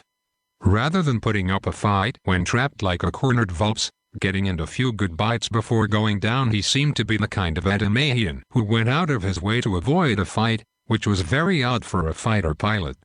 Then again, maybe that was what one became when they turned smuggler. Maybe his having to deal with ruthless people, lying double-dealing merchants, and having to outrun the authorities had turned him into a handsome coward. She exhaled a sigh of disgust with herself. Anyway, why should she even care who or what he was? She could wake up in the morning and he would be gone like the vanishing morning mist after sunrise, leaving no trace of himself that said he was ever here, except in her own memory. Opening the second drawer of her chest of drawers where she kept her night clothes, Jean reached for the pure white full-length sleeveless cotton nightgown with a beautiful hand-stitched embroidery colorful design along the neckline of the nightgown, closed the drawer, and taking her sleepwear with her, she walked into the bathroom that was attached to her bedroom to take a nice cool night bath before going to bed. Her taking a second bath wasn't just to wash out the sticky heat that had clung to her all day. She had already washed that off earlier. This bath was to relax her so that she could get a peaceful night's sleep, something that she hadn't been able to do over the past few weeks. And with Faber across the hall, she didn't think this second bath would do any good, except to cool her skin off. Like the first night he was here, she was sure that it would be some time before she did drift off to sleep. A smile flashed across Faber's mouth after closing the bedroom door and saw the well-made-up bed with the colorful heavy quilted blanket that was lying folded across the foot of the bed, and a neatly folded set of flannel sleepers lying atop of the colorful quilted blanket. "Make that 3 things," he said half aloud, walking over to the bed, and as he was about to sit down he stopped in mid-motion, recalling what Jean said about finding him some clean clothes to wear. "And don't be soiling my clean bedding with those dirty clothes of yours either," he heard Jean saying, causing an even bigger smile to light his face. Standing next to the bed, he undressed, placing his dirty clothes neatly across the chair in the bedroom, after which he went toward the bathroom to take a real bath, and was sure to see one more reason as to why he was glad to be back here. 5. The hired hand, with him being 2.5 meters in stature, tech trooper second class call, was unusually tall for an Indo-Alphan, but tonight his height served a purpose. Standing behind and just right of his company commander, the handheld torch of cause shone down like an overhead light as it allowed Page, who for the past several moments had been closely studying the map with the Dusha-Phi, Ares, and Diaprese districts on it, that was lying across the hood of the MJ-67 armored vehicle with a Frone MG-5 blaster gun turret mount. With the light shining down on the map, it pushed away the night shadows made by the headlights of the medevac vehicles, the troop transports, and the flickering fires from the damage and wreck fuel transport tankers belonging to the convoy that several hours ago had passed through Bonazzi. Long had Page ruled out random luck being on the part of these rebels, as they had to be getting intel from somewhere to plan such well-laid strikes on the fuel shipments, as this was the 5th ambushed convoy that had been hit in the past month on its way to Shatter after leaving Klil by way of its overland route that had it passing through Bonazzi this time. And like the 3 previous overland convoys, the last-minute changes of this one was only known to a handful of General Admiriam's senior staff officers, and except for its stopping overnight at Nampi, no one else should have known the route it was to take. "Right," Page said half aloud, looking up from the map and at the burning fuel transport tankers, then back at the district map again. Reaching for his small handheld palm pad, he began carefully reeling over his notes he'd made to himself since being assigned this task, after which he looked at the map again, reached for the stylus, highlighted the areas on the map where each convoy had been attacked, after which he traced their routes. When he finished marking the map, he saw what had been staring him in the face all these months as a small smile danced its way across his face. If what he was now looking at had any weight to it, then he would at least solve as to why some of the convoys weren't getting through to the spaceport in Shatter by way of their overland routes. Now all that was needed was to put his formulating theory into play just to see if he could bait this rodentia out of its hole. "Lieutenant Ngrian, once you finish here, you and the rest of the company head back to Nampi," Page said, folding up the map. "But sir, aren't we going to patrol the area to look for rebels?" the younger officer questioned, following Page. "Not tonight, those Vulps are long gone by now," Page replied, "so hurry up and get this mess cleaned up." Page added just as the two officers reached the MV-410. "And Lieutenant, meet me at the CP once you get back." "Yes, sir," Miriam said, saluting, and got a half-weary salute in return from Page. Just before getting into the MV-410, Page looked off toward the north and saw the large bright near full moon of Zhantho that gave the appearance of being enthroned atop the peak of the Gushane mountain, casting its eerie and thrilling reddish-orange with tint of blue color on the mountain's face, the Vare woods, and the labyrinth's wasteland. "The Zhanthians call it the Eye of Elhanan," Page heard someone telling him, breaking the captured trance he seemed to be in moments before by the sight he was looking at, and turning his head slightly to the right he saw standing near him Group Sergeant Twafara, a stocky-built Indo-Alphan who stood a few centimeters shorter than Page. "Ever heard of its mythos, sir?" Twafara asked. "Yes, but I've got no time to concern myself with such foolishness," was Page's curt response. "Yes, sir," Group Sergeant Twafara replied, saluting Page, who returned the hardened Group Sergeant's salute. "Okay, let's go," Page ordered the driver once the agitated officer got into the back passenger's seat of the MV-410. After stepping back from the MV-410, Group Sergeant Twafara stood watching for a brief moment as the MJ-67 armored vehicle drove onto the road, leading the columnade of the MV-410, several medivac vehicles, and a lone troop transport trailing the line of vehicles moving slowly down the road heading back to Nampi. Once more Twafara looked at Zhantho's moon.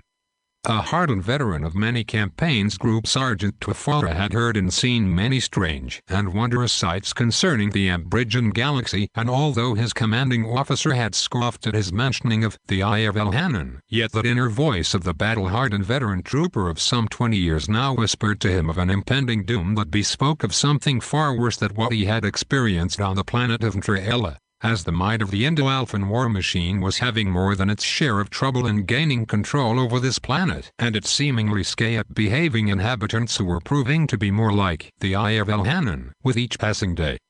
With a firm grip on his blaster, Faber was suddenly awakened this morning as Page and a squad of Indo-Alphan troopers burst into the bedroom where he was sleeping, only to realize that all was well as he had been dreaming the event, and as he sat up in the bed scanning the room, a smile lit his face on spotting the clothes that he had taken off last night as they had been freshly laundered when sometime during the night, like a ghostly form, Jean had swept into the room, gotten his dirty clothes off the chair, washed and dried them, only to return sometime later to place them neatly folded where she had taken them from while he went on peacefully sleeping.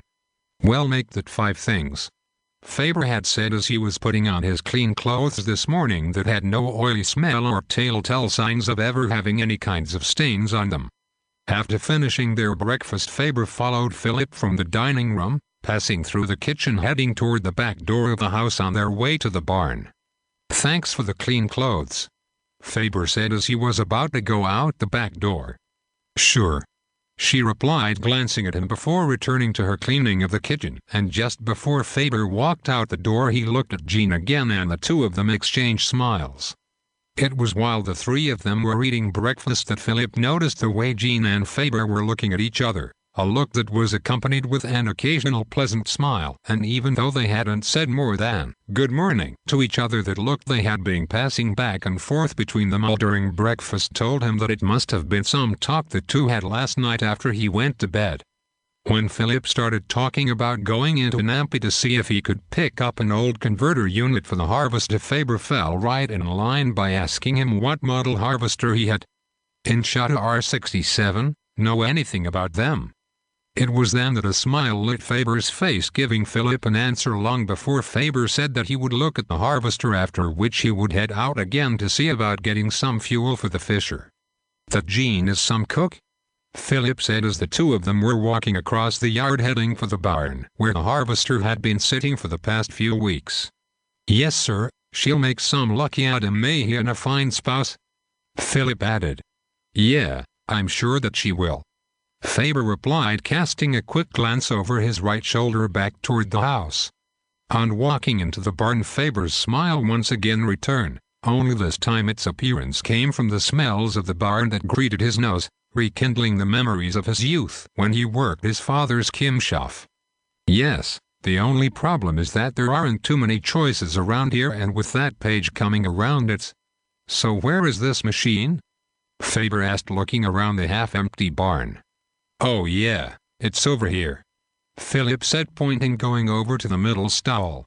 I've been trying to work on it, but I just can't seem to track down the problem, Philip said, pulling the canvas covering back that was draped over the machine.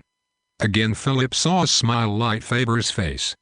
It had been a long time since Faber had seen a machine like this one, and as he looked at the Inshata R67, the memories of those days back on his parents' kimshaf flooded his mind, causing his smile to blossom into a bright grin.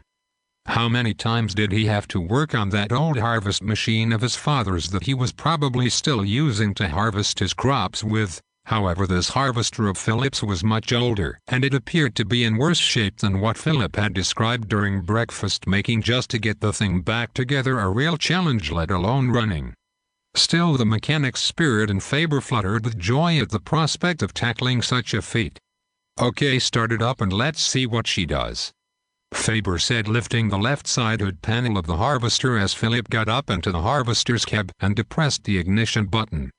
Standing in the doorway of the barn holding a tray with a pitcher of cold drink with 2 tall glasses on it, Jean had watched for a long moment as Philip and Faber were working on the harvester, as it had been a couple of hours since she had watched by way of the kitchen window while clearing the breakfast dishes as the two of them headed toward the barn, and even if they didn't want to stop working, she figured that they could use a break and have a cold drink that would give them some relief from the heat. Anyone thirsty? She asked, walking toward the workbench, putting the tray down on it. Just what I needed, thank you, Jean, Philip said as she handed him a glass full of cold drink. So do you think you can get it to run? Jean asked, pouring Faber a glass of drink. Faber seemed to think that we can, Philip replied. Yeah, after a few more adjustments we might be in business. Thank you, Faber said, wiping his hands with the already greasy dirty rag before he took the glass of drink from Jean's hand, downing the cold contents in 3 large swallows. More? She asked after he finished. Please, Faber replied, holding out his glass. A smile slipped across Philip's mouth as he watched the silent interaction between Jean and Faber as she poured him a second glass of drink while holding Faber's grease-stained hand in his glass with her right hand, while with her left hand she held a firm grip on the pitcher of drink, exchanging that same look the two of them had been passing back and forth during breakfast. Never had Philip seen Jean look at an Adamahian the way she was looking at Faber now. Usually she would treat most Adamahians like an unwanted object, but not with this one. It was as if Faber had tapped some hidden wellspring deep inside of her, causing Philip seeing a very different side of his granddaughter. Well, I'll let you two get back to work, Jean said, smiling at Faber as she placed the pitcher of drink on the workbench and picked up the tray she had carried the 3 items out to the barn on. Philip noticed the way Faber was looking at Jean as she walked out of the barn, as that twinkle was once again seen in the young Adamahian's eyes, a look he himself so often had and still got whenever he thought of his Stella. Even though Philip wasn't under any delusion that his granddaughter was the most beautiful Avenian in the universe, still he knew that with her natural attractive features she could hold up against the majority of the Avenians that Philip had seen here on Zhantho, who were opting for cosmetic design surgery to enhance their bodies and outer looks, and for her to catch the eye of an Adamahian like Faber, who was as widely traveled as he was, said a lot. Yes, sir, that Jean is going to make some lucky Adamahian a fine spouse, and whoever marries her will get the best kimshaf in this district. Yes, I'm sure they will, Faber said, placing his half-filled glass of drink on the workbench, picked up the wrench he had been using, and crawled back under the harvester. You're not married, are you, son? No, sir, I'm not. Would you pass me that power screwdriver, please? Here you go, Philip said, holding out to him the tool he'd asked for. Well, I can understand why you wouldn't be, Philip said. What do you mean by that? Faber asked, reaching for the tool Philip held out to him. Oh well, I figure with you being a freighter pilot you can't afford being tied down with a spouse, let alone a family. Philip replied. Yes sir, going to all those different places, having to deal with all those different kinds of Adamahians and seeing Avenians from different systems. Philip said, smiling. What a life to live. Tell me, are those Escherbanran Avenians as beautiful as they say they are? Looking up at the smiling old Adamahian, Faber realized that Philip wasn't the old dumb planter as he pretended to be. Yeah, they are, Faber said. And I mean they're, Philip said. Just as dangerous, Faber replied, as that look of amusement displayed on his face was replaced by one of disdain as with a wrench he turned the bald head. Making fast cubits and living that kind of life gets old after a while, Faber added, giving the wrench one more turn that locked the bolt into place, running from one place to the next, having to deal with a bunch of underhanded double-dealing clients who will try and scam you out of your qubits for your troubles even when you delivered the goods to them, running up against fellow competitors who wouldn't think twice about cutting your throat as to look at you, having to watch your back wherever you go, not knowing who you can trust because you're dealing with all kinds of shady characters on both sides of the law. Faber said, sliding out from under the harvester. Can't save any qubits because of dishonest municipal officials of the space authorities who are hinting to something more akin to a bribe just to line their bottomless pockets. And even after taking your qubits, there's always the possibility they'll turn you over to the magistrates if you don't give them enough, he added, going over to the workbench to get a tool, always having someone after you for one thing or another. And as far as the Avenians are concerned, Faber said, rolling his eyes, you've got to watch them all the time if you don't want your pockets picked clean or worse. Sometimes I wish I could find a nice quiet place where there's no space patrols or having someone chasing me, Faber said, getting back onto the machine once he got the tool that he was looking for. You don't know how lucky you are. You've got a nice place here, you got land and a future. That may be true, but there are the Indo-Alphans, Philip replied. They're just a minor inconvenience, Faber said, sliding out from under the harvester and reaching up into the cab, pressed the starter button, and a look of satisfaction was seen on his face as the engine roared. Faber, you're a whiz, Philip shouted over the sound of the revving engine as a bright smile lit the old planter's face. Getting out of the harvester's cab, Faber went to make a few more adjustments to the motor that soon had the engine running smoother than when it was new. Okay, let's take her out and see what she can do, Faber suggested, closing the left side hood panel, then climbed up behind a smiling Philip, who drove the harvester out the barn heading toward the south field. And as Philip drove the harvester back and forth over the south field, Faber followed, stacking the bales in groups of threes. Tossing a bale on top of the bottom two bales of the road they were working, Faber looked up from his work on hearing the baler's motor shutting off. Anything wrong? Faber asked, walking over to the harvester. Nope, Philip said, holding the half-filled water pouch out to Faber while looking back over the field. Thanks, Faber said, reaching for the water pouch, then took a drink from it. You work like an old field hand, Philip replied, smiling at Faber, then looked back over the south field again that was dotted with the neatly stacked bales of his crop. Have you ever done this kind of work before?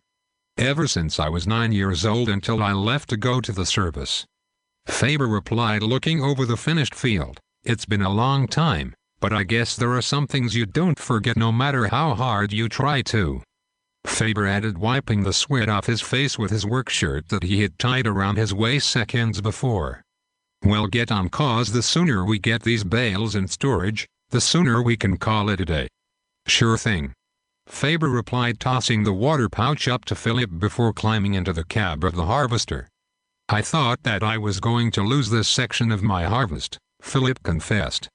The youngster who helped me last year ran off and joined the underground, and I heard he was killed in one of those raids on the Indo-Alphan fuel convoys that runs from the mine at Japad to the depot in Nampi.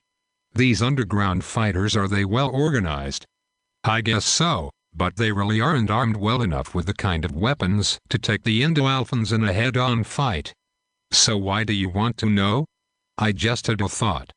Well, the page has spies and informants everywhere. Come on, let's hurry and finish. Jean should have dinner ready by the time we finish getting this load in the barn," Philip said, depressing the starter's button that had the motor coming to life. Then shifting the harvester into drive caused it to lurch forward. That had Faber grabbing a hold of the driver's seat of the cab. It wasn't just a thought as to why he'd asked about the underground, and Philip's last remark also told him that it was more than a cautious warning from the old Adamayan about him being careful when trying to contact them so he wouldn't get caught before making his escape from Zhantho.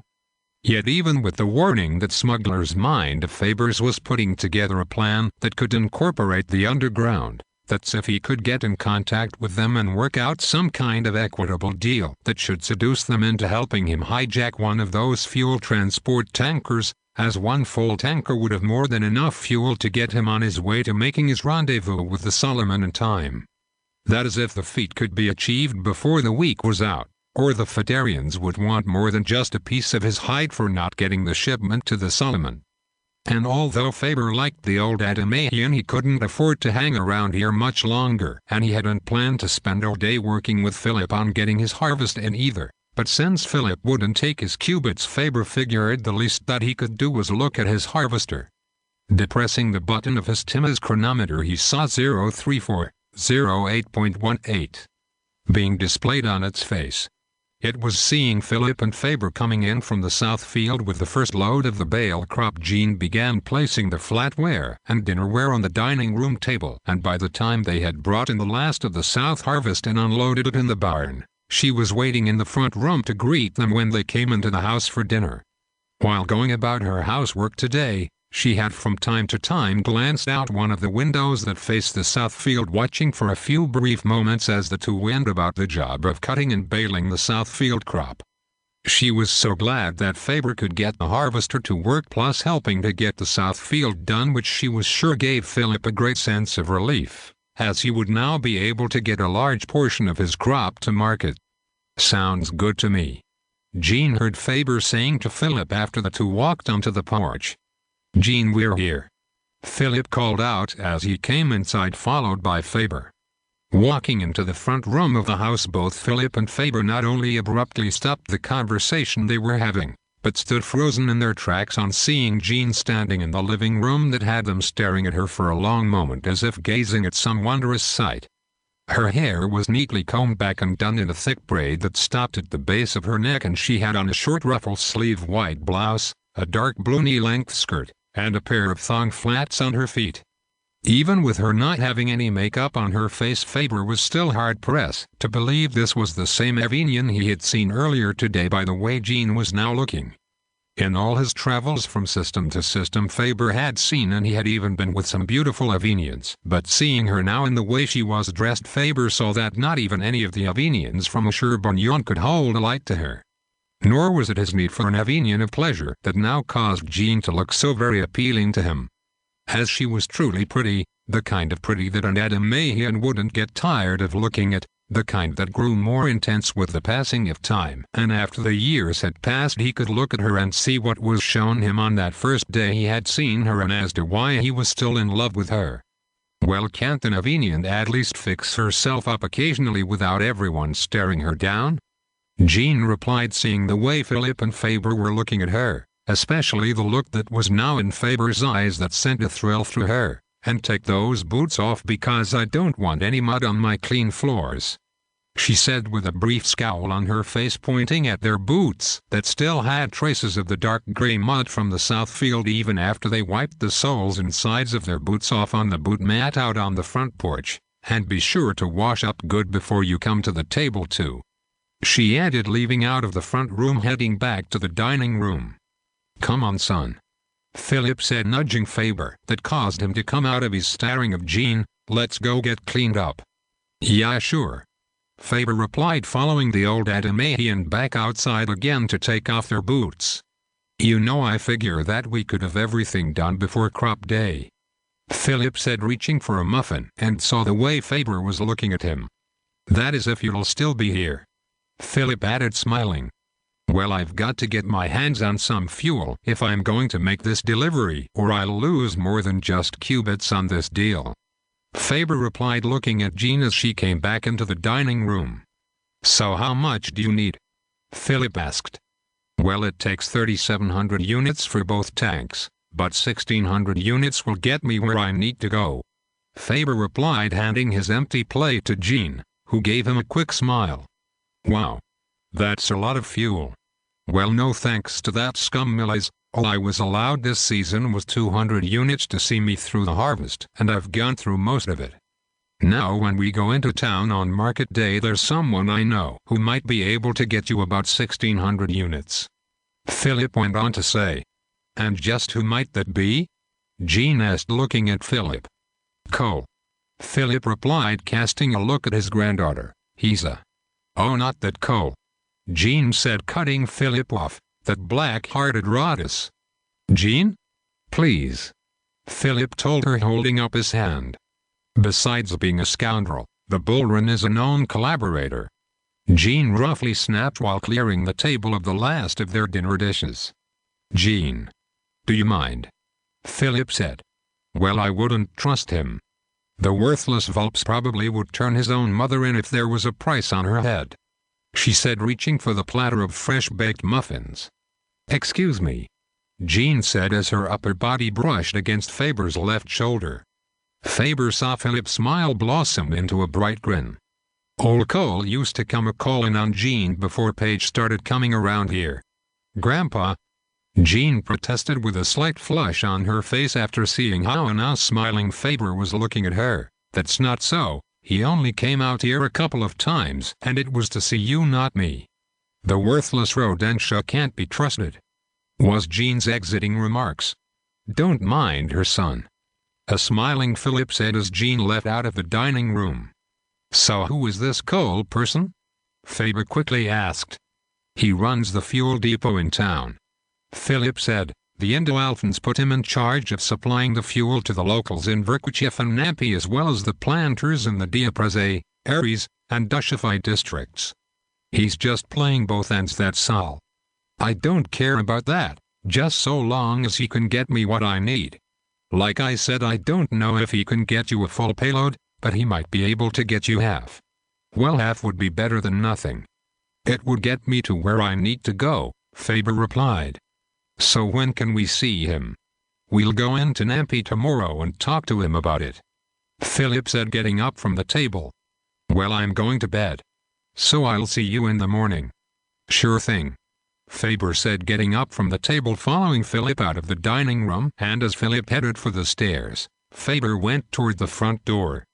Sitting on the top step front porch, Faber placed the hand tools he'd used to fix that second step of the porch, and after closing the toolbox he looked up at the burnt orange-reddish color sky with a tint of light blue in it, and while watching those few bright points of light appearing in the approaching dusk, he wondered if this Cole person could help solve his fuel problem, or if he would turn him over to the Indo-Alphans for a profit after he had taken his qubits. Even though he didn't like dealing with souls he didn't know, especially when he had his back up against the wall, Faber knew that he didn't have any choice, cause in his line of work that kind of risk came with the job. Nor did he like the Fisher sitting in that cave, just waiting for an Indo-Alpha patrol to find and haul her off, or have a wandering band of traders stumbling across her and cause some real damage by trying to strip her. As neither wouldn't allow him to be able to deliver this shipment on time, thus having the Phederians placing a price on his head, thinking that he'd slipped off with their weapon shipment. Of course, if he had to be stuck in a place, it wouldn't be so bad with Jean around, as she was a breath of fresh air and a very welcome sight from the type of Avenians that he was used to. As all during dinner, Faber had found it very hard not to keep from looking at her, even if she wasn't seated across the table from him. Nor was it Philip's hard sale about Jean making some Adam Mahan a fine spouse, of how great a cook she was, not to mention gaining the best kimchi of the district, as anyone looking at her with corrected vision would soon see what Faber was finding out about this planter's daughter, who was a pure Platina find. A smile slipped across his lips, and she sure didn't look like any school teacher he had ever seen either. Still, as much as he hated the smuggling business, he couldn't see himself giving up his freedom to any Avenian. It was just much too much to give up, and he had yet to meet any Avenian who was worth giving all that freedom up for, even one like Jean. Nor could he see himself doing what his father was still doing after all these years. Getting up every morning to work the field, dealing with bad weather, fighting to keep the bugs from ruining the harvest before getting it to market, only to get it to market to have to haggle over the price of your hard-earned work with the buyers, who's trying to cheat you. Not to mention having to deal with raising fuel prices, trying to keep worn-out machinery working right so that you didn't go deeper into debt before the start of next year's harvest, worrying about how to keep things going while trying to keep the land grabbers and creditors from picking you clean. Yeah, I would rather. A bright grin slipped across Faber's mouth as the realization hit him.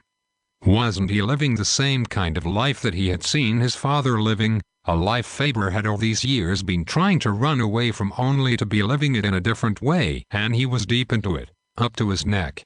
The only difference was that his father had something to show for all his years of hard work, not to mention the one thing that Faber had yet to experience, the love of a good Avenian.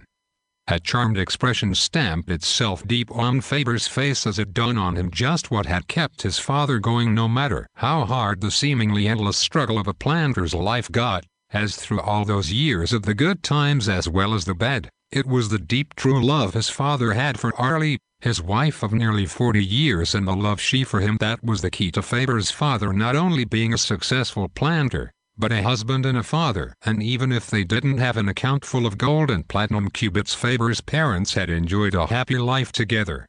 It was something that Faber must have seen time after time as he was growing up, yet it wasn't until now that it had dawned on him as to what it was.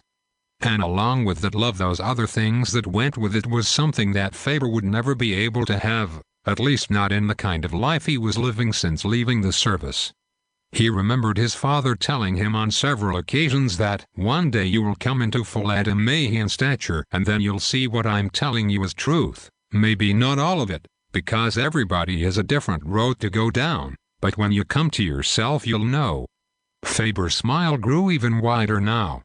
Must be that time, Faber thought. Well, the sooner I get out of here the better. The sound of fighters roaring overhead brought Faber out of his thoughts, and looking up he was only able to see a flicker of the thermal exhaust of the fighters' engines that triggered a heavy sigh from him. Even if he got the fuel he needed to get off this rock, he would have to get past the net of Indo-Alphan fighters, who for the past 2 days had been crisscrossing in the Zhantho sky. As it would take a combination of him doing his best flying, the Fisher holding together, while shaking off any pursuing fighter or cruiser just to get clear of Zhantho and make the jump. There was also something else troubling him more than his current dilemma, or that the time was running out on him to meet the Solomon. It was the loss of himself that was now being drawn up from that dark hidden place where he had placed it years ago. This sifting of his soul in doing this kind of work, and the longer he stayed in it the more of himself was lost to it, as there were only 2 ways a smuggler ended up, and neither one was the way Faber wanted. Working with Philip today had caused him to seriously think about what he would do should he get off this planet and make this delivery.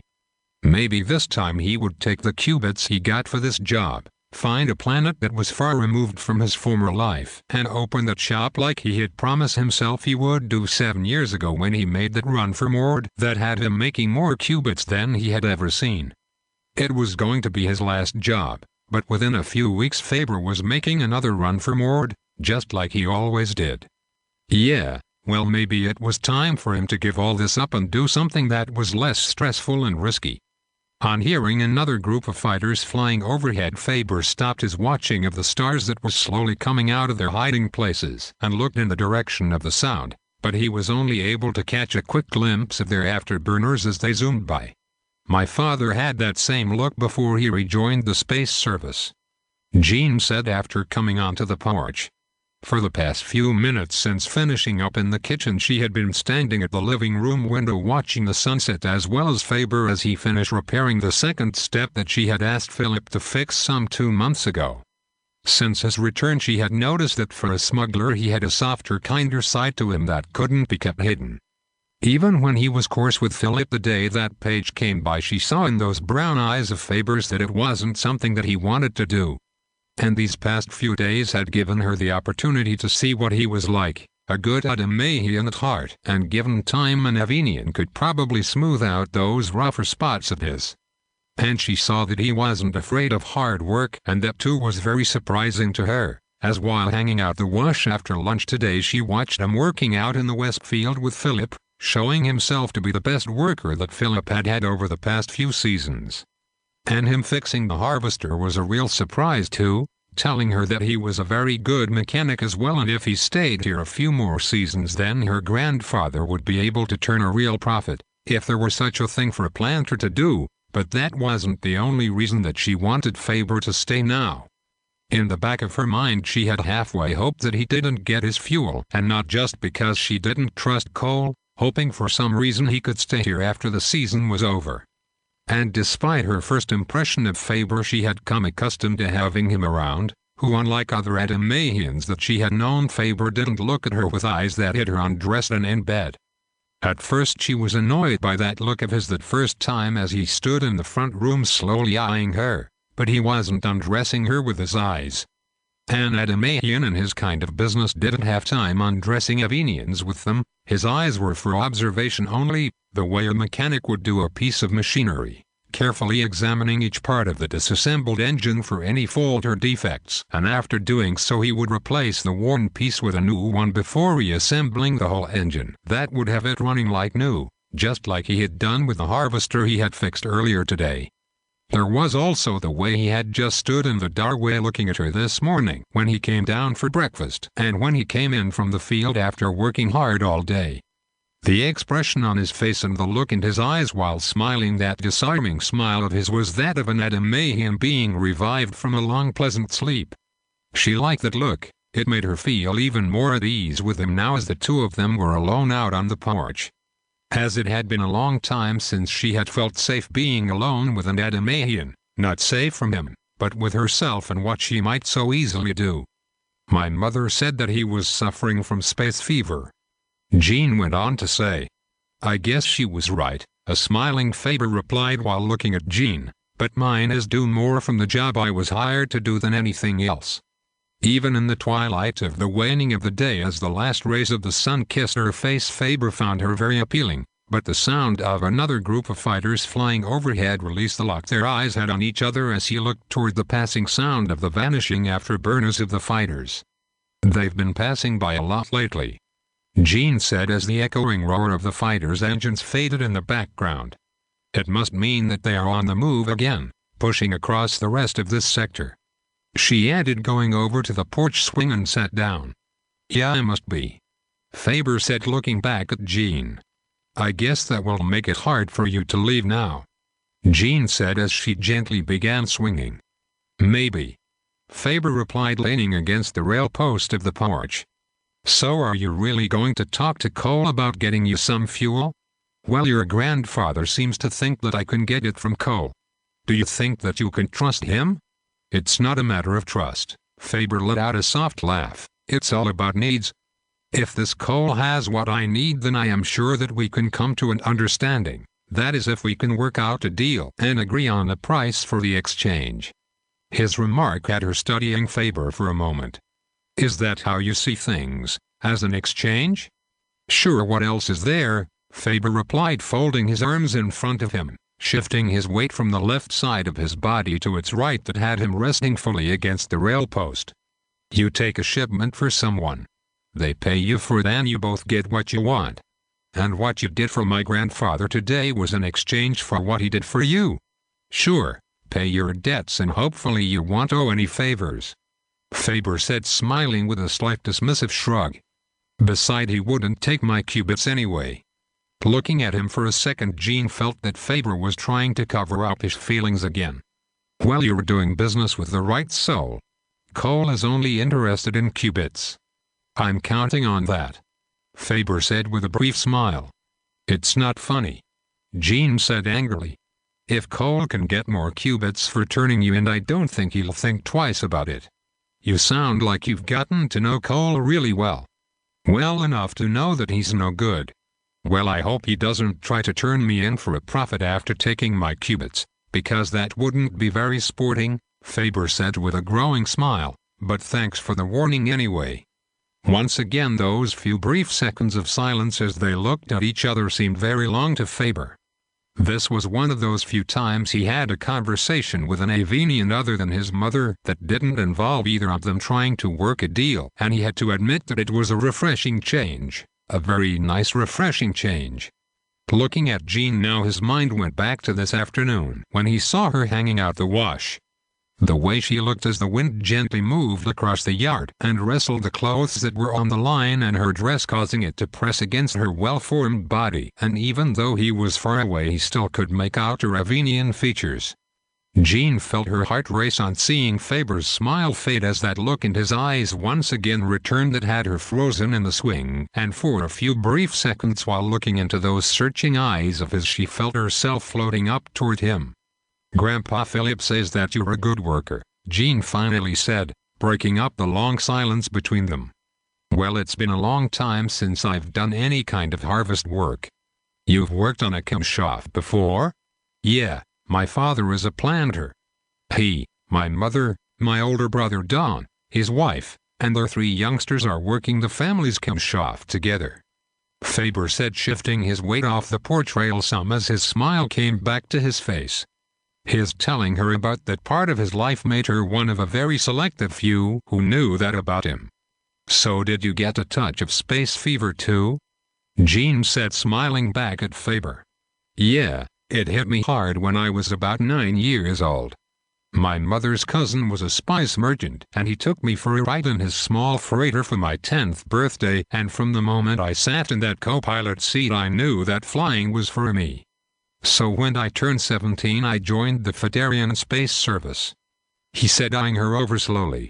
"Well, I better be getting on to bed. Like my father always say, during harvest time daybreak comes early," a smiling Faber said, pushing himself from the porch post that he had been leaning against. "Well, good night, Mr. Faber," Jean said, and began swinging again. "You're not coming to bed?"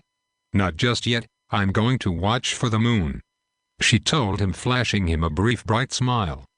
"Well, it should be a sight to see on a clear night like this," he said, reaching for the toolbox that was still sitting on the bottom porch step. "Well, I better put this back and make sure that the barn and the pens are all locked up before I go in, and thanks for dinner, Miss Jean, it was very good." "You're welcome," she replied, "and thanks for fixing the step." "Sure," came his reply. Then turning from her he started walking toward the barn. She'd hoped that dinner wasn't the only thing that he liked, as she had spent an hour before dinner taking a bath and getting herself fixed up, and not just because she felt like it. The loud roar of another group of fighters flying overhead caused her to look up. How could anyone enjoy a peaceful swing on the front porch with those things flying by every few minutes? Jean snapped, getting up from the swing, and as she was about to go into the house she looked back over her left shoulder and saw Faber going into the barn. As if it wasn't bad enough she was having trouble falling off to sleep, now it looked like she was going to have to listen to these fighters flying over the camshaft all night too. After walking into the guest bedroom, a smile lit Faber's face when he saw that Jean had placed a clean pair of sleepers on the bed for him, as well as turned down the covers. He was going to miss all of this after he was gone, and there were a few times today when he was out in the field working that Jean's face would flash itself in his head that had him feeling a surge of energy. Yet even with all her qualities he didn't think that she was worth him spending time in a detention center or risking his life to stay any longer than he had to just to be around her. Still, Faber hoped Cola was the kind of Adamahian he could do business with, despite Jean expressing any concerns or warnings that didn't have anything to do with her being overly concerned for his skin either. Rather, it was for not wanting Cole to cause any trouble for her and Philip, which he could understand, as it would have that Page coming here, who was the kind of officer that used his uniform to terrorize the locals, and it would give Faber no greater pleasure than showing him the repercussion of bullying this Avenian and her aging grandfather. Just recalling the way Page had grabbed Jean and forced himself on her caused more than a mild irritation to skip across Faber's body that day, as he was moved to want to pop one in the chest of the smiling Indo-Alphan, and had he carried out the rash act it would have caused all hell to break loose. That would have landed Jean and Philip in a detention center, as well as him too, if he wasn't killed first. And he was sure that Page would continue coming around here harassing Jean until he got what he wanted from her. It was even more of a reason for him to get out of here, and not just because of that irritating thought of Paige coming here that was bothering Faber. There was a deep burning within him, moving Faber to want to do something other than just take the good captain behind the barn. "My lad, you can't afford to be a schmaltzer." Mshin's words now spoke to Faber. "That's how the trouble starts. We're not into charity work, we're freighters providing a service for pay. Do the job, get your coinage, and move on. Let the diplomats and magistrates deal with those things." It was a code that all smugglers had to live by. Usually the kind of individuals that Faber dealt with since becoming a smuggler had made it very easy to do just that. Still, there were times when it wasn't so easy for him to just walk away, but he did. Just as he'd done so many times before, he would have to walk away when it came to Jean and Philip. And like it had done each time when he could have helped those in real need, it would cost him a small piece of himself by doing so, a piece that he could never get back. As to why the sudden attraction for an Avenian like Jean, he didn't know, as this wasn't the first time that he'd run across someone like her. 'Cause if it was just a physical attraction stirring like it had been with Arbed, who had a lot more to offer him, then why did he feel so different when it came to Jean? Lying his head down on the soft pillow, Faber closed his eyes and saw an image of the Aldrio fruit, as it was his favorite fruit, and as he watched it in his mind's eye, it slowly began reshaping itself into the smiling face of Jean. Yeah, he was going to have to get on his way soon, if for no other reason than for his own safety and well-being. 6. The Harvest Dance. "Jean? Will you please come on here, or we won't make it to town before dark at the rate you're going," Philip yelled up to her as he stood at the bottom of the stairs. Okay, I'm ready now," Jean replied, coming quickly down the stairs. "Well, Mr. Philip, I've got everything loaded and we can," Faber was saying, coming into the house, only to have his voice trail off when his eyes locked onto Jean coming down the stairs. Now either he needed a visit to a pleasure dome, or this planter's daughter was becoming increasingly attractive to him. Jean returned Faber's look with a pleasant smile to show him that she was pleased with the way he was now looking at her. Last night, as she went about getting ready for bed, she concluded that an Adamahian like Faber wouldn't be here unless he had to, and this nice dream she had been thinking about over the past several days since his return to their Kimshav was just that, a dream, along with her dismissing the whispering thought that he was using the excuse of not having the fuel for his ship as a ploy just to stay here. Well, did she know that once he got the fuel he would be long gone the first chance he got? But with Cole having been sent off to a labor camp after it was discovered that he had been stealing fuel from the Indo-Alphans, would make it hard for anyone in the district to get any extra fuel now. As to who it was that tipped off Cole's masters in making the discovery, no one in Nampy knew.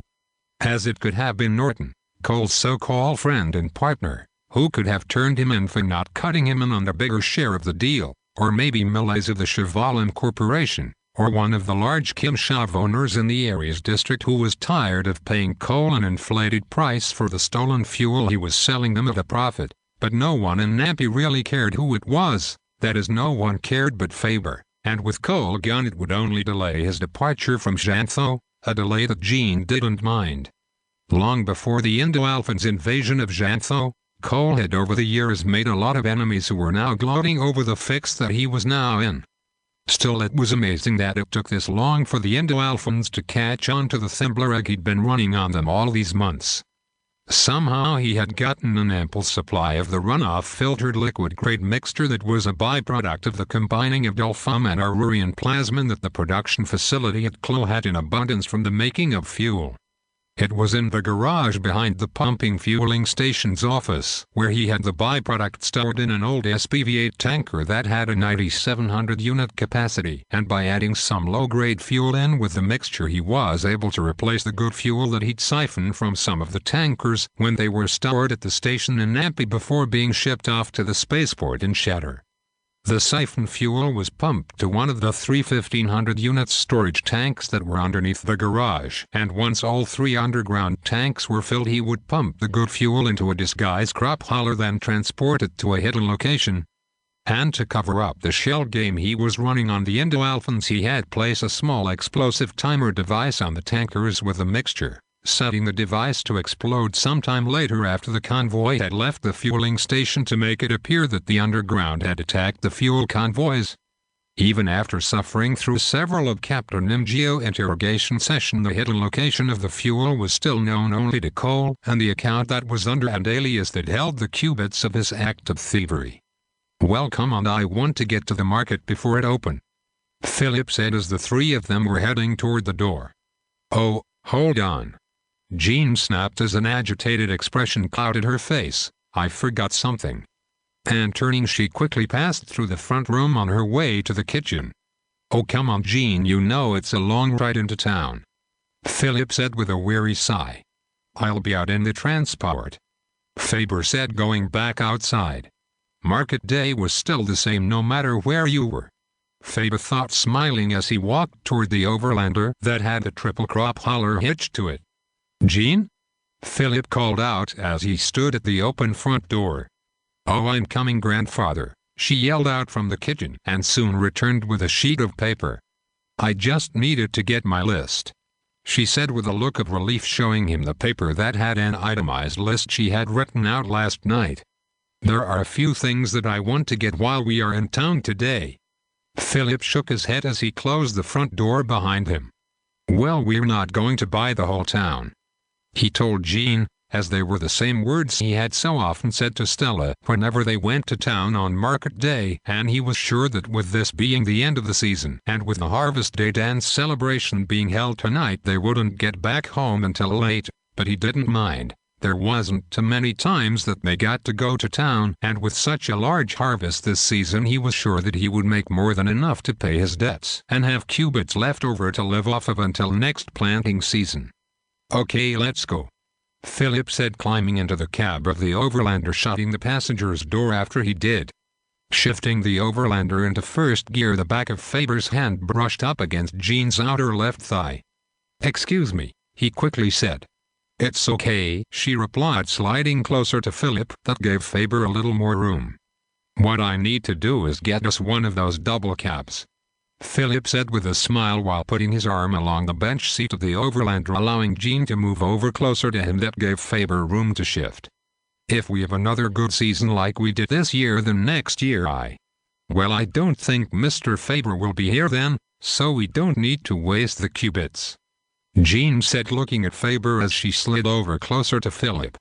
The brief smile Faber gave back to her caused that slight jolting thrill to once again to flood into her chest.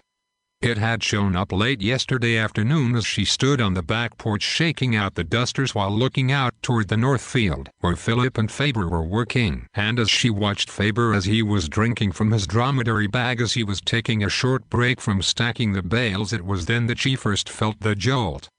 Now it was coming each and every time she thought about him, as it had done this morning when she was putting the breakfast leftovers away, while washing, drying, and putting this morning's breakfast dishes away, while she was making their lunch, when she had gone upstairs to her bedroom, as she got undressed, while she was taking her shower, as she was drying off her body, while she was lotioning herself, as she was fixing her hair, and when she was putting on the dress she had made to wear to the dance tonight. And it was while looking at her reflection in the full-length mirror that hung on her bathroom door after putting on her harvest dance dress that she saw for the first time an unobscured view as to just how very pretty and an attractive Avenian she really was, which had her wondering as to why someone such as herself should draw the wrong type of Adamahians like Cole, Paige, and that Ted, who she still had nightmares about him attacking her when she was 16. An event in her life that she had never told anybody about, not even her mother. Closing her eyes and placing her left hand over her forehead and eyes in an attempt to block out that night as those images tried to force their way up from where she had buried them. "Is there anything wrong?" Faber asked when he saw Jean placing her left hand over her forehead and eyes, and let out a weary sigh. "No, just a little tired, that's all," was Jean's response, flashing a faint smile. "Well, with the harvest over you shouldn't have to work so hard cooking and cleaning up behind me and Mr. Philip," Faber said. "Right," she replied with a quick smile. "So are you still working on your fuel problem?" Jean asked. Well, now that your friend Cole has been caught and short of stealing a fuel transport tanker, I haven't come up with any other plans that will get me to my rendezvous on time. He's not my friend." Jean sharply shot back, "The damn fool, and I hope you don't try something like that." She added, cutting Faber a look. "Well, if you do, it sure will add some life to the harvest dance." Philip said, smiling, "You know, I'd never guessed that old Cole was a-pullin' such a fast one on the Indo-Alphans." "Well, hopefully it won't come down to that, but I'm sure something will turn up," Faber said, checking the Overlander's left side mirror before easing into the far left lane, and felt the back of his hand lightly brush against Jean's leg when he shifted the Overlander into high gear. Faber had to give it to Cole, who had more than his share of guts, plus he was smart too. By him not telling the Indo-Alphans where he had hidden the stolen fuel had allowed him to play his string out a little longer, and had Faber known where Cole was being held, he might be willing to break the old rascal out in exchange for one of those hidden tankers. Driving down Nampy's main street, a smile instantly blossomed on Faber's lips on his seeing the townspeople, the planters with their families, and the workers as they were all walking up and down the sidewalks, entering and exiting the many stores and buildings, some standing in small groups conversing and laughing, the endless numbers of overlanders and land transporters with their crop haulers hitched to them that packed the streets, the hired off-world workers and camshaft hands with their backpacks and sleeping rolls waiting for the bank to open so they could get their pay and move on, the little ones, youngsters, maidens, and Avenians who, like Jean, were dressed up in their best dresses, all excited about coming to town for a day of shopping, and when the day was far spent most of these here in town would be going to the harvest dance to celebrate the end of the season. The only thing that was out of place here was the street patrols of the Indo-Alphan assault troopers, which Faber figured was because of the large gathering of planters folks being in Nampy today, who weren't any kind of a threat. And based on what Faber learned from Philip about General Ngrian, the military governor of Zhantho, which had him as the self-appointed lord of the Zhanthians, as his proclamations had all but placed a chokehold on the population and the planet's resources, plus with him being in bed with the Shivalam Corporation, had those independent planters like Philip, who were being slowly pushed off their land by the reduction of fuel, price fixing, and the heavy taxation that was based on their crops' yield. "You can pull up over there," Philip directed, pointing where several land transporters and overlanders with their crop haulers were already parked on the large open plaza near the market pavilion. "Well, I'll be inside," Faber said as he started to get out after he parked the Overlander. "It won't be open for a while yet," Philip said, opening the passenger's door. "Maybe Jean could use your help with her shopping." "Oh, Grandpa, Mr. Faber might not want to tag along with me for that," Jean said. "Oh, I don't mind," Faber replied as he helped her out of the transport. It was the first time that he'd purposely touched her, and she instantly felt a pleasant rush shoot through her as he placed his two strong hands on her waist and gently stood her on her feet. "Thank you," she said as they stood looking at each other. "I'll see you two in a few hours," Philip said to them. "We'll be back sooner than that," Jean said as she and Faber started to walk up the walkway. A smile lit Philip's face while watching Jean and Faber walking off. "They sure do make a handsome couple," the voice whispered in Philip's ear as he turned to go to the pavilion, only to have a frown wrinkle his face, brashly shoving the contented, peaceful moment away on his seeing an Indo-Alphan troop column cutting into the flow of traffic with Page riding in the lead vehicle, knowing that the Indo-Alphans come and his doggers had been out all night hunting for the underground fighters again. It was seeing the Indo-Alphan column stopping, bringing a sudden halt the flow of traffic in both directions, after which Page got out of the smaller lead vehicle and started walking across the street, that had Philip's heart thumping hard in his chest on his seeing the Volpe heading toward the crowded sidewalk that Jean and Faber were walking on from the opposite direction, heading to cut them off, that had Philip slowly easing back toward his Overlander, glancing at the AR-24 blaster rifle that was on the second rack of the rifle rack that was mounted in the back window of the Overlander. He didn't know what he would do if Page started something, but he wasn't going to allow the fool to mistreat his granddaughter again. "Well, Philip, I see that you got here with your harvest," The cheerful voice had Philip turning his attention from Page and staring into the smiling face of the Chevalin Corporation manager, Milles. The cutting hard look that the full face, slightly plump Adamahian got from the old planter caused the cheerful painted smile of Milles to wash away. "Yeah, no thanks to you," Philip said, after which he made a short snorting throat clearing followed by him discharging a clump of mucus mixed with spit from his mouth that landed several centimeters from where Milles was standing. "Damn Space Trash Corporation," Philip said, turning away from Milles.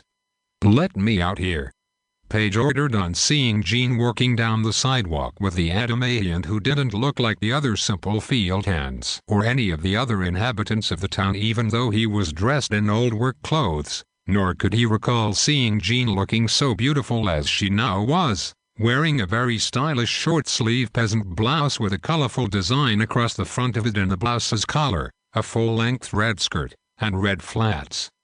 The halting of the MV-410 at the head of the column that was trailed by the 3 MJ-67 troop transports had the flow of the slow-moving traffic along the main street of Nampi coming to a sudden halt in both directions.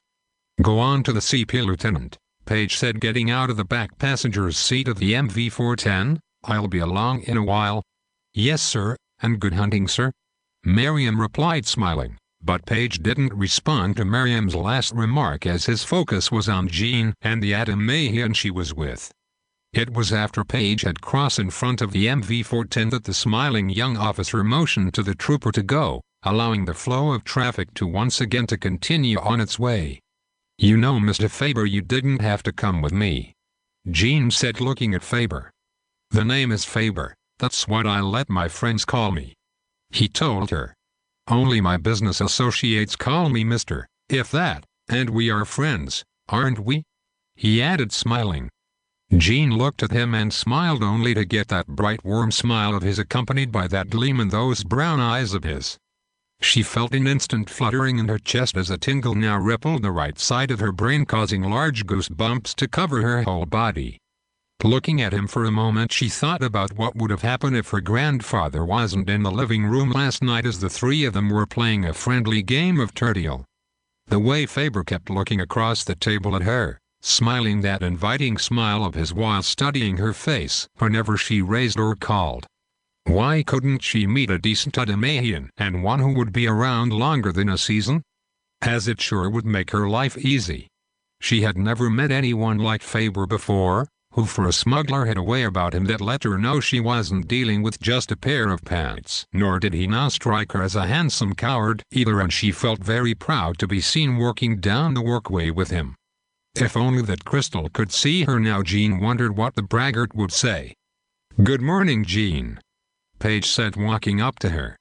"Oh, Captain Page," she replied coldly on suddenly seeing Page standing on the crowded workway.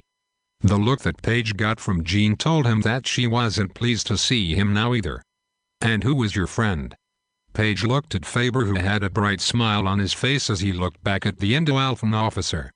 "Name's T.C. Faber," a smiling Faber said, holding his hand out to the captain. "I'm Mr. Phillips' harvest help." Page folded his arms in front of him and looked Faber over closely.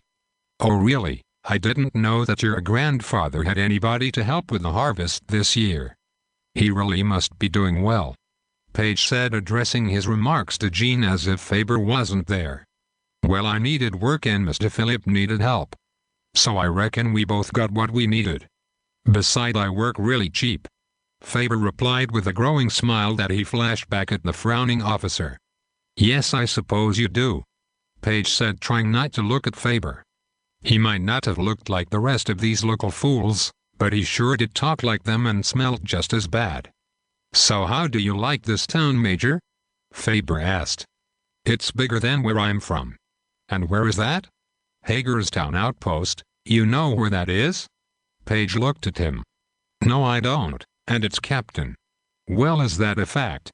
"Why, I thought that those were major markings on your collar there," Faber said, pointing to the emblem on Page's jacket collar that had his pointing finger and half-closed fist millimeters from Page's face. "That's the emblem of my company that I serve in." "Why, it sure is pretty cappin'," Faber said as he took a closer look at it. "Gosh, I sure want to be having a jacket like that. Miss Jean, how do you think I would be a-looking in a jacket like that? Faber looked at Jean, who was trying to keep the amusing smile from skipping across her mouth.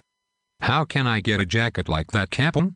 Faber said, looking back at Paige, who had now stepped back away from Faber and Jean. I haven't the foggiest. Do you think that if I join your company, Captain, I could get one? We're not recruiting. I got my papers with me. You can check 'em and see that I ain't been in no trouble or no detention center.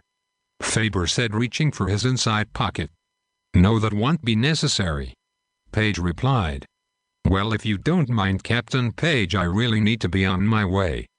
Jean said as she held back the smile that was hidden behind her words.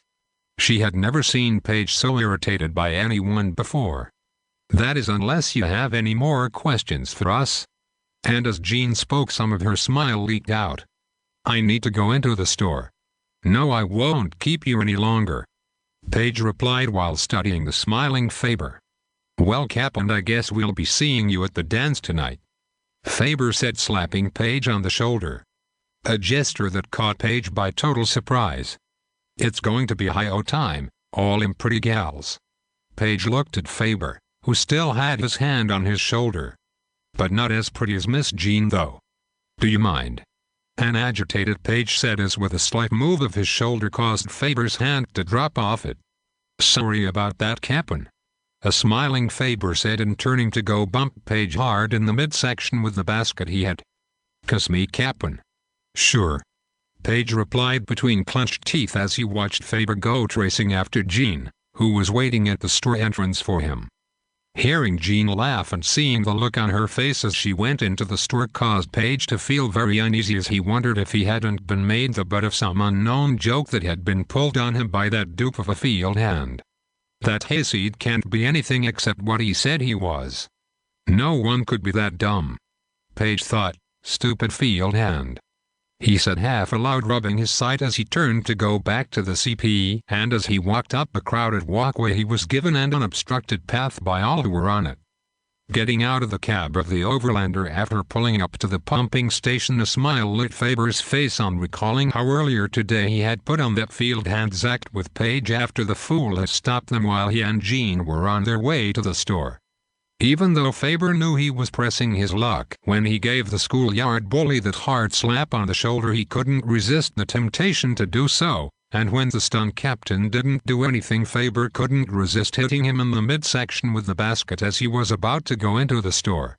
Faber used to give Don, his older brother, the same treatment when Don picked at him when they were youngsters, only Faber didn't use a basket on his brother, he used his fists.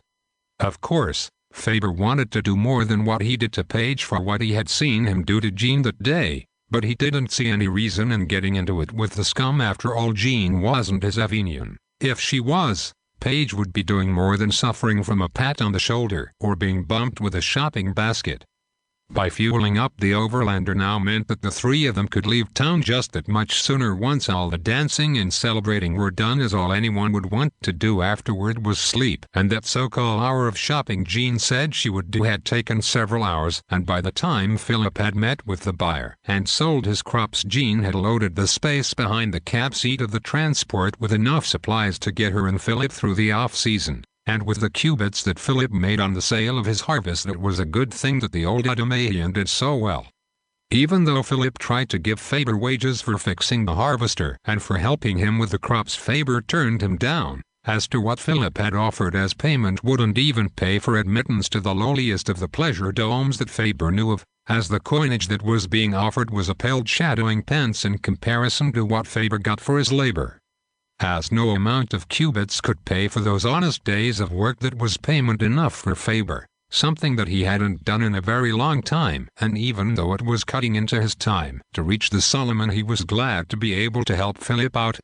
Besides, you'll need the cubits come next season, Faber told him, and for all you've done for me I couldn't even begin to pay you back for it.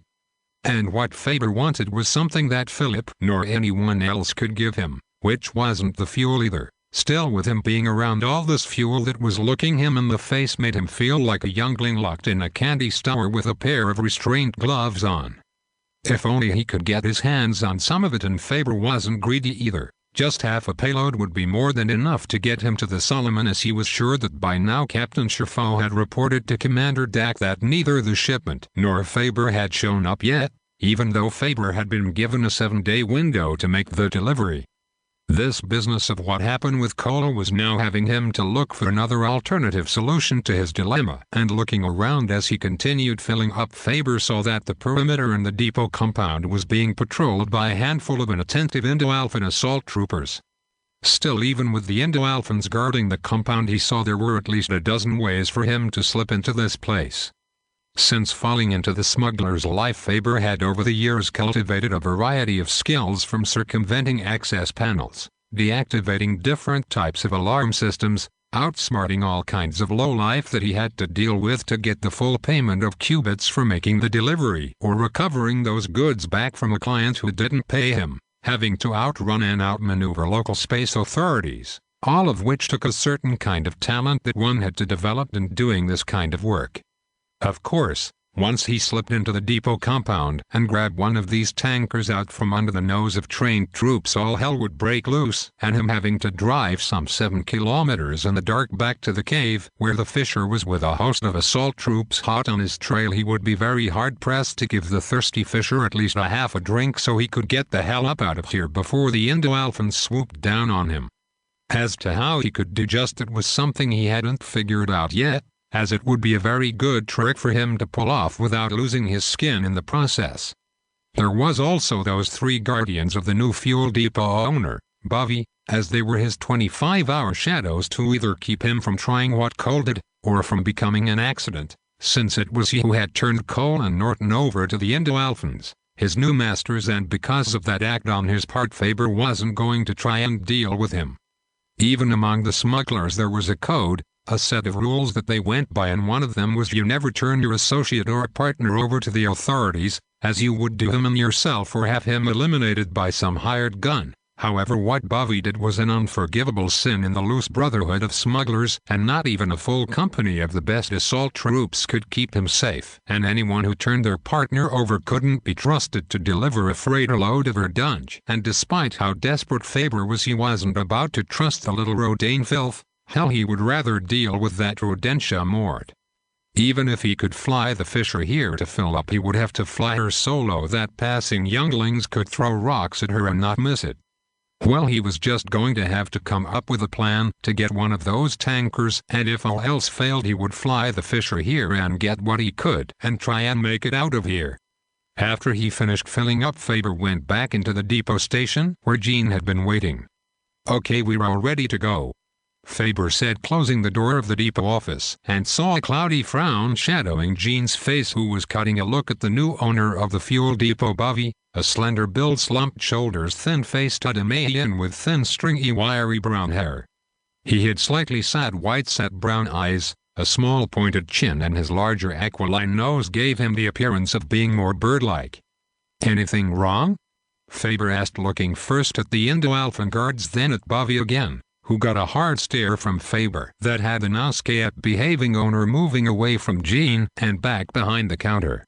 "So is that all you need today, Miss Jean?" Bovey asked as small drops of perspiration broke out on the bridge of his nose. "No, that's it," Faber replied, walking over to the counter, and one of Bovey's shadows coiled himself by Faber's movement. Glancing at Bovey as he wrote out the bill, Faber took the opportunity to study the alarm system and saw that it was better than some of the crackerbox systems he had accessed before, and he was sure that it was either accessed by a key code or key card, which Bovey probably didn't have of either. Besides noticing the so-called system, Faber saw that on the wall next to the box was the fuel delivery scheduled for the next 2 weeks, and that there was an early morning convoy leaving town tomorrow. This was better than he had planned. If he couldn't get into the fuel depot by tonight, then maybe sometime tomorrow he could hijack one of the fuel tankers, fill up the fisher, and be on his way. "I'll be outside," Jean said, cutting Bovey with a cold look. "Right, I'll be out once I finish in here," Faber replied. "That will be 71 qubits to go on old Philip's bill," Bovey said with a crooked smile as he began to write out the bill. "So will you be staying in town tonight for the dance?" Bobby asked, looking up at Faber. "Yeah, and maybe I'll save a dance for you, if you like me to?" Faber said, smiling, giving Bobby a wink. Faber's remark and gesture caused one of the Indo-Alphan guards to let out a loud laugh before he knew it. Watching Bobby writing out the bill, he saw that there was a 13% markup on the price by letting him bill Philip, and it was then that Faber took out a gold cubit and tossed it on the counter. "Mr. Philip gave me this to pay you with," Faber said as Bobby was about to finish writing out the invoice. "Sure," Bobby replied with a look that told Faber that he wasn't too pleased about being paid in currency. "I'll get you your change. Could have told me before I wrote out the bill." Bobby scoffed after Faber walked out of the fueling station. Then, reaching for the billing invoice, he tore it up, then tossed it in the trash receptor. This was the 10th customer today that paid their bill outright, and if this kept up he would be facing a very hard off-season. Now he was beginning to wonder if it was worth turning Cole and Norton in just because they didn't want to split the illegal profits with him. A stinging shot of envy burned through Bobby as he watched the smuggler hire hand of Philip and Jean, who was standing out on the front porch of the fueling depot waiting for Faber to come outside. "Smuggler," Bobby sneered, watching Faber helping Jean get into the Overlander on the passenger's side. Eyeing Faber as he walked around the Overlander to the driver's side, Bobby glanced up at the posted notice of the 30 silver cubits reward being offered by Page for some smuggler the Indo-Alphans were looking for.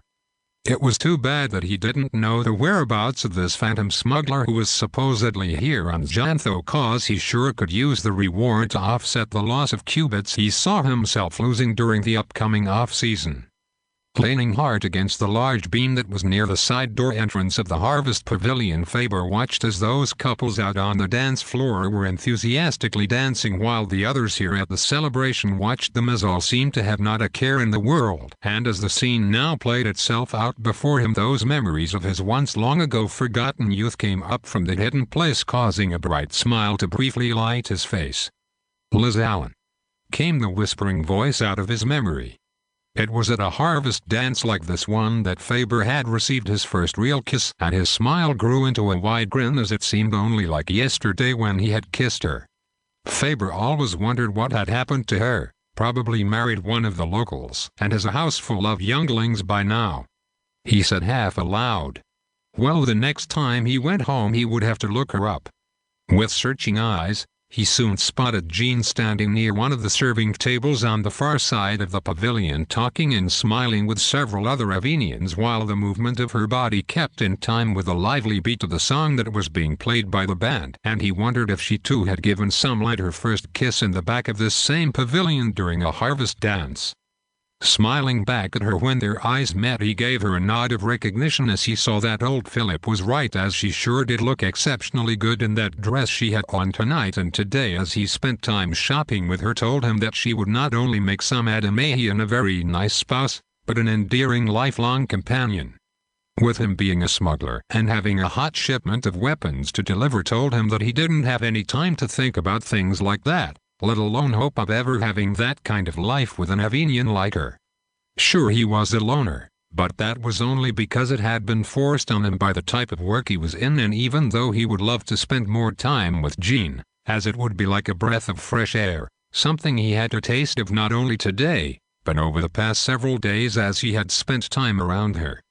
With him being a smuggler, the last thing he needed was to be saddled with the thought of having a spouse somewhere waiting and worrying about him and her, as he would always have someone breathing down his neck, him having to work a deal with an unscrupulous customer, or having to outrun an IPSA cruiser or a local municipal planetary authority, not to mention having a battle cruiser hot on his tail while making a run. He had seen how in the heat of battle such a distraction had fogged a pilot's thoughts as it had cost them more than their own life. What an Avenian like Jean needed was one of these locals, someone who would be there for her, someone whose only worries would be whether or not he had enough seed for the next season, how much fuel cost was, or what was the going price for his crops in the off-world market. What she needed was someone who would love her with as much fervor and desire as she had to give him. Someone she would be able to count on, someone able to share her dreams and make plans together with for their future, someone who would work with her as to how best to carry out those plans they made in order that their younglings could reap the rewards of their wise planning and extend their lives on for another 100 years. That was what an Avenian like Jean needed. Not someone like him who would get space fever after a few weeks or months, then slip off on her with not so much as a goodbye or even a look back. Turning to his right, Faber once again looked out at the fuel depot, and like a wisp of smoke he slipped out the side entrance into the darkness of the night, making his way down the back side of the pavilion under the cover of its shadows. For the past several minutes Jean had been watching Faber leaning against the wall near the side door entrance, and felt a thrill run down her spine that caused her whole body to quiver with excitement when it reached the base of her back as he looked at her. That instantly produced a smile that started with those lips of hers, then spread to the rest of her face, that had Faber returning her a nod of recognition. She was very surprised that he was such a wallflower, and with all the pretty Avenians here he hadn't yet had asked any one of them to dance with him. As for the past 40 minutes since coming into the hall, he just stood by the door leaning against the beam as if he was there to keep it from falling, just watching and studying everyone and everything that was going on around him. She had had several dances already, but not from the one she wanted to dance with. She figured that Faber had only one thing on his mind, and the only dancing he would be doing was for joy once he got his fuel that would have him on his way. A smile slipped across Jean's face as she thought about how irritated he made Paige this afternoon, and it was soon replaced by a bright twinkle that could now be seen in her eyes as the memory of the two of them spending the afternoon together had replaced that humorous scene. And even though they were only shopping, she had thoroughly enjoyed spending time with him and making small talk about nothing. She turned to look at the couples that were out on the dance floor when Mrs. Turner called her attention to them. After the dance had ended, Jean turned to see if Faber was still holding up the beam, only to see that he wasn't, and it reminded her as to what he would do once he got what he needed. Working toward the side entrance to see where he had slipped off to, hoping that he wasn't going to try and break into the fuel depot as he had mentioned while he was driving them to town this morning. As the last thing she wanted to see was for him to do something dumb like that. However, he was out of options as to how he would get the fuel that he needed. It was as she was standing just inside the side entrance wondering if she should go out after him that Bobby came up to her. "Want to dance?" he asked with a smile that made Jean's skin crawl. Looking him over slowly, Jean stepped back from the side entrance. "I don't think so," she replied with a frown before turning away from him and walked off. Looking at Jean as she walked away from him, Bobby picked up a glass of punch from the refreshment table that had several dozen small drinking glasses that were filled with the reddish-orange harvest drink from the large colorful punch bowl sitting on the center of the table. "Yes, sir, I sure would like to get some of that," he said softly to himself, eyeing Jean every move as he had been doing all night. Glancing to his left, he saw several Adamatians standing along the wall casting hard stares at him that told Bobby that not only wasn't his presence unwanted here at the celebration, but it was in his best interest not to stray too far from his new shadows. Flashing that infamous scapishly grin of his back at them just before taking a drink from his cup of punch, he moved away from the refreshment table after dropping a few copper cubits in the bowl at the end of the table. As he knew now that he had made a mistake to have turned coal over to Paige, as no amount of cubits was worth the isolation he was about to pass through, as even the Avenians down at Mrs. Pullman's Pleasure Dome weren't taking his business either. 7. I'm just the messenger with an unbroken watching of the silhouetted forms of the Indo-Alphan troopers who were making their patrolling rounds inside the fuel depot compound and those outside its perimeter. Faber stood just outside the side entrance of the Harvest Pavilion, turning over in his mind every plan he'd ever used to break into a place that could get him one of those fuel tankers parked out in the depot yard, and with the full harvest moon casting its bright reflecting illuminating light down on the town of Nampi, it would be very hard for him not to be seen by the Indo-Alphan guards once he made his move toward the depot. Even after getting into the depot yard, then slipping into the depot's office to circumvent the code key access panel to get the front gate open, he would still have to get past the net of Indo-Alphan guards that were posted along the streets of Nampi, who would be firing at the fleeing tanker, and with his luck one of the fools just might hit the tanker's control fuel unit that would have him becoming part of the exploding fireball. Looking at his Timmins chronometer that displayed 035:47.90, told him that he didn't have that much time left to get that shipment of weapons to the Solomon, or he would be a hunted Adamahian, and he couldn't afford to steal small amounts of fuel until he got half a payload, as even getting just that much would take too long, and beside by the time he did that the Solomon would have given up on him. That is if he didn't get captured or killed by the Indo-Alphans first. Now how am I going to get? No sooner had his words formed themselves into a thought that the ground slipped out from under Faber's feet, as it seemed as if the whole planet was suddenly shaken from its orbit, as a monstrous roar was heard, followed by a bright colorful fiery explosion lighting up the night sky over the depot that had a large fireball eclipsing the light that the harvest moon was casting down on Nampi. As Faber was trying to regain his footing, several more violent explosions went off, shaking the buildings of Nampi as if the planet was having convulsions, while sending up several large mountainous waves of fire that leapt into the night air, sending out a killer heat wave that chased the cool night air away from the town. Looking toward the depot, Faber saw blaster shots being exchanged between several Indo-Alphan assault troopers and three figures that went running away from the far side of the depot before they disappeared down one of the back alleys. Paulson, Hafsa, and Kay slowly made their way along the west side of the enclosed perimeter fence of the fuel depot, carefully keeping in the shadows of the buildings that kept them from being spotted by any of the Indo-Alphans who were guarding their objective. The three had come into Nampi with a group of hired off-world workers and Kamshov hands that they met on the road early this morning, and each member of the partisan assault team was carrying a small pouch in their backpacks that contained more than enough of the crudely made explosive units to blow up the facility at Klil and the mining works at Japad that could put an abrupt end to the Indo-Alphans raping Zhantho of one of the planet's valuable commodities. This marriage of General Admiriam with both the Shavalim and Mistaishini's corporations had its first seeds of resistance sown when the planters of the Dushified district had their land taken away from them by the Shavalim corporation, and after the Mistaishini's corporation, an Indo-Alphan production company, took over the Klil production facility, the mining works at Japad, as well as stripping the workers at both facilities of all their workers' rights. Now anyone working at the mines or at Klil were doing so under forced labor, and along with the heavy taxation and duties imposed by General Admiriam that was backed by his army of thugs, was causing the occupation of Zhantho by the invaders to only get worse as it drew itself out.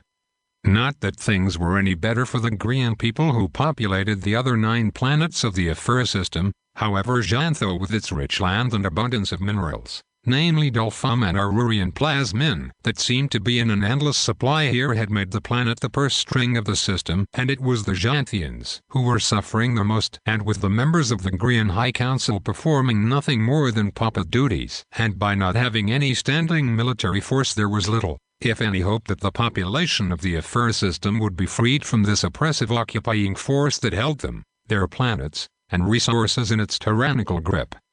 So far, the partisan fighters here on Zhantho were able to inflict some disruption to the war machine of Emporia Thesaurus, and tonight would be the best time to carry out what they had been planning to do for the past several weeks, now that the harvest season was over and the crops of the surrounding districts were in, as their action wouldn't cause any serious hardship on the planters once the underground blew up the sizable fuel convoy that was to leave from Nampi sometime tomorrow on its way to the newly built Indo-Alphan spaceport in Ovaboma. Once he had deactivated a section of the perimeter fence with several bypassed leads, Paulson cut out a 1 by 1 square meter area in the fence, as the blind spot of the perimeter fencing gave the three a way of slipping undetected into the depot compound that was being guarded by Indo-Alphan assault troopers. "Come on, we got about 20 minutes before the guard comes back around this way," Paulson told them just before he slipped through the opening. "And be careful not to touch those leads," came his whispered warning. "Okay, we have 15 minutes on my mark," Paulson whispered, looking at his Timmins chronometer after all three were inside the compound. "And now." His whispered command signal to both Hafsa and Kay to press a button on their Timmins chronometers, synchronizing their time. Even though they had about 20 minutes, it was more than enough time for them to place the devices, set the timers, and still get out of the compound before the changing of the guards. That is, if what Cole had told them last week was correct. After synchronizing their time, the three went their separate ways as they quickly and quietly went about their job of attaching as many of the devices in the hollow spacing of each tanker's toolbox that was located just below the Chiovash fuel control unit.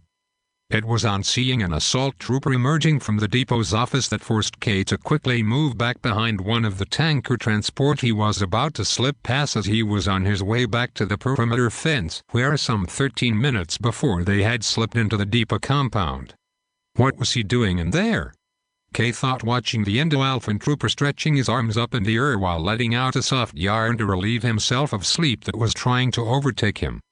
Looking around to see if there were any more Indo-Alphans who might be wondering about the depot compound, Kay saw Paulson slowly moving from behind the neatly parked row of fuel transports that was located on the far south side of the depot, and by the way Paulson was moving, Kay could tell that he hadn't noticed the Indo-Alphan who was still standing out in front of the depot office.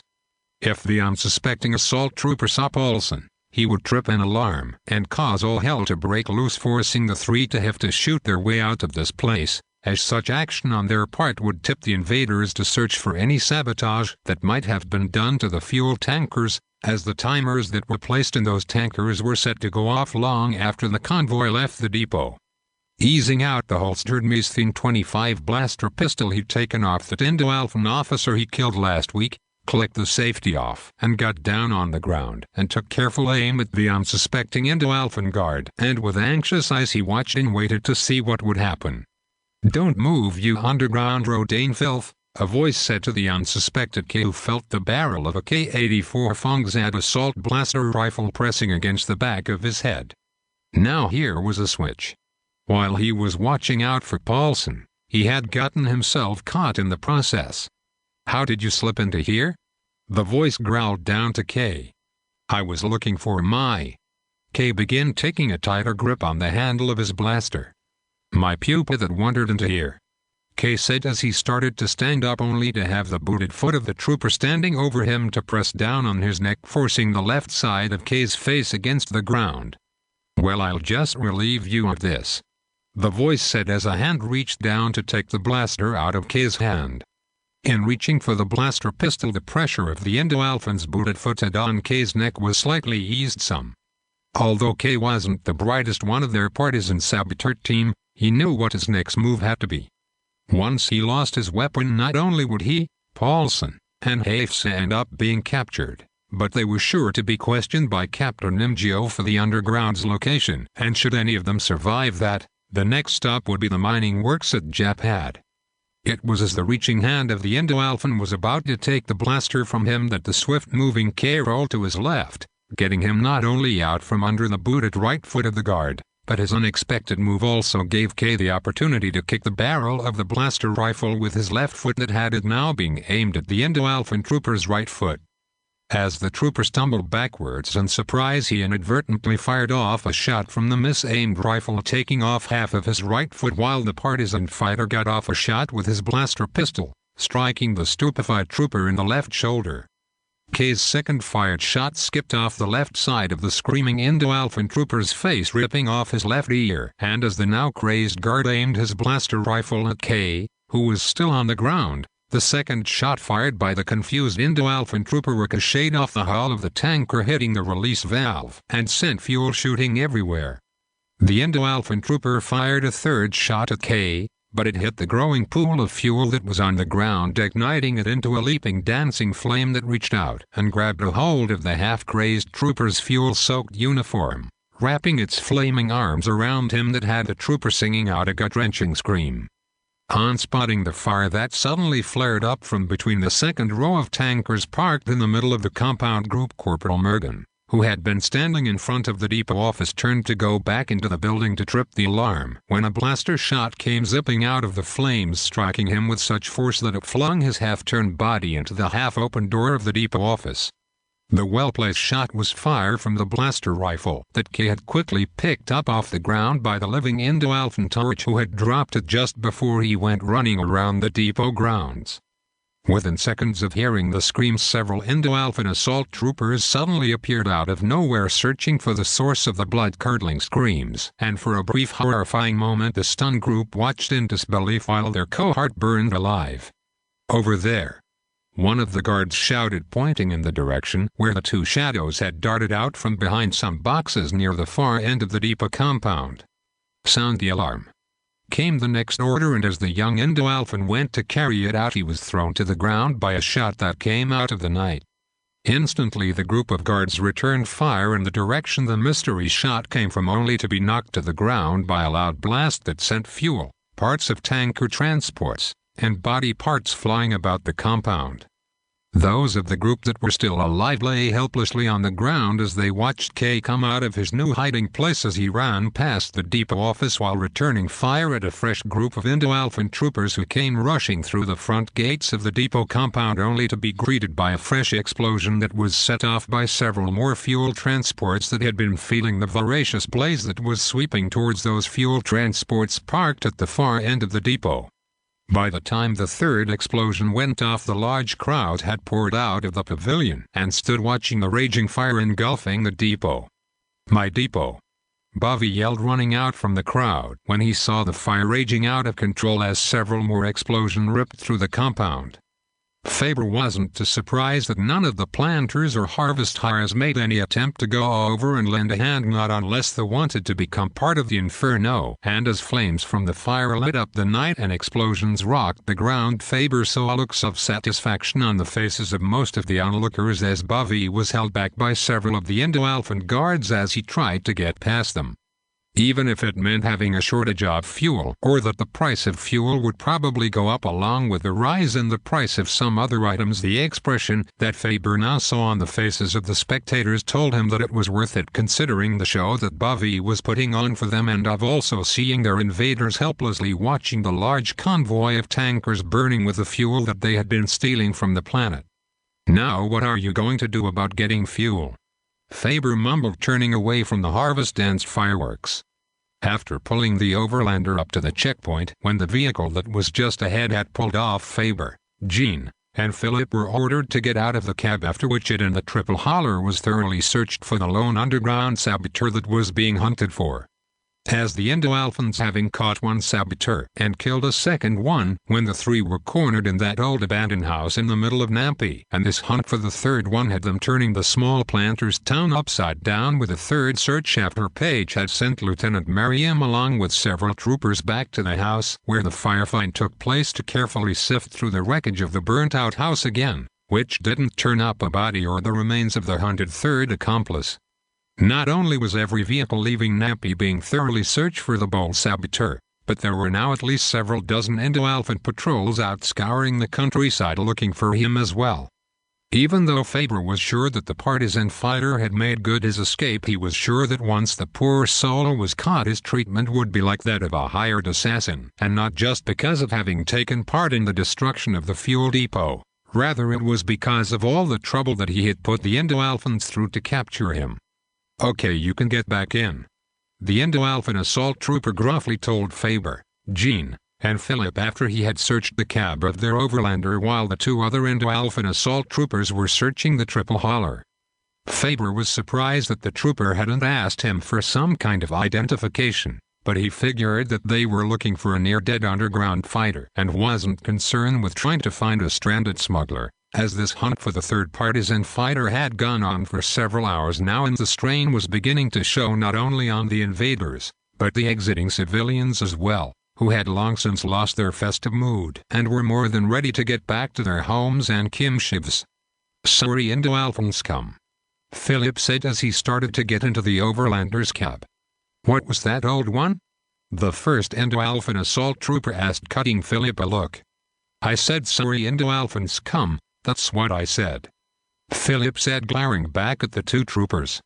"You're holding people up all night while you better watch your mouth, old one," the irritated Indo-Alphan assault trooper snapped, "before something worse happens to you."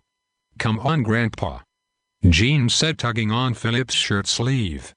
"Yeah, Grandpa, you better give ear to what the young pretty is saying to you," the second Indo-Alphan assault trooper advised as Philip cut them both with a cold look as he was about to climb into the cab of the overlander.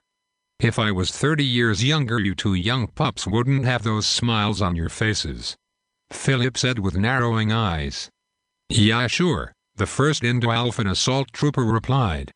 It's always something like that. The second Indo-Alphan assault trooper said with a laugh. And what are you looking at, field hand?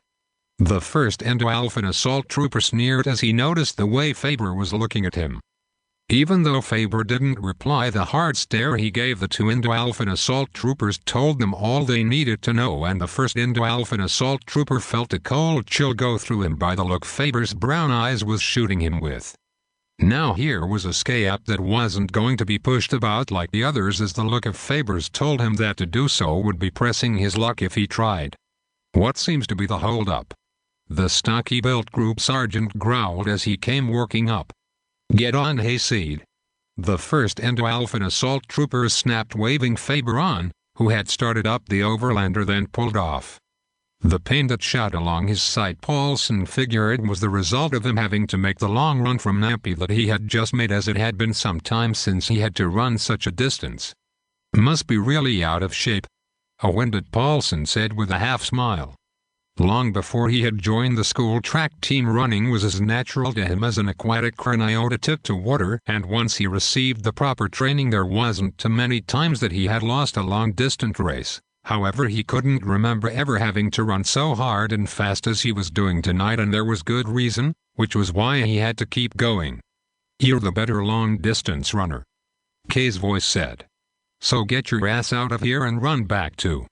As much as he hated to leave Kay and Hafsa back in that old abandoned school storage house to hold off the Indo-Alphans, as one of them had to get back to their campsite in the Vare woods and let Balzac know that he had to move out before one of the Indo-Alphans' companies that Page had roaming the district looking for him in their camp. Stumbling along the edge of the field that he had made it to after shooting his way past that Indo-Alphan patrol he ran across after slipping out of Nampi, Paulson pushed himself on as he didn't have time to rest, as it would allow his pursuers to catch him. Knowing that he should have reached the edge of the Vare woods by now, for some reason Paulson kept hearing a fuzzy clucking and clacking sound coming out of the darkness at him as he stumbled along the uneven ground of the open field. I've got to make it back to the camp, he kept telling himself while trying to steady his heavy breathing that sounded just as loud as his echoing heartbeat that was thundering in his ears. Knowing if he stopped to rest it would give the Indo-Alphans a chance to catch up with him, and he couldn't let that happen, nor would he allow them to beat him to the campsite either. Fighting back the pain that was now gnawing at his side, he began to trot, but each step grew heavy as if they were weighted down by some unseen weights. Wiping the sweat from his face with the sleeve, he left a streak of dirt and blood on his chin. Got to make it, he told himself as the pain in his side forced him to use the wall that had suddenly appeared as he leaned against it to help him support the weight of his body. To the campsite. And Warren. Once again the pain in his side caused him to double up, and he had to fight against it as it was forcing him to the ground.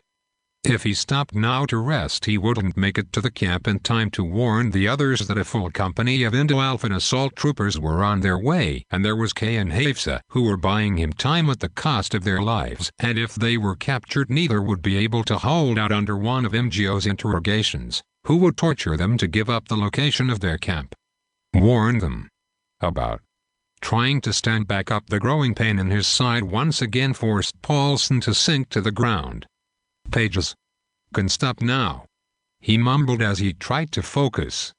The sound of a landcraft moving in his direction that was shortly followed by the flash of headlights had Paulson pushing himself forward along the wall, only to bang into the stack of firewood that suddenly came up out of the ground, causing him to stumble and lose his footing. With clenched teeth Paulson caught the sound that tried to escape his throat as he fought back the urge to yell out as the pain that came from the wound in his side shot through his whole body. Wiping the sweat that was pouring from his face with his shirt sleeve that was now covered with blood and dirt, Paulson once again forced himself off the ground and began to stagger across the yard. Got to make it. Make it to the... Again another spasm of pain hit him that had him dropping back to the ground. What are you doing there? It was on hearing a voice speaking to him that hit Paulson, responding by the raising of his blaster, pointing it in the direction the voice came from as he tried to focus on the two fuzzy shadowy images that stood a few meters away from him. That's some wound you've got there, son, Paulson heard the voice say. On seeing the blaster that the wounded youngster was pointing at him and Jean, Faber slowly positioned himself between the blaster and Jean that now had her standing behind Faber and slightly to his right.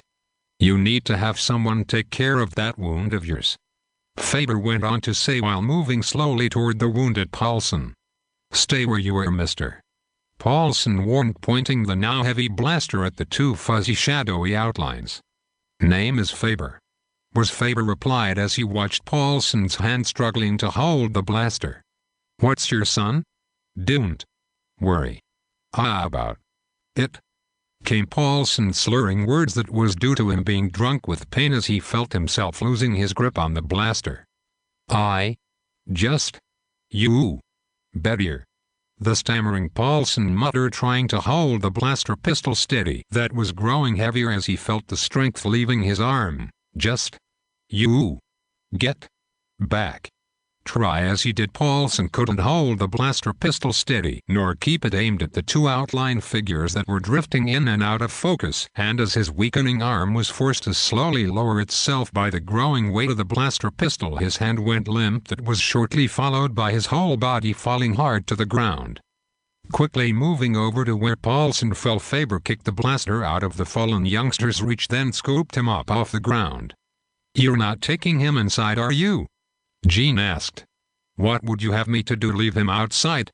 Faber asked, glancing at her. "And get that blaster pistol too," Faber told her. Reaching for the bloody handle of the blaster pistol, Jean picked it up with the thumb, index and middle fingers of her left hand and followed Faber across the yard as he moved quickly toward the house. "What's all the noise about?" Philip asked, coming out of the front door. "What happened?" he said, holding the door open that allowed a quick-moving Faber, who swept into the house and toward the stairs with the unconscious Paulson.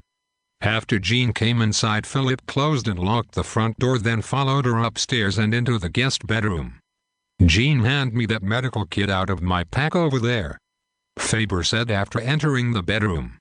"Wait," Jean said as Faber was about to put Paulson on the bed.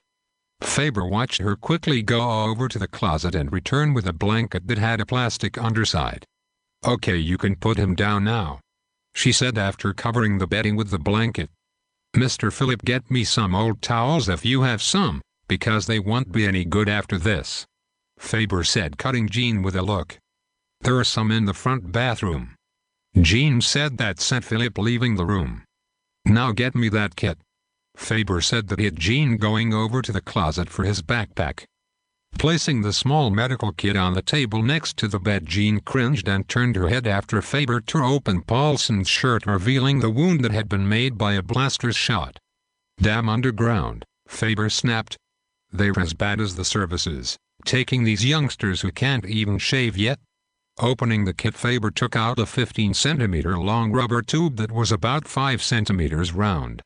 "Here, bite down on this," he said to the half-conscious youth, gently forced it into Paulson's mouth, then lifting Paulson's head slightly, Faber clipped the rubber tube's ends together that would hold the device in place.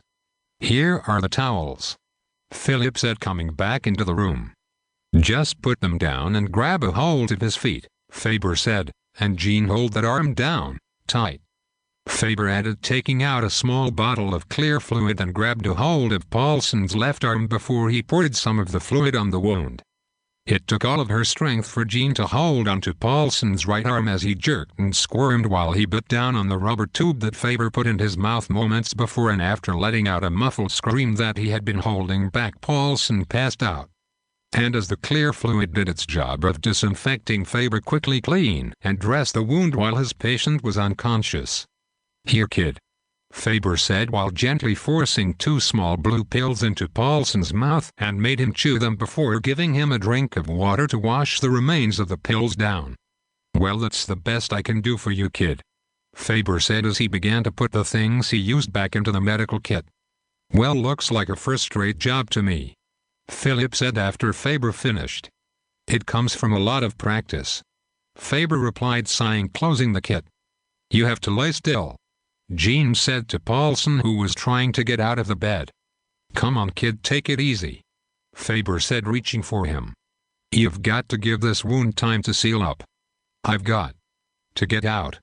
"Off here," Paulson said wearily.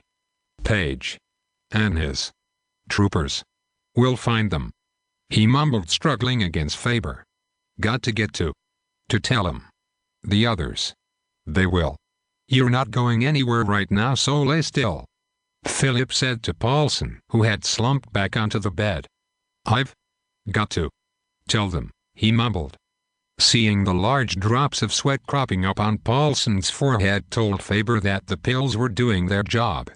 "He's delirious," Philip added, staring at the thrashing youngster. "Got to warn them. Camp just north, in the Faber woods," Paulson replied as he fought back the pain and the effect of the medication as he looked up at Faber. "You've got to get there. The river. Near the Sure, kid, only you've got to lay still for now," Faber said, looking down at Paulson, flashing him a reassuring smile. "So where is this place?" Faber asked, looking up at Philip. "Hey, that's not too far from here," Philip replied.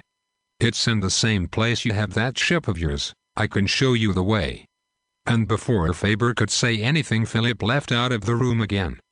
Now that the underground had so boldly attacked the fuel depot in Nampi, it would surely have the Indo-Alpha patrols that Page sent out searching everywhere tonight, and if they came here and found this third partisan fighter that they had been searching for, it would only give Page more than a good excuse to come down hard on Jean and Philip, and Faber would be moving slow enough. Having this wounded partisan and having the old Adamayan along would only slow him down even more, and if they were all caught, it would only make it worse for Jean. If the rebel camp was near where the fisher was hidden, then he had seen only a few places they could be, and he was certain they wouldn't be there for long once they saw that their comrades weren't coming back. "You're not going, are you?" Jean asked, watching Faber go to the closet, reached for his blaster pistol and holster belt. "This youngster is feverish and," Jean began to say, "just give him 2 more of those blue pills and we'll be. And what if Page catch the 2 of you running around in the woods this time of night?" Jean asked, looking at Faber as he strapped on his holster belt. "I'll just tell them we were out hunting," Faber said with a smile. "This is not the time to be making jokes," Jean replied before she turned her attention back on Paulson. "Come on, kid, you're going to have to come with me," Faber said, going over to the bed. "You can't be serious," Jean said. This will be one of the first places an Indo-Alpha patrol will come," Faber said, reaching for the wounded Paulson. "So? No. You're not moving him," Jean said, blocking Faber with her body as she stood between him and the bed. "He's right, miss," Paulson said, forcing himself into a sitting position on the bed. "They'll send you to a prison camp, like they did my folks." Turning, Jean looked at the sweaty-faced youngster. "If I don't go with him, he'll never find our camp near the Lonafi River," Paulson said, trying to get up only to collapse back onto the bed. "He'll never make it in time to warn them if he goes with you," Jean told Faber, "so leave him here and go so no more lives will be lost." Her remarks had Faber studying Jean's face for a long moment. "Well, what do you want now? An invitation?" she added. "Go on, son, we'll handle those Indo-Alpha skims if they comes by here," Philip said. "Now you just lay there and rest," Jean said to the near-pale Paulson. Going back over to the bedroom closet, Faber got his ND-41 blaster sniper's rifle and belt, and just before following Philip out of the room, Faber looked at Jean and gave her a quick smile that she returned. "Have you ever used one of these before?" Faber asked Philip as the 2 of them stood on the back porch. "Not really," Philip replied. "Well, it's simple. Just take it off safety like this, aim and shoot," Faber said, showing Philip. "It's got at least half a clip. That's 20 shots, so don't waste them," he added, handing Philip the Methane 25 blaster pistol that was stained with Paulson's blood. "Sure, son, now you better get going, and don't worry about us, we'll be fine," Philip reassured Faber. "Here, let me see that geocartotopography com of yours so I can at least point you in the right direction," Philip said. Once Faber got a fixed position on where he was going, within a matter of seconds of stepping off the back porch he slipped into the shadows, heading for the partisans' camp near the Lonafi River that was deep in the Vare woods. 8. A fair exchange. Even with their campsite being located near the mouth of the Lonafi River in the surrounding heavy thick woodland of the Vare woods, some 12 kilometers south of Nampi, Balzac as well as the other partisan fighters could clearly see by the bright orange-yellowish fiery glowing sky over the sleepy hamlet told them something had seriously gone wrong with tonight's mission. On hearing a dull roaring that was shortly followed by the sighting of another mushroom fireball cloud lighting up the sky, had a very uneasy feeling moving about in the pit of Balzac's abdomen. He'd sent Paulson, Hafsa, and Kay on their mission before dawn, as it would have the trio joining up with one of the many groups of Kimshav workers going into Nampi today. Although the three were among his best fighters, Balzac knew now that it was a mistake to send just them to do what would have taken a full squad to pull off, but he decided to send a 3-member assault team rather than a squad into town, and with this being crop day meant there would be planters from the Dushafi, Aries, and Diaprese districts and their families, as well as the Kimshav hands, the off-world workers, along with the more than usual street patrols of Indo-Alpha assault troopers in Nampi today. Had he sent in a full squad, it might have placed a lot of innocent bystanders at risk and possibly cost him the loss of more than a few of the partisan fighters in this area should something go wrong, and that would jeopardize the mission that for the past several months his group had been waiting to set into motion, and with it being crop day made it the best opportunity to pull it off. The plan was to have Paulson, Hafsa and Kay go into Nampi, wait until dark and slip into the fuel depot compound via the west side, plant charges in several of the fuel tankers in the large convoy that would be leaving Nampi in the morning on its way to the newly built Indo-Alpha spaceport in Ovaboma, and once they accomplished their task they were to work their way back to camp. Once the convoy reached the spaceport, the crude delay timing devices would go off and hopefully do enough damage to cripple the shipping of fuel to the Skavilians and Indo-Alpha space fleets. Of course, if they could strike either the mining works at Japad or the production facility at Klil, it could drive these invading doggers from Zhantho for good. With this being the end of the harvest season and the celebration going on tonight, Balzac was sure that none of the planters, their families, the off-world workers, or Kimshav hands would be hard-pressed with questions as to if they knew anything about the attack on the fuel convoy should the mission be successfully carried off. Of course, the planters of the Dushafi, Aries, Diaprese, and other districts would be very upset with the underground for creating a fuel shortage, even if they wouldn't need as much fuel now with the season being over. If any of the three were captured alive, it would be only a matter of time before Page would be out here with a full company of assault troopers searching the woods for the location of the newly campsite that the partisans had just set up here less than a week ago. He never shouldn't have started up with this band of youngsters, as each new recruit that found their way to the encampment was younger than the ones he had sent out today. "Someone is coming," Ali whispered. That had the other members of the encampment racing to take cover as all eyes watched the figure that seconds before had emerged from the underbrush, moving toward the campsite. If this wasn't Paulson, Hafsa and Kay returning, he was going to have to move the camp again so he wouldn't lose all his people to that Page. For the past 11 minutes Faber had, with the use of the IR-15 guided high-power fiber optic thermocytoscope, watched the ragtag partisan fighters who looked more like a group of youngsters out on an overnight campout rather than the well-organized group of ill-equipped partisan fighters that he once believed them to be, and it was just blind dumb luck on their part that had kept them from being caught by Page. Stopping several meters from the edge of the campsite that a moment before was filled with the silhouetted forms, Faber now only saw the lone figure, as he was sure that the others were now behind whatever cover they could find in the shadows of the darkness. Taking out the blood-stained shirt of Paulson, Faber threw it near the campfire, that couldn't be seen due to the heavy thickness of the surrounding woodland. "I've just come to talk," Faber said, coming out of the shadows, and was soon standing at the edge of the campsite looking at the Adamahian who had picked up the shirt. "The owner of that shirt is okay, and it was he who sent me here to warn you about the patrols that Page has hunting for him and you as well," Faber added as he shouldered his blaster rifle. "How do we know that you're not one of Page's informants?" Balzac asked, studying Faber's face as the fire flickered in and out of the shadows. Old Faber is a lot of things, but I doubt that he would stoop to become a lapdog for the Indo-Alphans. A voice said from the shadows. Turning in the direction of the voice that sounded familiar to him, Faber looked to see who it was that had called him by name. From his hiding place the figure of the Adamahian came into the dim light. "How you been, Colonel?" the Adamahian said, stepping closer to Faber, who studied the rough, sun-worn, sunken-eyed, haggard face that was sporting a light beard.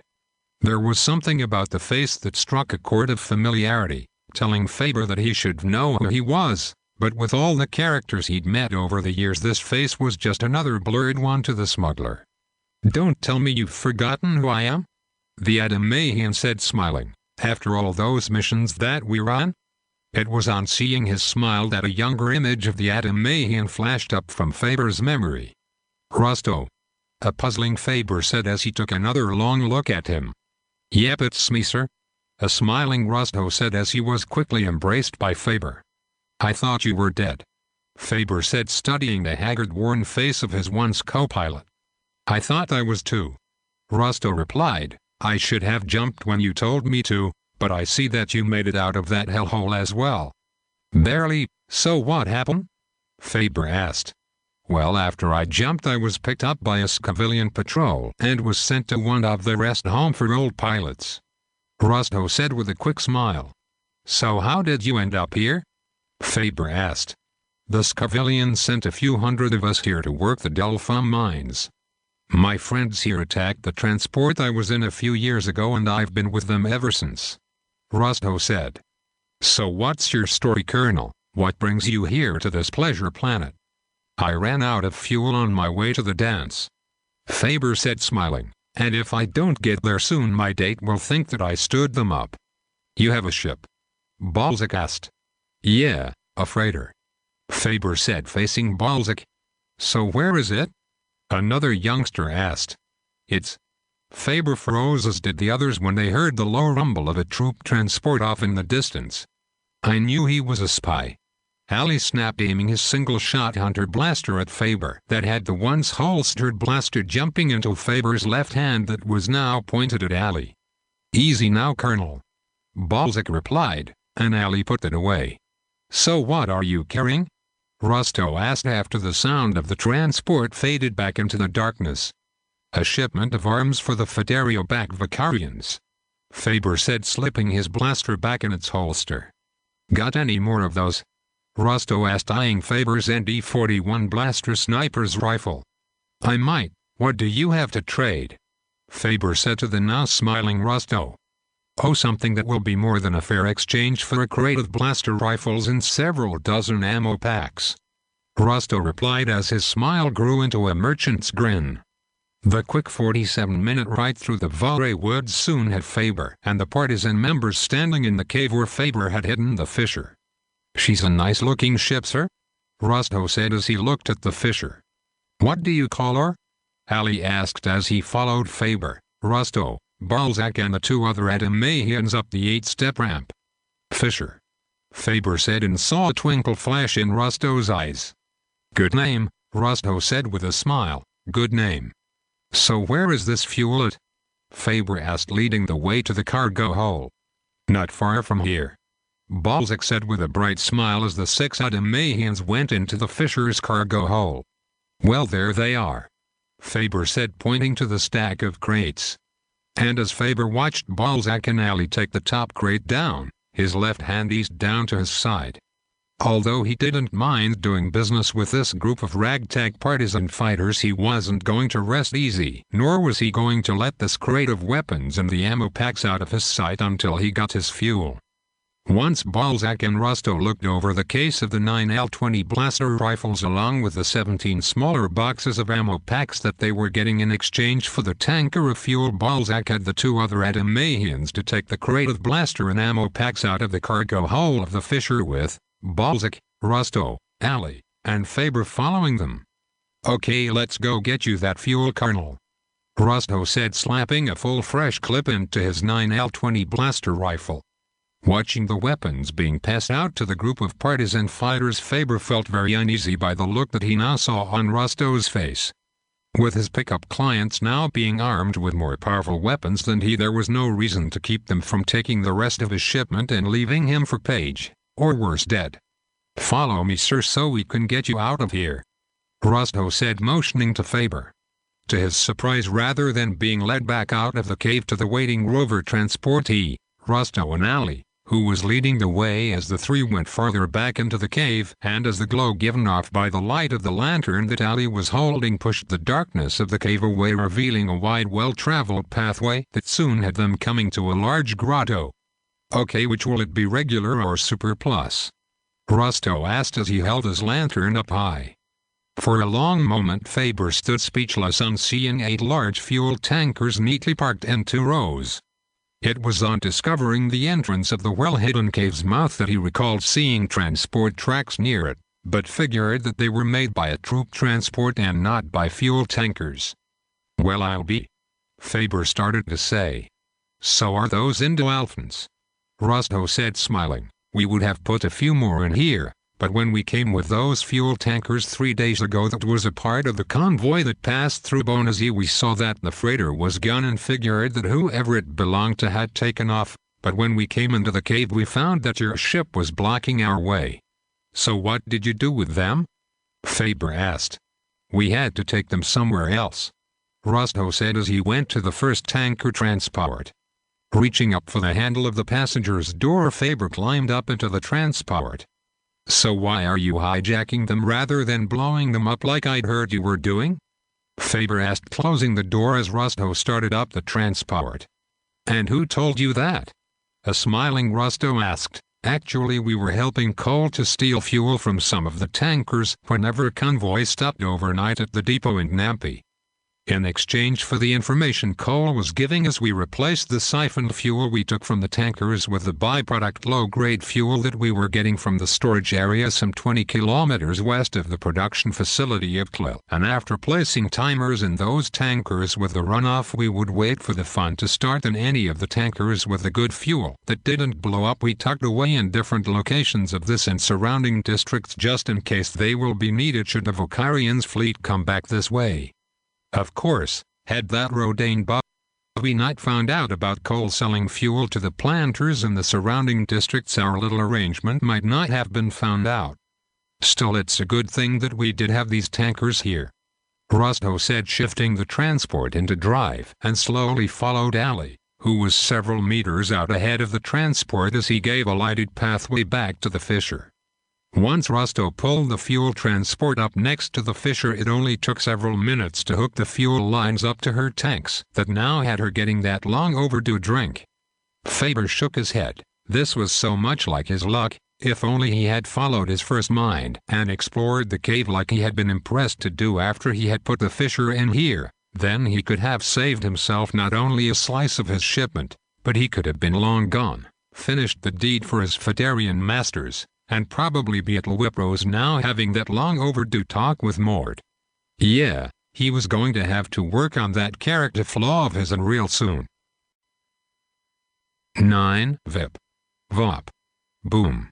With both arms locked at the elbows to support his upper body, Page's hands rested palms down on the top of his office desk, and leaning forward he studiously studied the large 1 meter by 2 meter wall map of the Diaprese district that was highlighted with red circles, where each fuel convoy was supposedly attacked by the underground over the past months. This new mystery that he was seeking to solve wasn't any forethought on his part as to what would be the best secure route for the next fuel convoy leaving the production facility at Klil to the newly finished Indo-Alphan spaceport at Ovalboma. And once General Admiriam got the news about the destruction of the fuel convoy, he would be looking for some answers from Page. Now, no thanks to MGO, the one saboteur captured tonight was now dead, which meant that if Page wanted to save more than his career, he was going to have to find not only this remaining saboteur, but locate the nest of the elusive partisan fighters. Just where was this lone saboteur hiding, who had with those 2 others single-handedly completely destroyed the large fuel convoy shipment that was for the task fleet that was at Ovalboma waiting for refueling? The last report concerning this elusive remaining saboteur was from the patrol near the Ismay Hills that was between Nampi and the Valray Woods, as they had lost 2 troopers in the short firefight with the lone partisan fighter they had stumbled across. For the past 4 hours the company under Captain Basfe's command that Page had sent to the area to join in the search hadn't turned up anything as they were working their way toward the woods, and unless the vulp sprouted wings and flew away he shouldn't have gotten too far. Now where could he hide that would be? Page said half aloud, that was shortly followed by a smile slipping across his thin lips. Yes, of course. Page mumbled, turning from the map as his smile grew into a sinister villainous grin. This would be the first time that he would visit Jean at night, and he wondered as to the kind of sleepwear she wore to bed. Group Sergeant Twafara, get a squad of troopers and meet me out front. Page said. Yes, sir, came the reply from the stocky-built group sergeant, who quickly left out of the office to carry out Page's last order. With the Fisher now fuel up, Faber hadn't any reason for staying, and once he got his things and said his goodbyes along with his thanks to Philip and Jean, he would get on his way to meet the Solomon, and this time he shouldn't have any mishaps once he got the Fisher clear of Zhantho. It was just after Faber, Rusto, and the small group of partisan fighters had exited the Indo-Alpha transport that they heard an Avenian scream coming from the direction of the house. Looking in the direction where the sound came from, they saw 2 Indo-Alpha assault troopers dragging a half-conscious Paulson toward the second transport parked several meters from the house, and Philip, who was being held up by 2 other Indo-Alpha assault troopers, with Page cupping the chin of the old planter with his left hand as they were standing near the steps of the front porch of the house.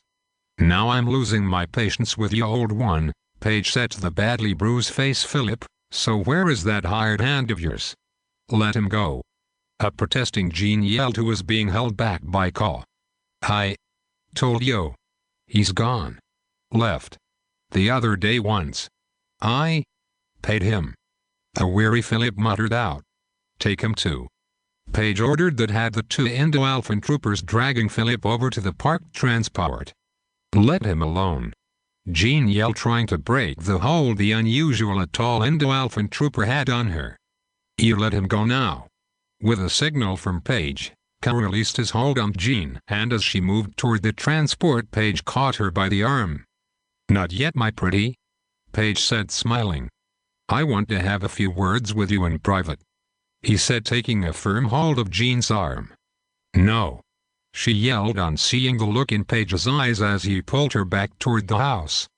No, she screamed, striking Page hard across the face. Her unexpected hard slap stunned the surprised Page, that had him responding by slapping her back. Being pulled back toward the house, Jean felt as if she was reliving the night Ted had attacked her, and like then she wasn't going to let Page have his way with her, as she not only clawed and scratched, but with clenched fist struck out at him. Page felt as if he had a fiery foxen on his hand by the way Jean fought against him, and it wasn't until he struck her with a full blow with his right fist that took some of the sting out of her, allowing him to drag her onto the porch. Oh, please no, Jean sobbed out, pulling against Page's dragging of her, and reaching out she grabbed hold of the porch post that suddenly brought his pulling her into the house to a quick halt. It was seeing Page grabbing Jean's arm that Faber moved from where he was. Now hold on there, Colonel, Rusto said quickly, grabbing a hold of Faber's right arm as he had seen that same look before that netted some very ugly results for the Adamahian, who was the recipient of it. I've got a better idea, Rusto said, smiling at Faber. And what is that? Faber snapped. Vip. Vop. Boom. A smiling Rusto told him, of course it won't be like when we were in the Fisher, but it will be just as fun, and then you can deal with the good captain afterwards, Rusto added. The hot look of anger on Faber's face was instantly cooled some. Ali, come here, Rusto said. Mind if I borrow this, Colonel? Rusto asked, reaching for the sniper blaster rifle that Faber was holding. Think you can take the tall one down from here with this? A smile lit Ali's face as he took the rifle from Rusto as he gauged the distance he would have to make the shot that would reach his mark. Sure, Ali replied. We'll give you 2 minutes to get around back before we, Rusto began saying, looking back at Faber. I'll be inside long before then. Faber said, holstering his hand blaster as he slipped away from the group. Turning to Balzac, Rusto hit him to get the other partisans' fighters into position, and while Ali slipped off into the shadows toward the right and Faber went off to the left, Rusto went back to the transport to get the 2Y6 Swinter rocket launcher, and although it wasn't the purpose he had for it, still it would add a lot more vop to what was about to take place. On reaching the backside of the barn, Faber worked his way in its large shadow and the one cast by the house as they allowed him to move along the edge of the north field unseen by the group of assault troopers standing around in the front yard, as he was soon at the back porch. Slipping into the back door with cat-like speed, he passed from the kitchen back door, stepped swiftly through the kitchen, and as he went toward the entranceway of the kitchen that led to the short hallway, he heard Jean struggling with Paige. "Let me go, you!" Jean yelled, that was followed by the hard-echoing slap she struck Paige with. "Stop! Let me go!" she screamed, striking out at Paige with her free hand while firmly holding on to the stair rail with her left hand. "Not yet," a frustrated Paige said, holding her by the waist, which was the only part of her body that he could grab hold of. "First, you and I are going to go upstairs and have a little romantic talk and—" "No!" Jean yelled, clawing at Paige's face with her right hand while kicking in her attempt to get free of the hold he had on her. Once again Paige had to strike Jean with his fist that enabled him to subdue her son, who for an Avenian was surprisingly very strong and proving to be just as hard to control as most Adamahians, as she fought him off with her free hand. The full blow that Paige had struck Jean with left her even more dazed than the one he had hit her with out on the front porch. Even though she struggled with him with all her strength, she felt her efforts were like those of a helpless youngster by Paige's rough handling of her as he continued to try and pull her up the stairs. "Come on, Zoe." Paige's attention was quickly arrested by the sound of an explosion coming from the yard, and looking toward the front room windows he saw the exchange of blaster shots. "Well, old one, I guess we'll be here for a while," the smiling trooper said as he and the other Indo-Alphans watched as Paige pulled Jean into the house. "Trust me, it won't be that long," Group Sergeant Faber mumbled under his breath while flashing a brief smirk. It was then that Philip managed to get to his feet and swung at the smiling trooper, landing a light blow to his jaw that stung the Indo-Alphan for a split moment. "What's the matter, Gahani? Is the old one proving?"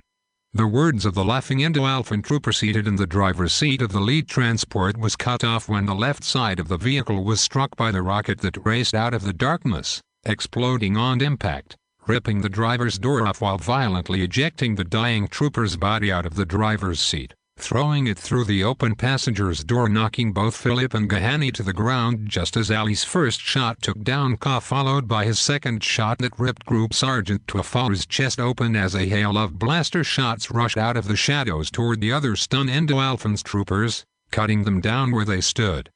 Standing at the front window, a bewildered Paige looked out and saw the squad of troopers lying dead in the yard and the lead transport fully engulfed in flames.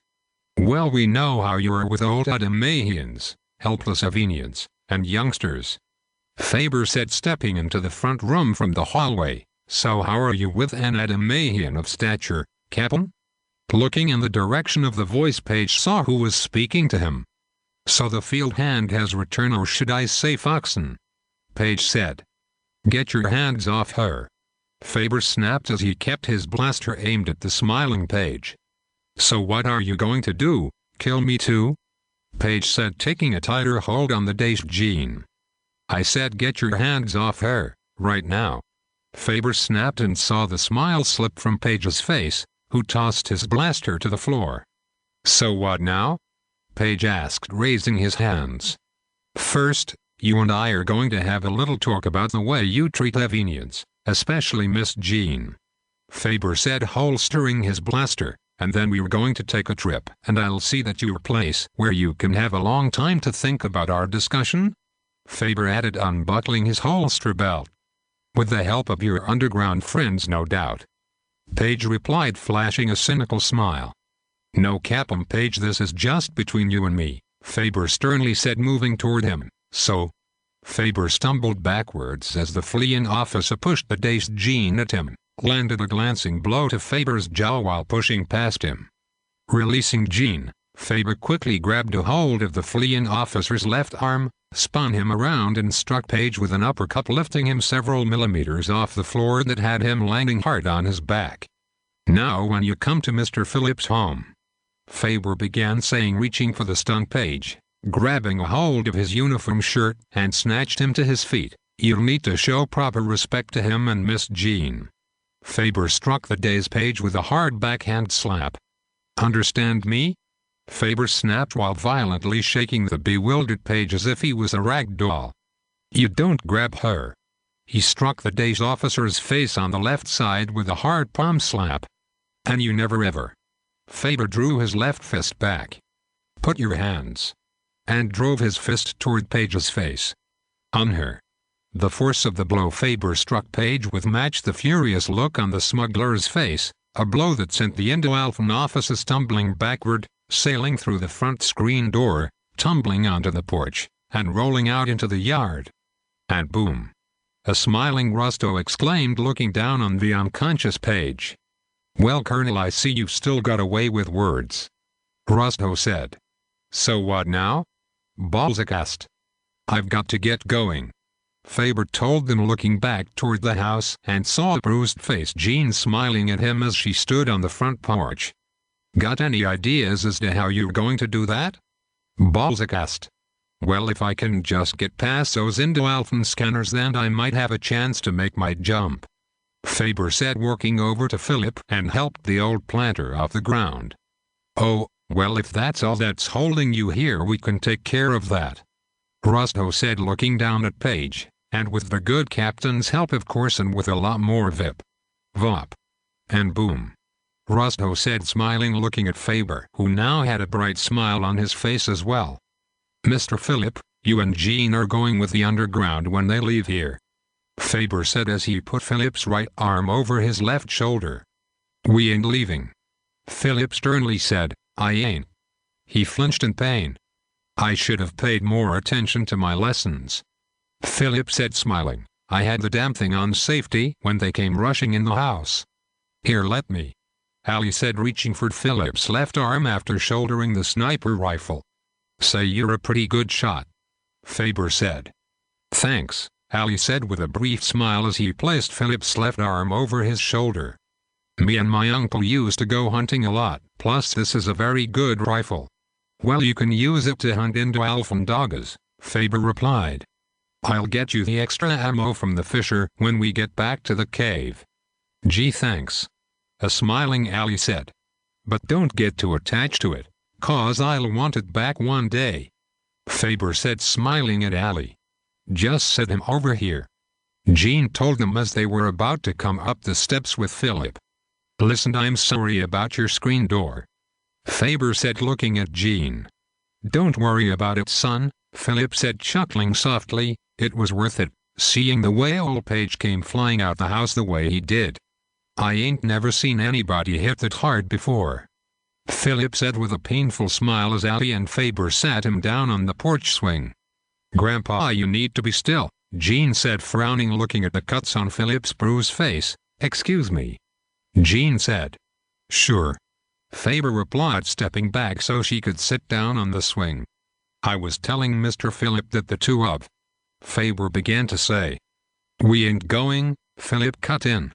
"Ain't no space?" Philip's face twisted in pain. "It's okay, we'll be fine," Jean said, glancing up at Faber. "Just sit still, Grandpa. I'm going to have to clean this cut," Jean said, getting up off the swing and went toward the front door. "Sure, he nick at him," Faber said, smiling at Philip. "Ain't no Space Trash Corporation going to run you off," Faber added, watching Jean go into the house. "Listen, I want to thank you for putting me up. Like I said, it wasn't no trouble," Philip replied, forcing a smile. "Maybe next year you'll be here for the whole season. That way we can get a lot more done." "Yeah, maybe," Faber said, holding his hand out to the old planter. "Well, thanks again, and maybe I'll see you next time." "Sure, son," Philip said, shaking Faber's hand as the two exchanged smiles. Turning away from Philip, Faber met Jean coming back onto the porch. "Look, I want to thank you for all that you," Faber started to say. It's we who should be thanking you for all you've done for us," Jean replied, flashing him a quick smile. "You have a very kind heart for a smuggler." "Well, I'm going to have to do something about that." "I hope not. It's what makes all the difference to an Avenian." Even though Jean's face was bruised and cut, she never looked more attractive to Faber, and as he stood looking at her for a long moment, he realized what it was that had drawn him to her as he saw a brief glimpse of his mother's face in hers. Yeah, if she was his Avenian, never would she have to worry about any Adam Mahan bothering her ever. Taking her into his arms, he gave her a light kiss on the mouth that she returned with a full one. "Well, leave a light in the window for me," Faber said, looking at her, and saw a bright twinkle in her eyes. "I might be back this way." "I will," Jean said, hugging Faber with a firm embrace. "Now you take care of yourself and be sure to go see your mother too," Jean said after breaking off her hug. "Yes, ma'am, I will," Faber said and turned away. Sitting down on the swing, Jean saw a bright gleam in Philip's eyes as he looked at Faber, then back at her. "Don't worry, dear, he'll be coming back this way again," Philip said to Jean. "Yes, I know he'll be," she said with a soft smile, watching Faber as he went into the house, then turned her attention back to Philip. "Okay, let's get this place cleaned up," Balzac said. "I don't want nothing that will say that Page and his pack of corninas were ever here." 10. Tick. Talk. 036. 59.99. "Whatever it is you're planning to do, you won't be able to pull it off," Page said, watching as the dead Indo-Alphan troopers were being stripped of their uniforms. "Our patrols are combing this district and it's just not for long," Zhantho said as he put on the dark gray pocketless Indo-Alphan BDU top jacket that was given him a moment before. "Now here's what you're going to do," he said, looking at Page. "First, you're going to call off that pack of corninas of yours that are roaming about looking for us. Then you're going to inform Admiriam that you've captured the rebel leader and several of his fighters, and that you're taking the partisan leader to Ikvman. You're crazy if you think you can waltz into Ikvman. It's heavily guarded," Page said with a smirk as he watched those bodies that had been stripped of their uniforms placed in the back of the wrecked transport. "Yes, that's true," Balzac told him, "but that's where you come in. 'Cause you're going to get us past the front gates." "You can." Page's protested words were cut off as the muscular-built partisan reached down and snatched him to his feet.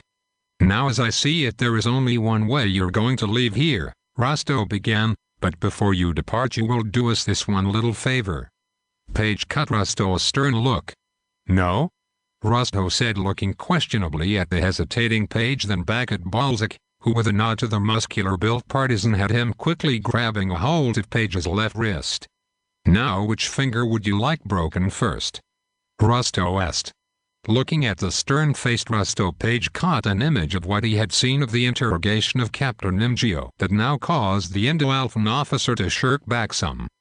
Page's attention was turned from the hard looks of the three partisans as a Mistashini's corporation vehicle pulled into the yard along with an Indo-Alphan transport, and on seeing the undamaged vehicles and with the partisans now dressed in the uniforms of the dead assault troopers, it suddenly dawned on Page what the partisan fighters were going to do.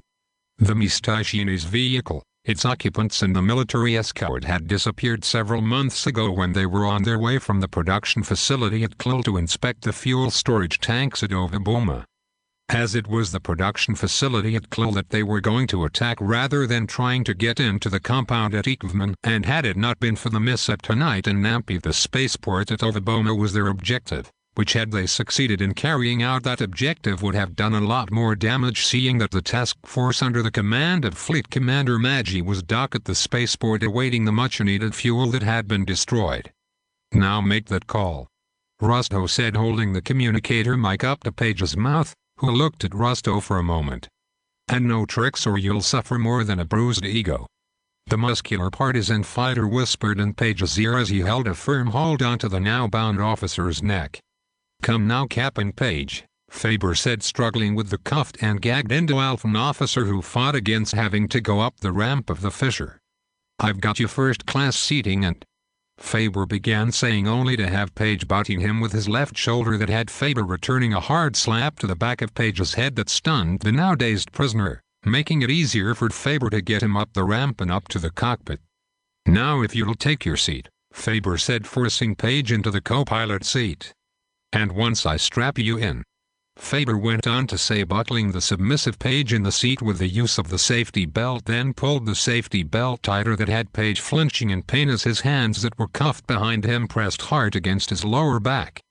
"And now that you're all comfortable, I'll just make my projection, and once we get the signal from your partisan friends we'll get you to your new home," Faber said, sitting down in the pilot seat, then reaching out with his right hand began typing the projection code and coordinates via the keypad of the projection console that was located between the pilot and co-pilot seat, after which he flipped several switches of the engine section of the control panel that was shortly followed by the low rumble of the Fisher's 5AZ-45 Maritz engines.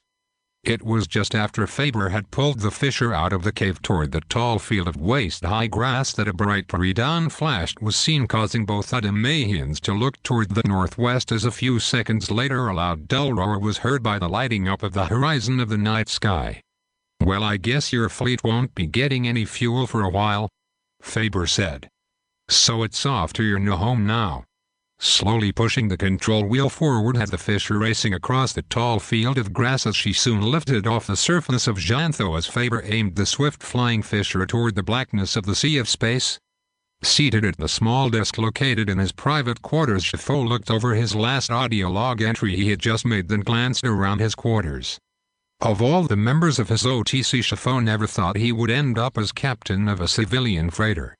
Still, as the supposedly owner of the Solomon, Zhantho with his crew of 7 had over these past 2 years earned a very sizable return in the freighter business, even with this war going on, and should the Vocarians lose this system to Emparia Thesaurus as well, then he and his hand-picked crew who were given this assignment might be able to turn this risky undertaking into a very profitable business. "To become captain of my own ship," Zhantho said softly to himself.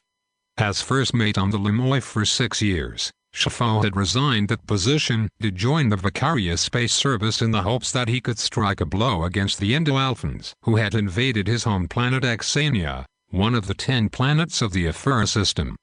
His being assigned as dock officer aboard the Widgeon, a supply freighter, had Zhantho somewhat upset, as he figured that him given such a duty rather than being assigned to a front-line battle cruiser was because he was a Ngrian, and not for him being an experienced supply officer as he was told. Never was he so pleased to get orders from Vocaria Fleet Command ordering him to report to the base on stuff than to be reassigned. It was on hearing of his new assignment that Zhantho felt somewhat disappointed, as it was to be a one-time undertaking, and he would report back to the Widgeon on the completion of his mission.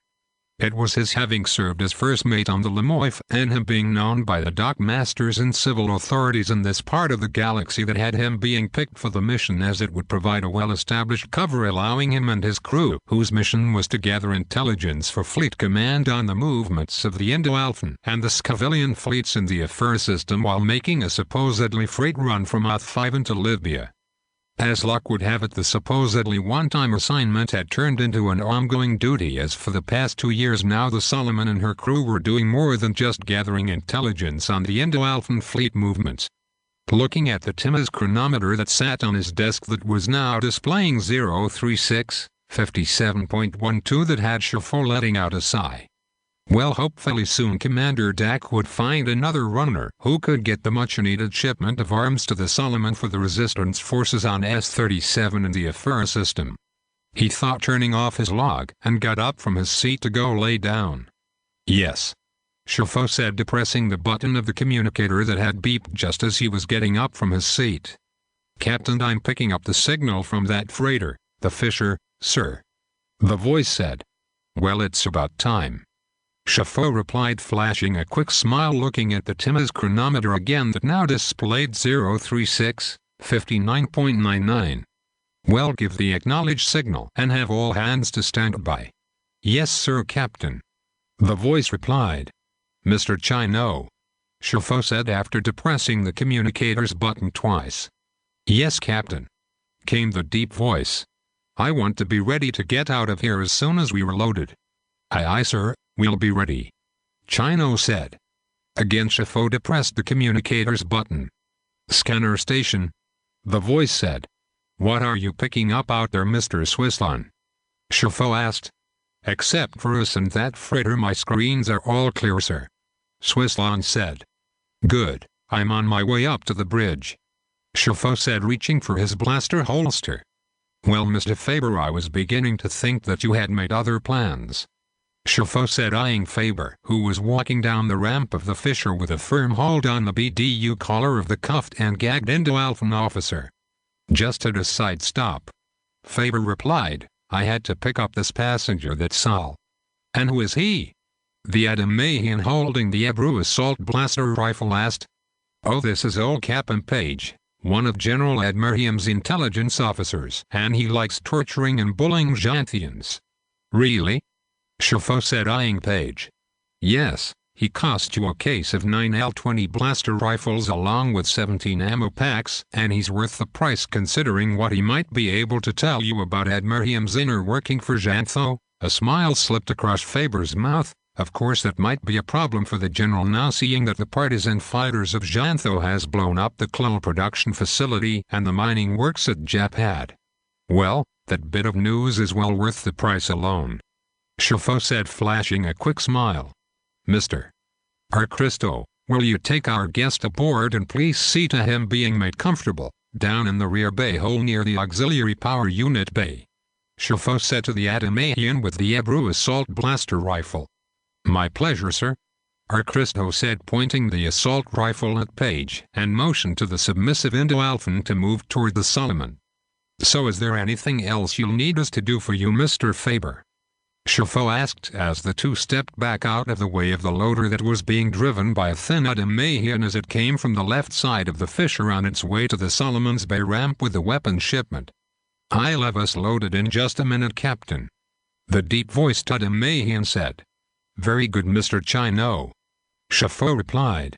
"No, I'm fine," Faber said, flashing a quick smile as he watched Page walking toward the Solomon's walk ramp. "I just need to get back to Ruane to talk with a friend." "Yes, excuse me," Zhantho said, reaching for his communicator when it beeped. "Yes, Mr. Chino?" "Sir, we're all loaded, but we're short one case of 9 L-20 blaster rifles along with several ammo pack cases." Chino's voice was heard saying. "Duly noted, Mr. Chino, prepare to get underway," Zhantho replied, smiling at Faber. "Oh yes, you'll be needing this," Zhantho added, holding 2 credit discs out to Faber. "It's your payment." A smile danced across Faber's lips when he saw the amount on the credit discs Zhantho had given him. "I hope it's agreeable." "Well, it's a lot more than what I agreed to," Faber replied with a growing grin. "Well, considering that you're the only one to get this shipment through to us, I think we got off cheaply," Zhantho said, smiling. "Yes, I'm sure of that, and tell Commander Dak that it was nice doing business with him," Faber said. "I'll leave that to you to tell him that. No doubt that he'll be contacting you to make another run for him, and thank you again," Zhantho said, and turning he walked back to the Solomon. "I wouldn't count on it," Faber said under his breath, looking at the amount on the credit discs again. This time he was going to keep that promise he had made to himself. "Now, Mord, it's time for that long overdue visit and chat," Faber said softly to himself as he was walking back to the Fisher's ramp. 11. The very best of reasons its medical name was Cleplutan, but on the black market it was called Sitioa, and it had cost her everything, including her envious beautiful goddess features, as the once fashionable use of the drug had become an obsession, toppling the well-known intergalactic actress from the diva pedestal of popularity she once had occupied, until she had finally landed here seated in the whip rows across from the owner. Of all the roles that Irikani played in her long career on the stage and in films, this role that she was now being forced to play was one she would have never consented to, even if by playing such a part would have her winning a Icona award for her performance. Yet here she was not only playing the part, but for the past several years she had been living it as she struggled to get out from under the thumb of her self-appointed master. Holding back the tears as she rubbed the left side of her face at an instant before he had received the hard slap of Mord's, as it was with those large almond-shaped magical green hazel eyes of hers that the teary-eyed Irikani kept a locked fixed gaze on him. "I'm not interested in your lame excuses," Mord growled, pointing the finger of his right hand into the blenched face of Irikani. "You'll go there and do whatever this fool wants, or I'll do more than touch up that ugly face of yours." "Sure, Mord, it's just that," Irikani began saying, looking down. It wasn't so much that Mord had slapped her in front of Estrafa and Gomgeb, his two bodyguards, as he had done so on several occasions, and not just in front of them either. It was his saying that she was ugly that had stabbed her worse than any physical abuse he could ever heap up on her that now caused tears to flood into those large magical eyes of hers. "Well, just pretend that you're on one of those movie sets and play the role of an appreciating lover, and you'll get through it and bring me my cubits you owe me once you're done," Mord said, flashing her an impish grin. "So has the ice in my glass of Austin melted yet?" It was on hearing Faber's voice that had Mord turning his attention from Irikani to the two Adamahians who were about to sit down at the table. When Faber, Rusto, and Ali walked into Whiprose, it only took a brief second for Faber's eyes to become accustomed to the dimly lit gambler's den. Still, even if he was blinded by 1,000 suns, he would have been able to find Mord, who was seated in his seat of power located on the far side of the room with his back to the wall that faced the entrance of his bar as he conducted his business. And rather than him counting the stacks of gold and silver cubits that were on the table, he was giving his full attention to Irikani, the former actress who, despite the lifestyle she was now living, still retained some hints of what was once a very attractive Avenian. As to how she had fallen under Mord's domain wasn't hard to figure, and the slap she had received from the brute a moment before wasn't the first time Faber had seen him treat her with such loving kindness. It was just before he had started across the room that Faber had Ali along with Fingers, the name Ali had given to Faber's ND-41 blaster sniper rifle, to position himself up in the second-floor loft while Faber and Rusto went to talk with Mord. 11. The very best of reasons its medical name was Cleplutan, but on the black market it was called Sitioa, and it had cost her everything, including her envious beautiful goddess features, as the once fashionable use of the drug had become an obsession, toppling the well-known intergalactic actress from the diva pedestal of popularity she once had occupied, until she had finally landed here seated in the Whiprose across from the owner. Of all the roles that Irikani played in her long career on the stage and in films, this role that she was now being forced to play was one she would have never consented to, even if by playing such a part would have her winning a Ricona award for her performance. Yet here she was not only playing the part, but for the past several years she had been living it as she struggled to get out from under the thumb of her self-appointed master. Holding back the tears as she rubbed the left side of her face that an instant before had received the hard slap of Mord's, as it was with those large almond-shaped magical green hazel eyes of hers that the teary-eyed Irikani kept a locked fixed gaze on him. "I'm not interested in your lame excuses," Mord growled, pointing the finger of his right hand into the blenched face of Irikani. "You'll go there and do whatever this fool wants, or I'll do more than touch up that ugly face of yours." "Sure, Mord, it's just that," Irikani began saying, looking down. It wasn't so much that Mord had slapped her in front of Estrafa and Gomgeb, his two bodyguards, as he had done so on several occasions, and not just in front of them either. It was his saying that she was ugly that had stabbed her worse than any physical abuse he could ever heap up on her that now caused tears to flood into those large magical eyes of hers. "Well, just pretend that you're on one of those movie sets and play the role of an appreciating lover, and you'll get through it and bring me my cubits you owe me once you're done," Mord said, flashing her an impish grin. "So has the ice in my glass of Austin melted yet?" It was on hearing Faber's voice that had Mord turning his attention from Irikani to the two Adamahians who were about to sit down at the table. When Faber, Rusto, and Ali walked into Whiprose, it only took a brief second for Faber's eyes to become accustomed to the dimly lit gambler's den. Still, even if he was blinded by 1,000 suns, he would have been able to find Mord, who was seated in his seat of power located on the far side of the room with his back to the wall that faced the entrance of his bar as he conducted his business. And rather than him counting the stacks of gold and silver cubits that were on the table, he was giving his full attention to Irikani, the former actress who, despite the lifestyle she was now living, still retained some hints of what was once a very attractive Avenian. As to how she had fallen under Mord's domain wasn't hard to figure, and the slap she had received from the brute a moment before wasn't the first time Faber had seen him treat her with such loving kindness.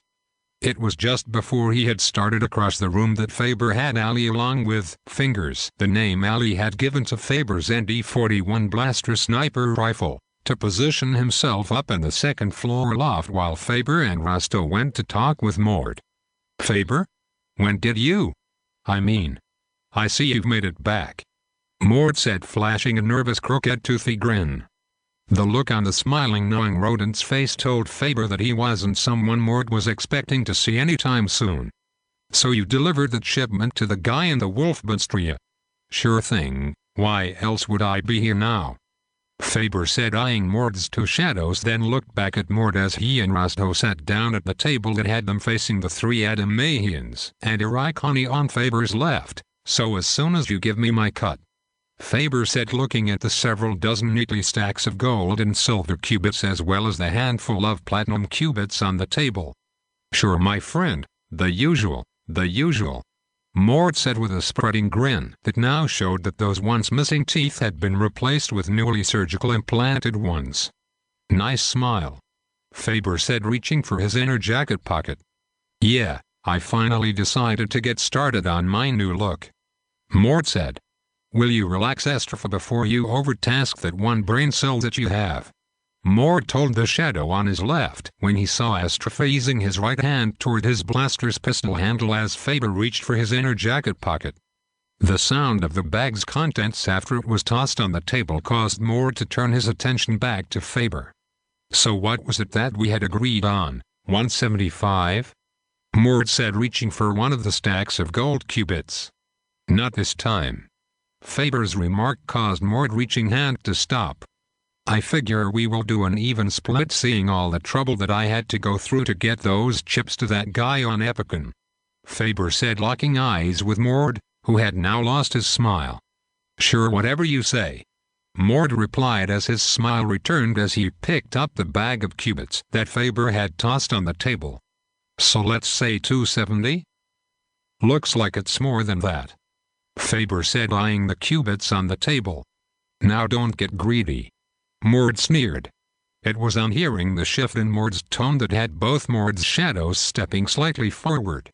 "I'm not," Faber said with a mocking smile that was a reflection of the one he had seen Mord give him many times. "Like I said, it's an even split. I get what's on the table and you get to keep your life, and don't be stupid, I'll..." Once more Mord abruptly stopped his threat as a red flash caught his attention as it passed across his left eye on its way to the center of his chest. Following the beam, Mord's eyes nearly doubled in circumference at the sight of the youthful Adamahian with a cold, steely-eyed stare on his face as he had a firm hold on a ND-41 blaster sniper rifle with the IR dot aimed at the center of Mord's chest. Clearing his throat, the gnawing rodent looked back at Faber as a nervous smile spread itself over his lips as small beads of sweat popped out on Mord's forehead. "You were saying," Mord said, realizing that the wily Faber was here to extract a full payment for being set up for the Phederians. "Yes, you get to keep your life in this place," Faber said, looking over at Irikani and saw a bright gleam in those eyes of hers. "And I get what's on the table. Plus there's also that little matter of the debt between you and Irikani. I figure you could take. Now see here." Mord snarled, biting down hard on the words that slipped out from between his newly clenched implants as with a sharp short blow with his clenched right fist he struck hard on the table that caused the neatly stacks of cubits to shift. "You're really pressing. You know I really like this place." Zhantho cut in. Once again Mord cut his threat off as he looked at Zhantho and understood by the look that was now seen in the rough, sun-worn, sunken-eyed, haggard-faced Adamahian that he was hinting to something that would result in more than Mord losing this round. "Good, so you'll take it off the books too," Faber said, eyeing Mord, and knew what was turning over in that scheming mind of his.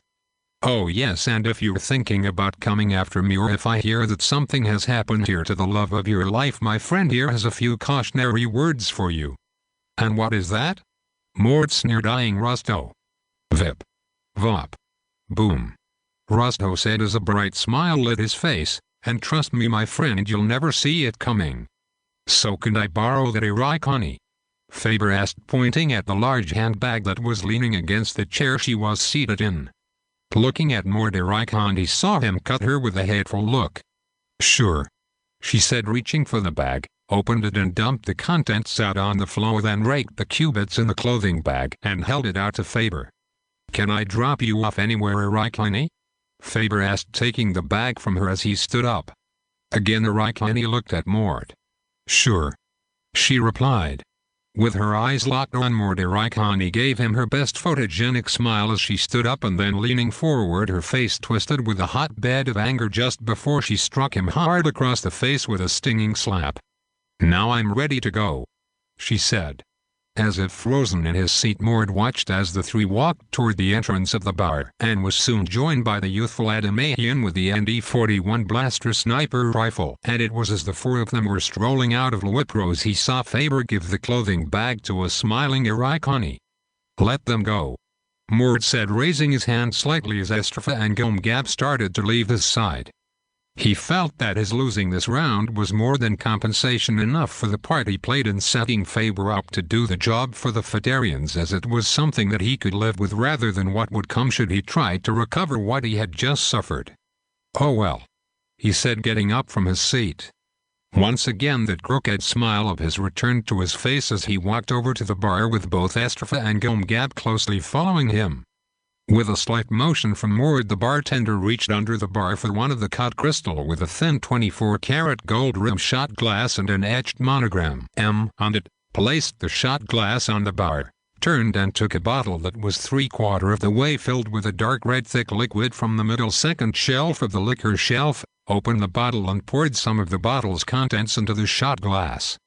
Reaching for the shot of Nixia the bartender just poured up for him, the smiling knowing rodent turned and faced the entrance of Wipro's, then raised the shot glass. "To the best damn freighter pilot in the business," Mord said, then downed the shot of Nixia in one gulp. He sure was going to miss that Faber. Now just what is it that an ex-Phederian pilot turned smuggler do when he leaves the trade? Mord said half aloud, flashing that crooked grin, and putting the glass down on the bar he gestured to the bartender, who refilled the shot glass with Nixia again. Knowing Faber as he did, Mord knew that whatever it was his friend was going to do in earning a living now, he would be willing to put up more than even cubits, as he was sure that whatever it was, Faber would be more than a success at it. Standing on the back porch, Faber had been watching Jean for some time while she went about hanging out the morning wash sheet taken from the laundry room while he and Philip were finishing up their breakfast. The very best of reasons, Faber thought, smiling as he chewed the last bite of his Alvario muffin that Jean had baked for them this morning. Walking out into the yard, he joined her, holding the basket of clothes while she hung out the wash, exchanging that smiling look with her. A bright smile slipped across the old planter's face after closing the rear right side passenger's door of the new 76 Valeric extended double cab overlander that was parked near the barn, as he stood watching Faber and Jean hanging out the wash as their body language and that smiling look they were now passing back and forth between them was the same one that Philip had witnessed in Faber's eyes and on his face once Jean had walked into the living room that afternoon. "Yes sir, she's going to make him a fine spouse," Philip said with a growing smile. His attention was drawn from the couple on the hearing of roaring fighters overhead, and even though he wouldn't be able to see their afterburners because of the brightness of the midday sun should he look upward, but he didn't have to, knowing that there weren't any Indo-Alphan or Scavillian fighters flying in the skies of Zhantho these days. Cornerstone Script Stories, where imagination is reality. Each story is an original work of fiction written by its author Kenneth G. Thibodeau.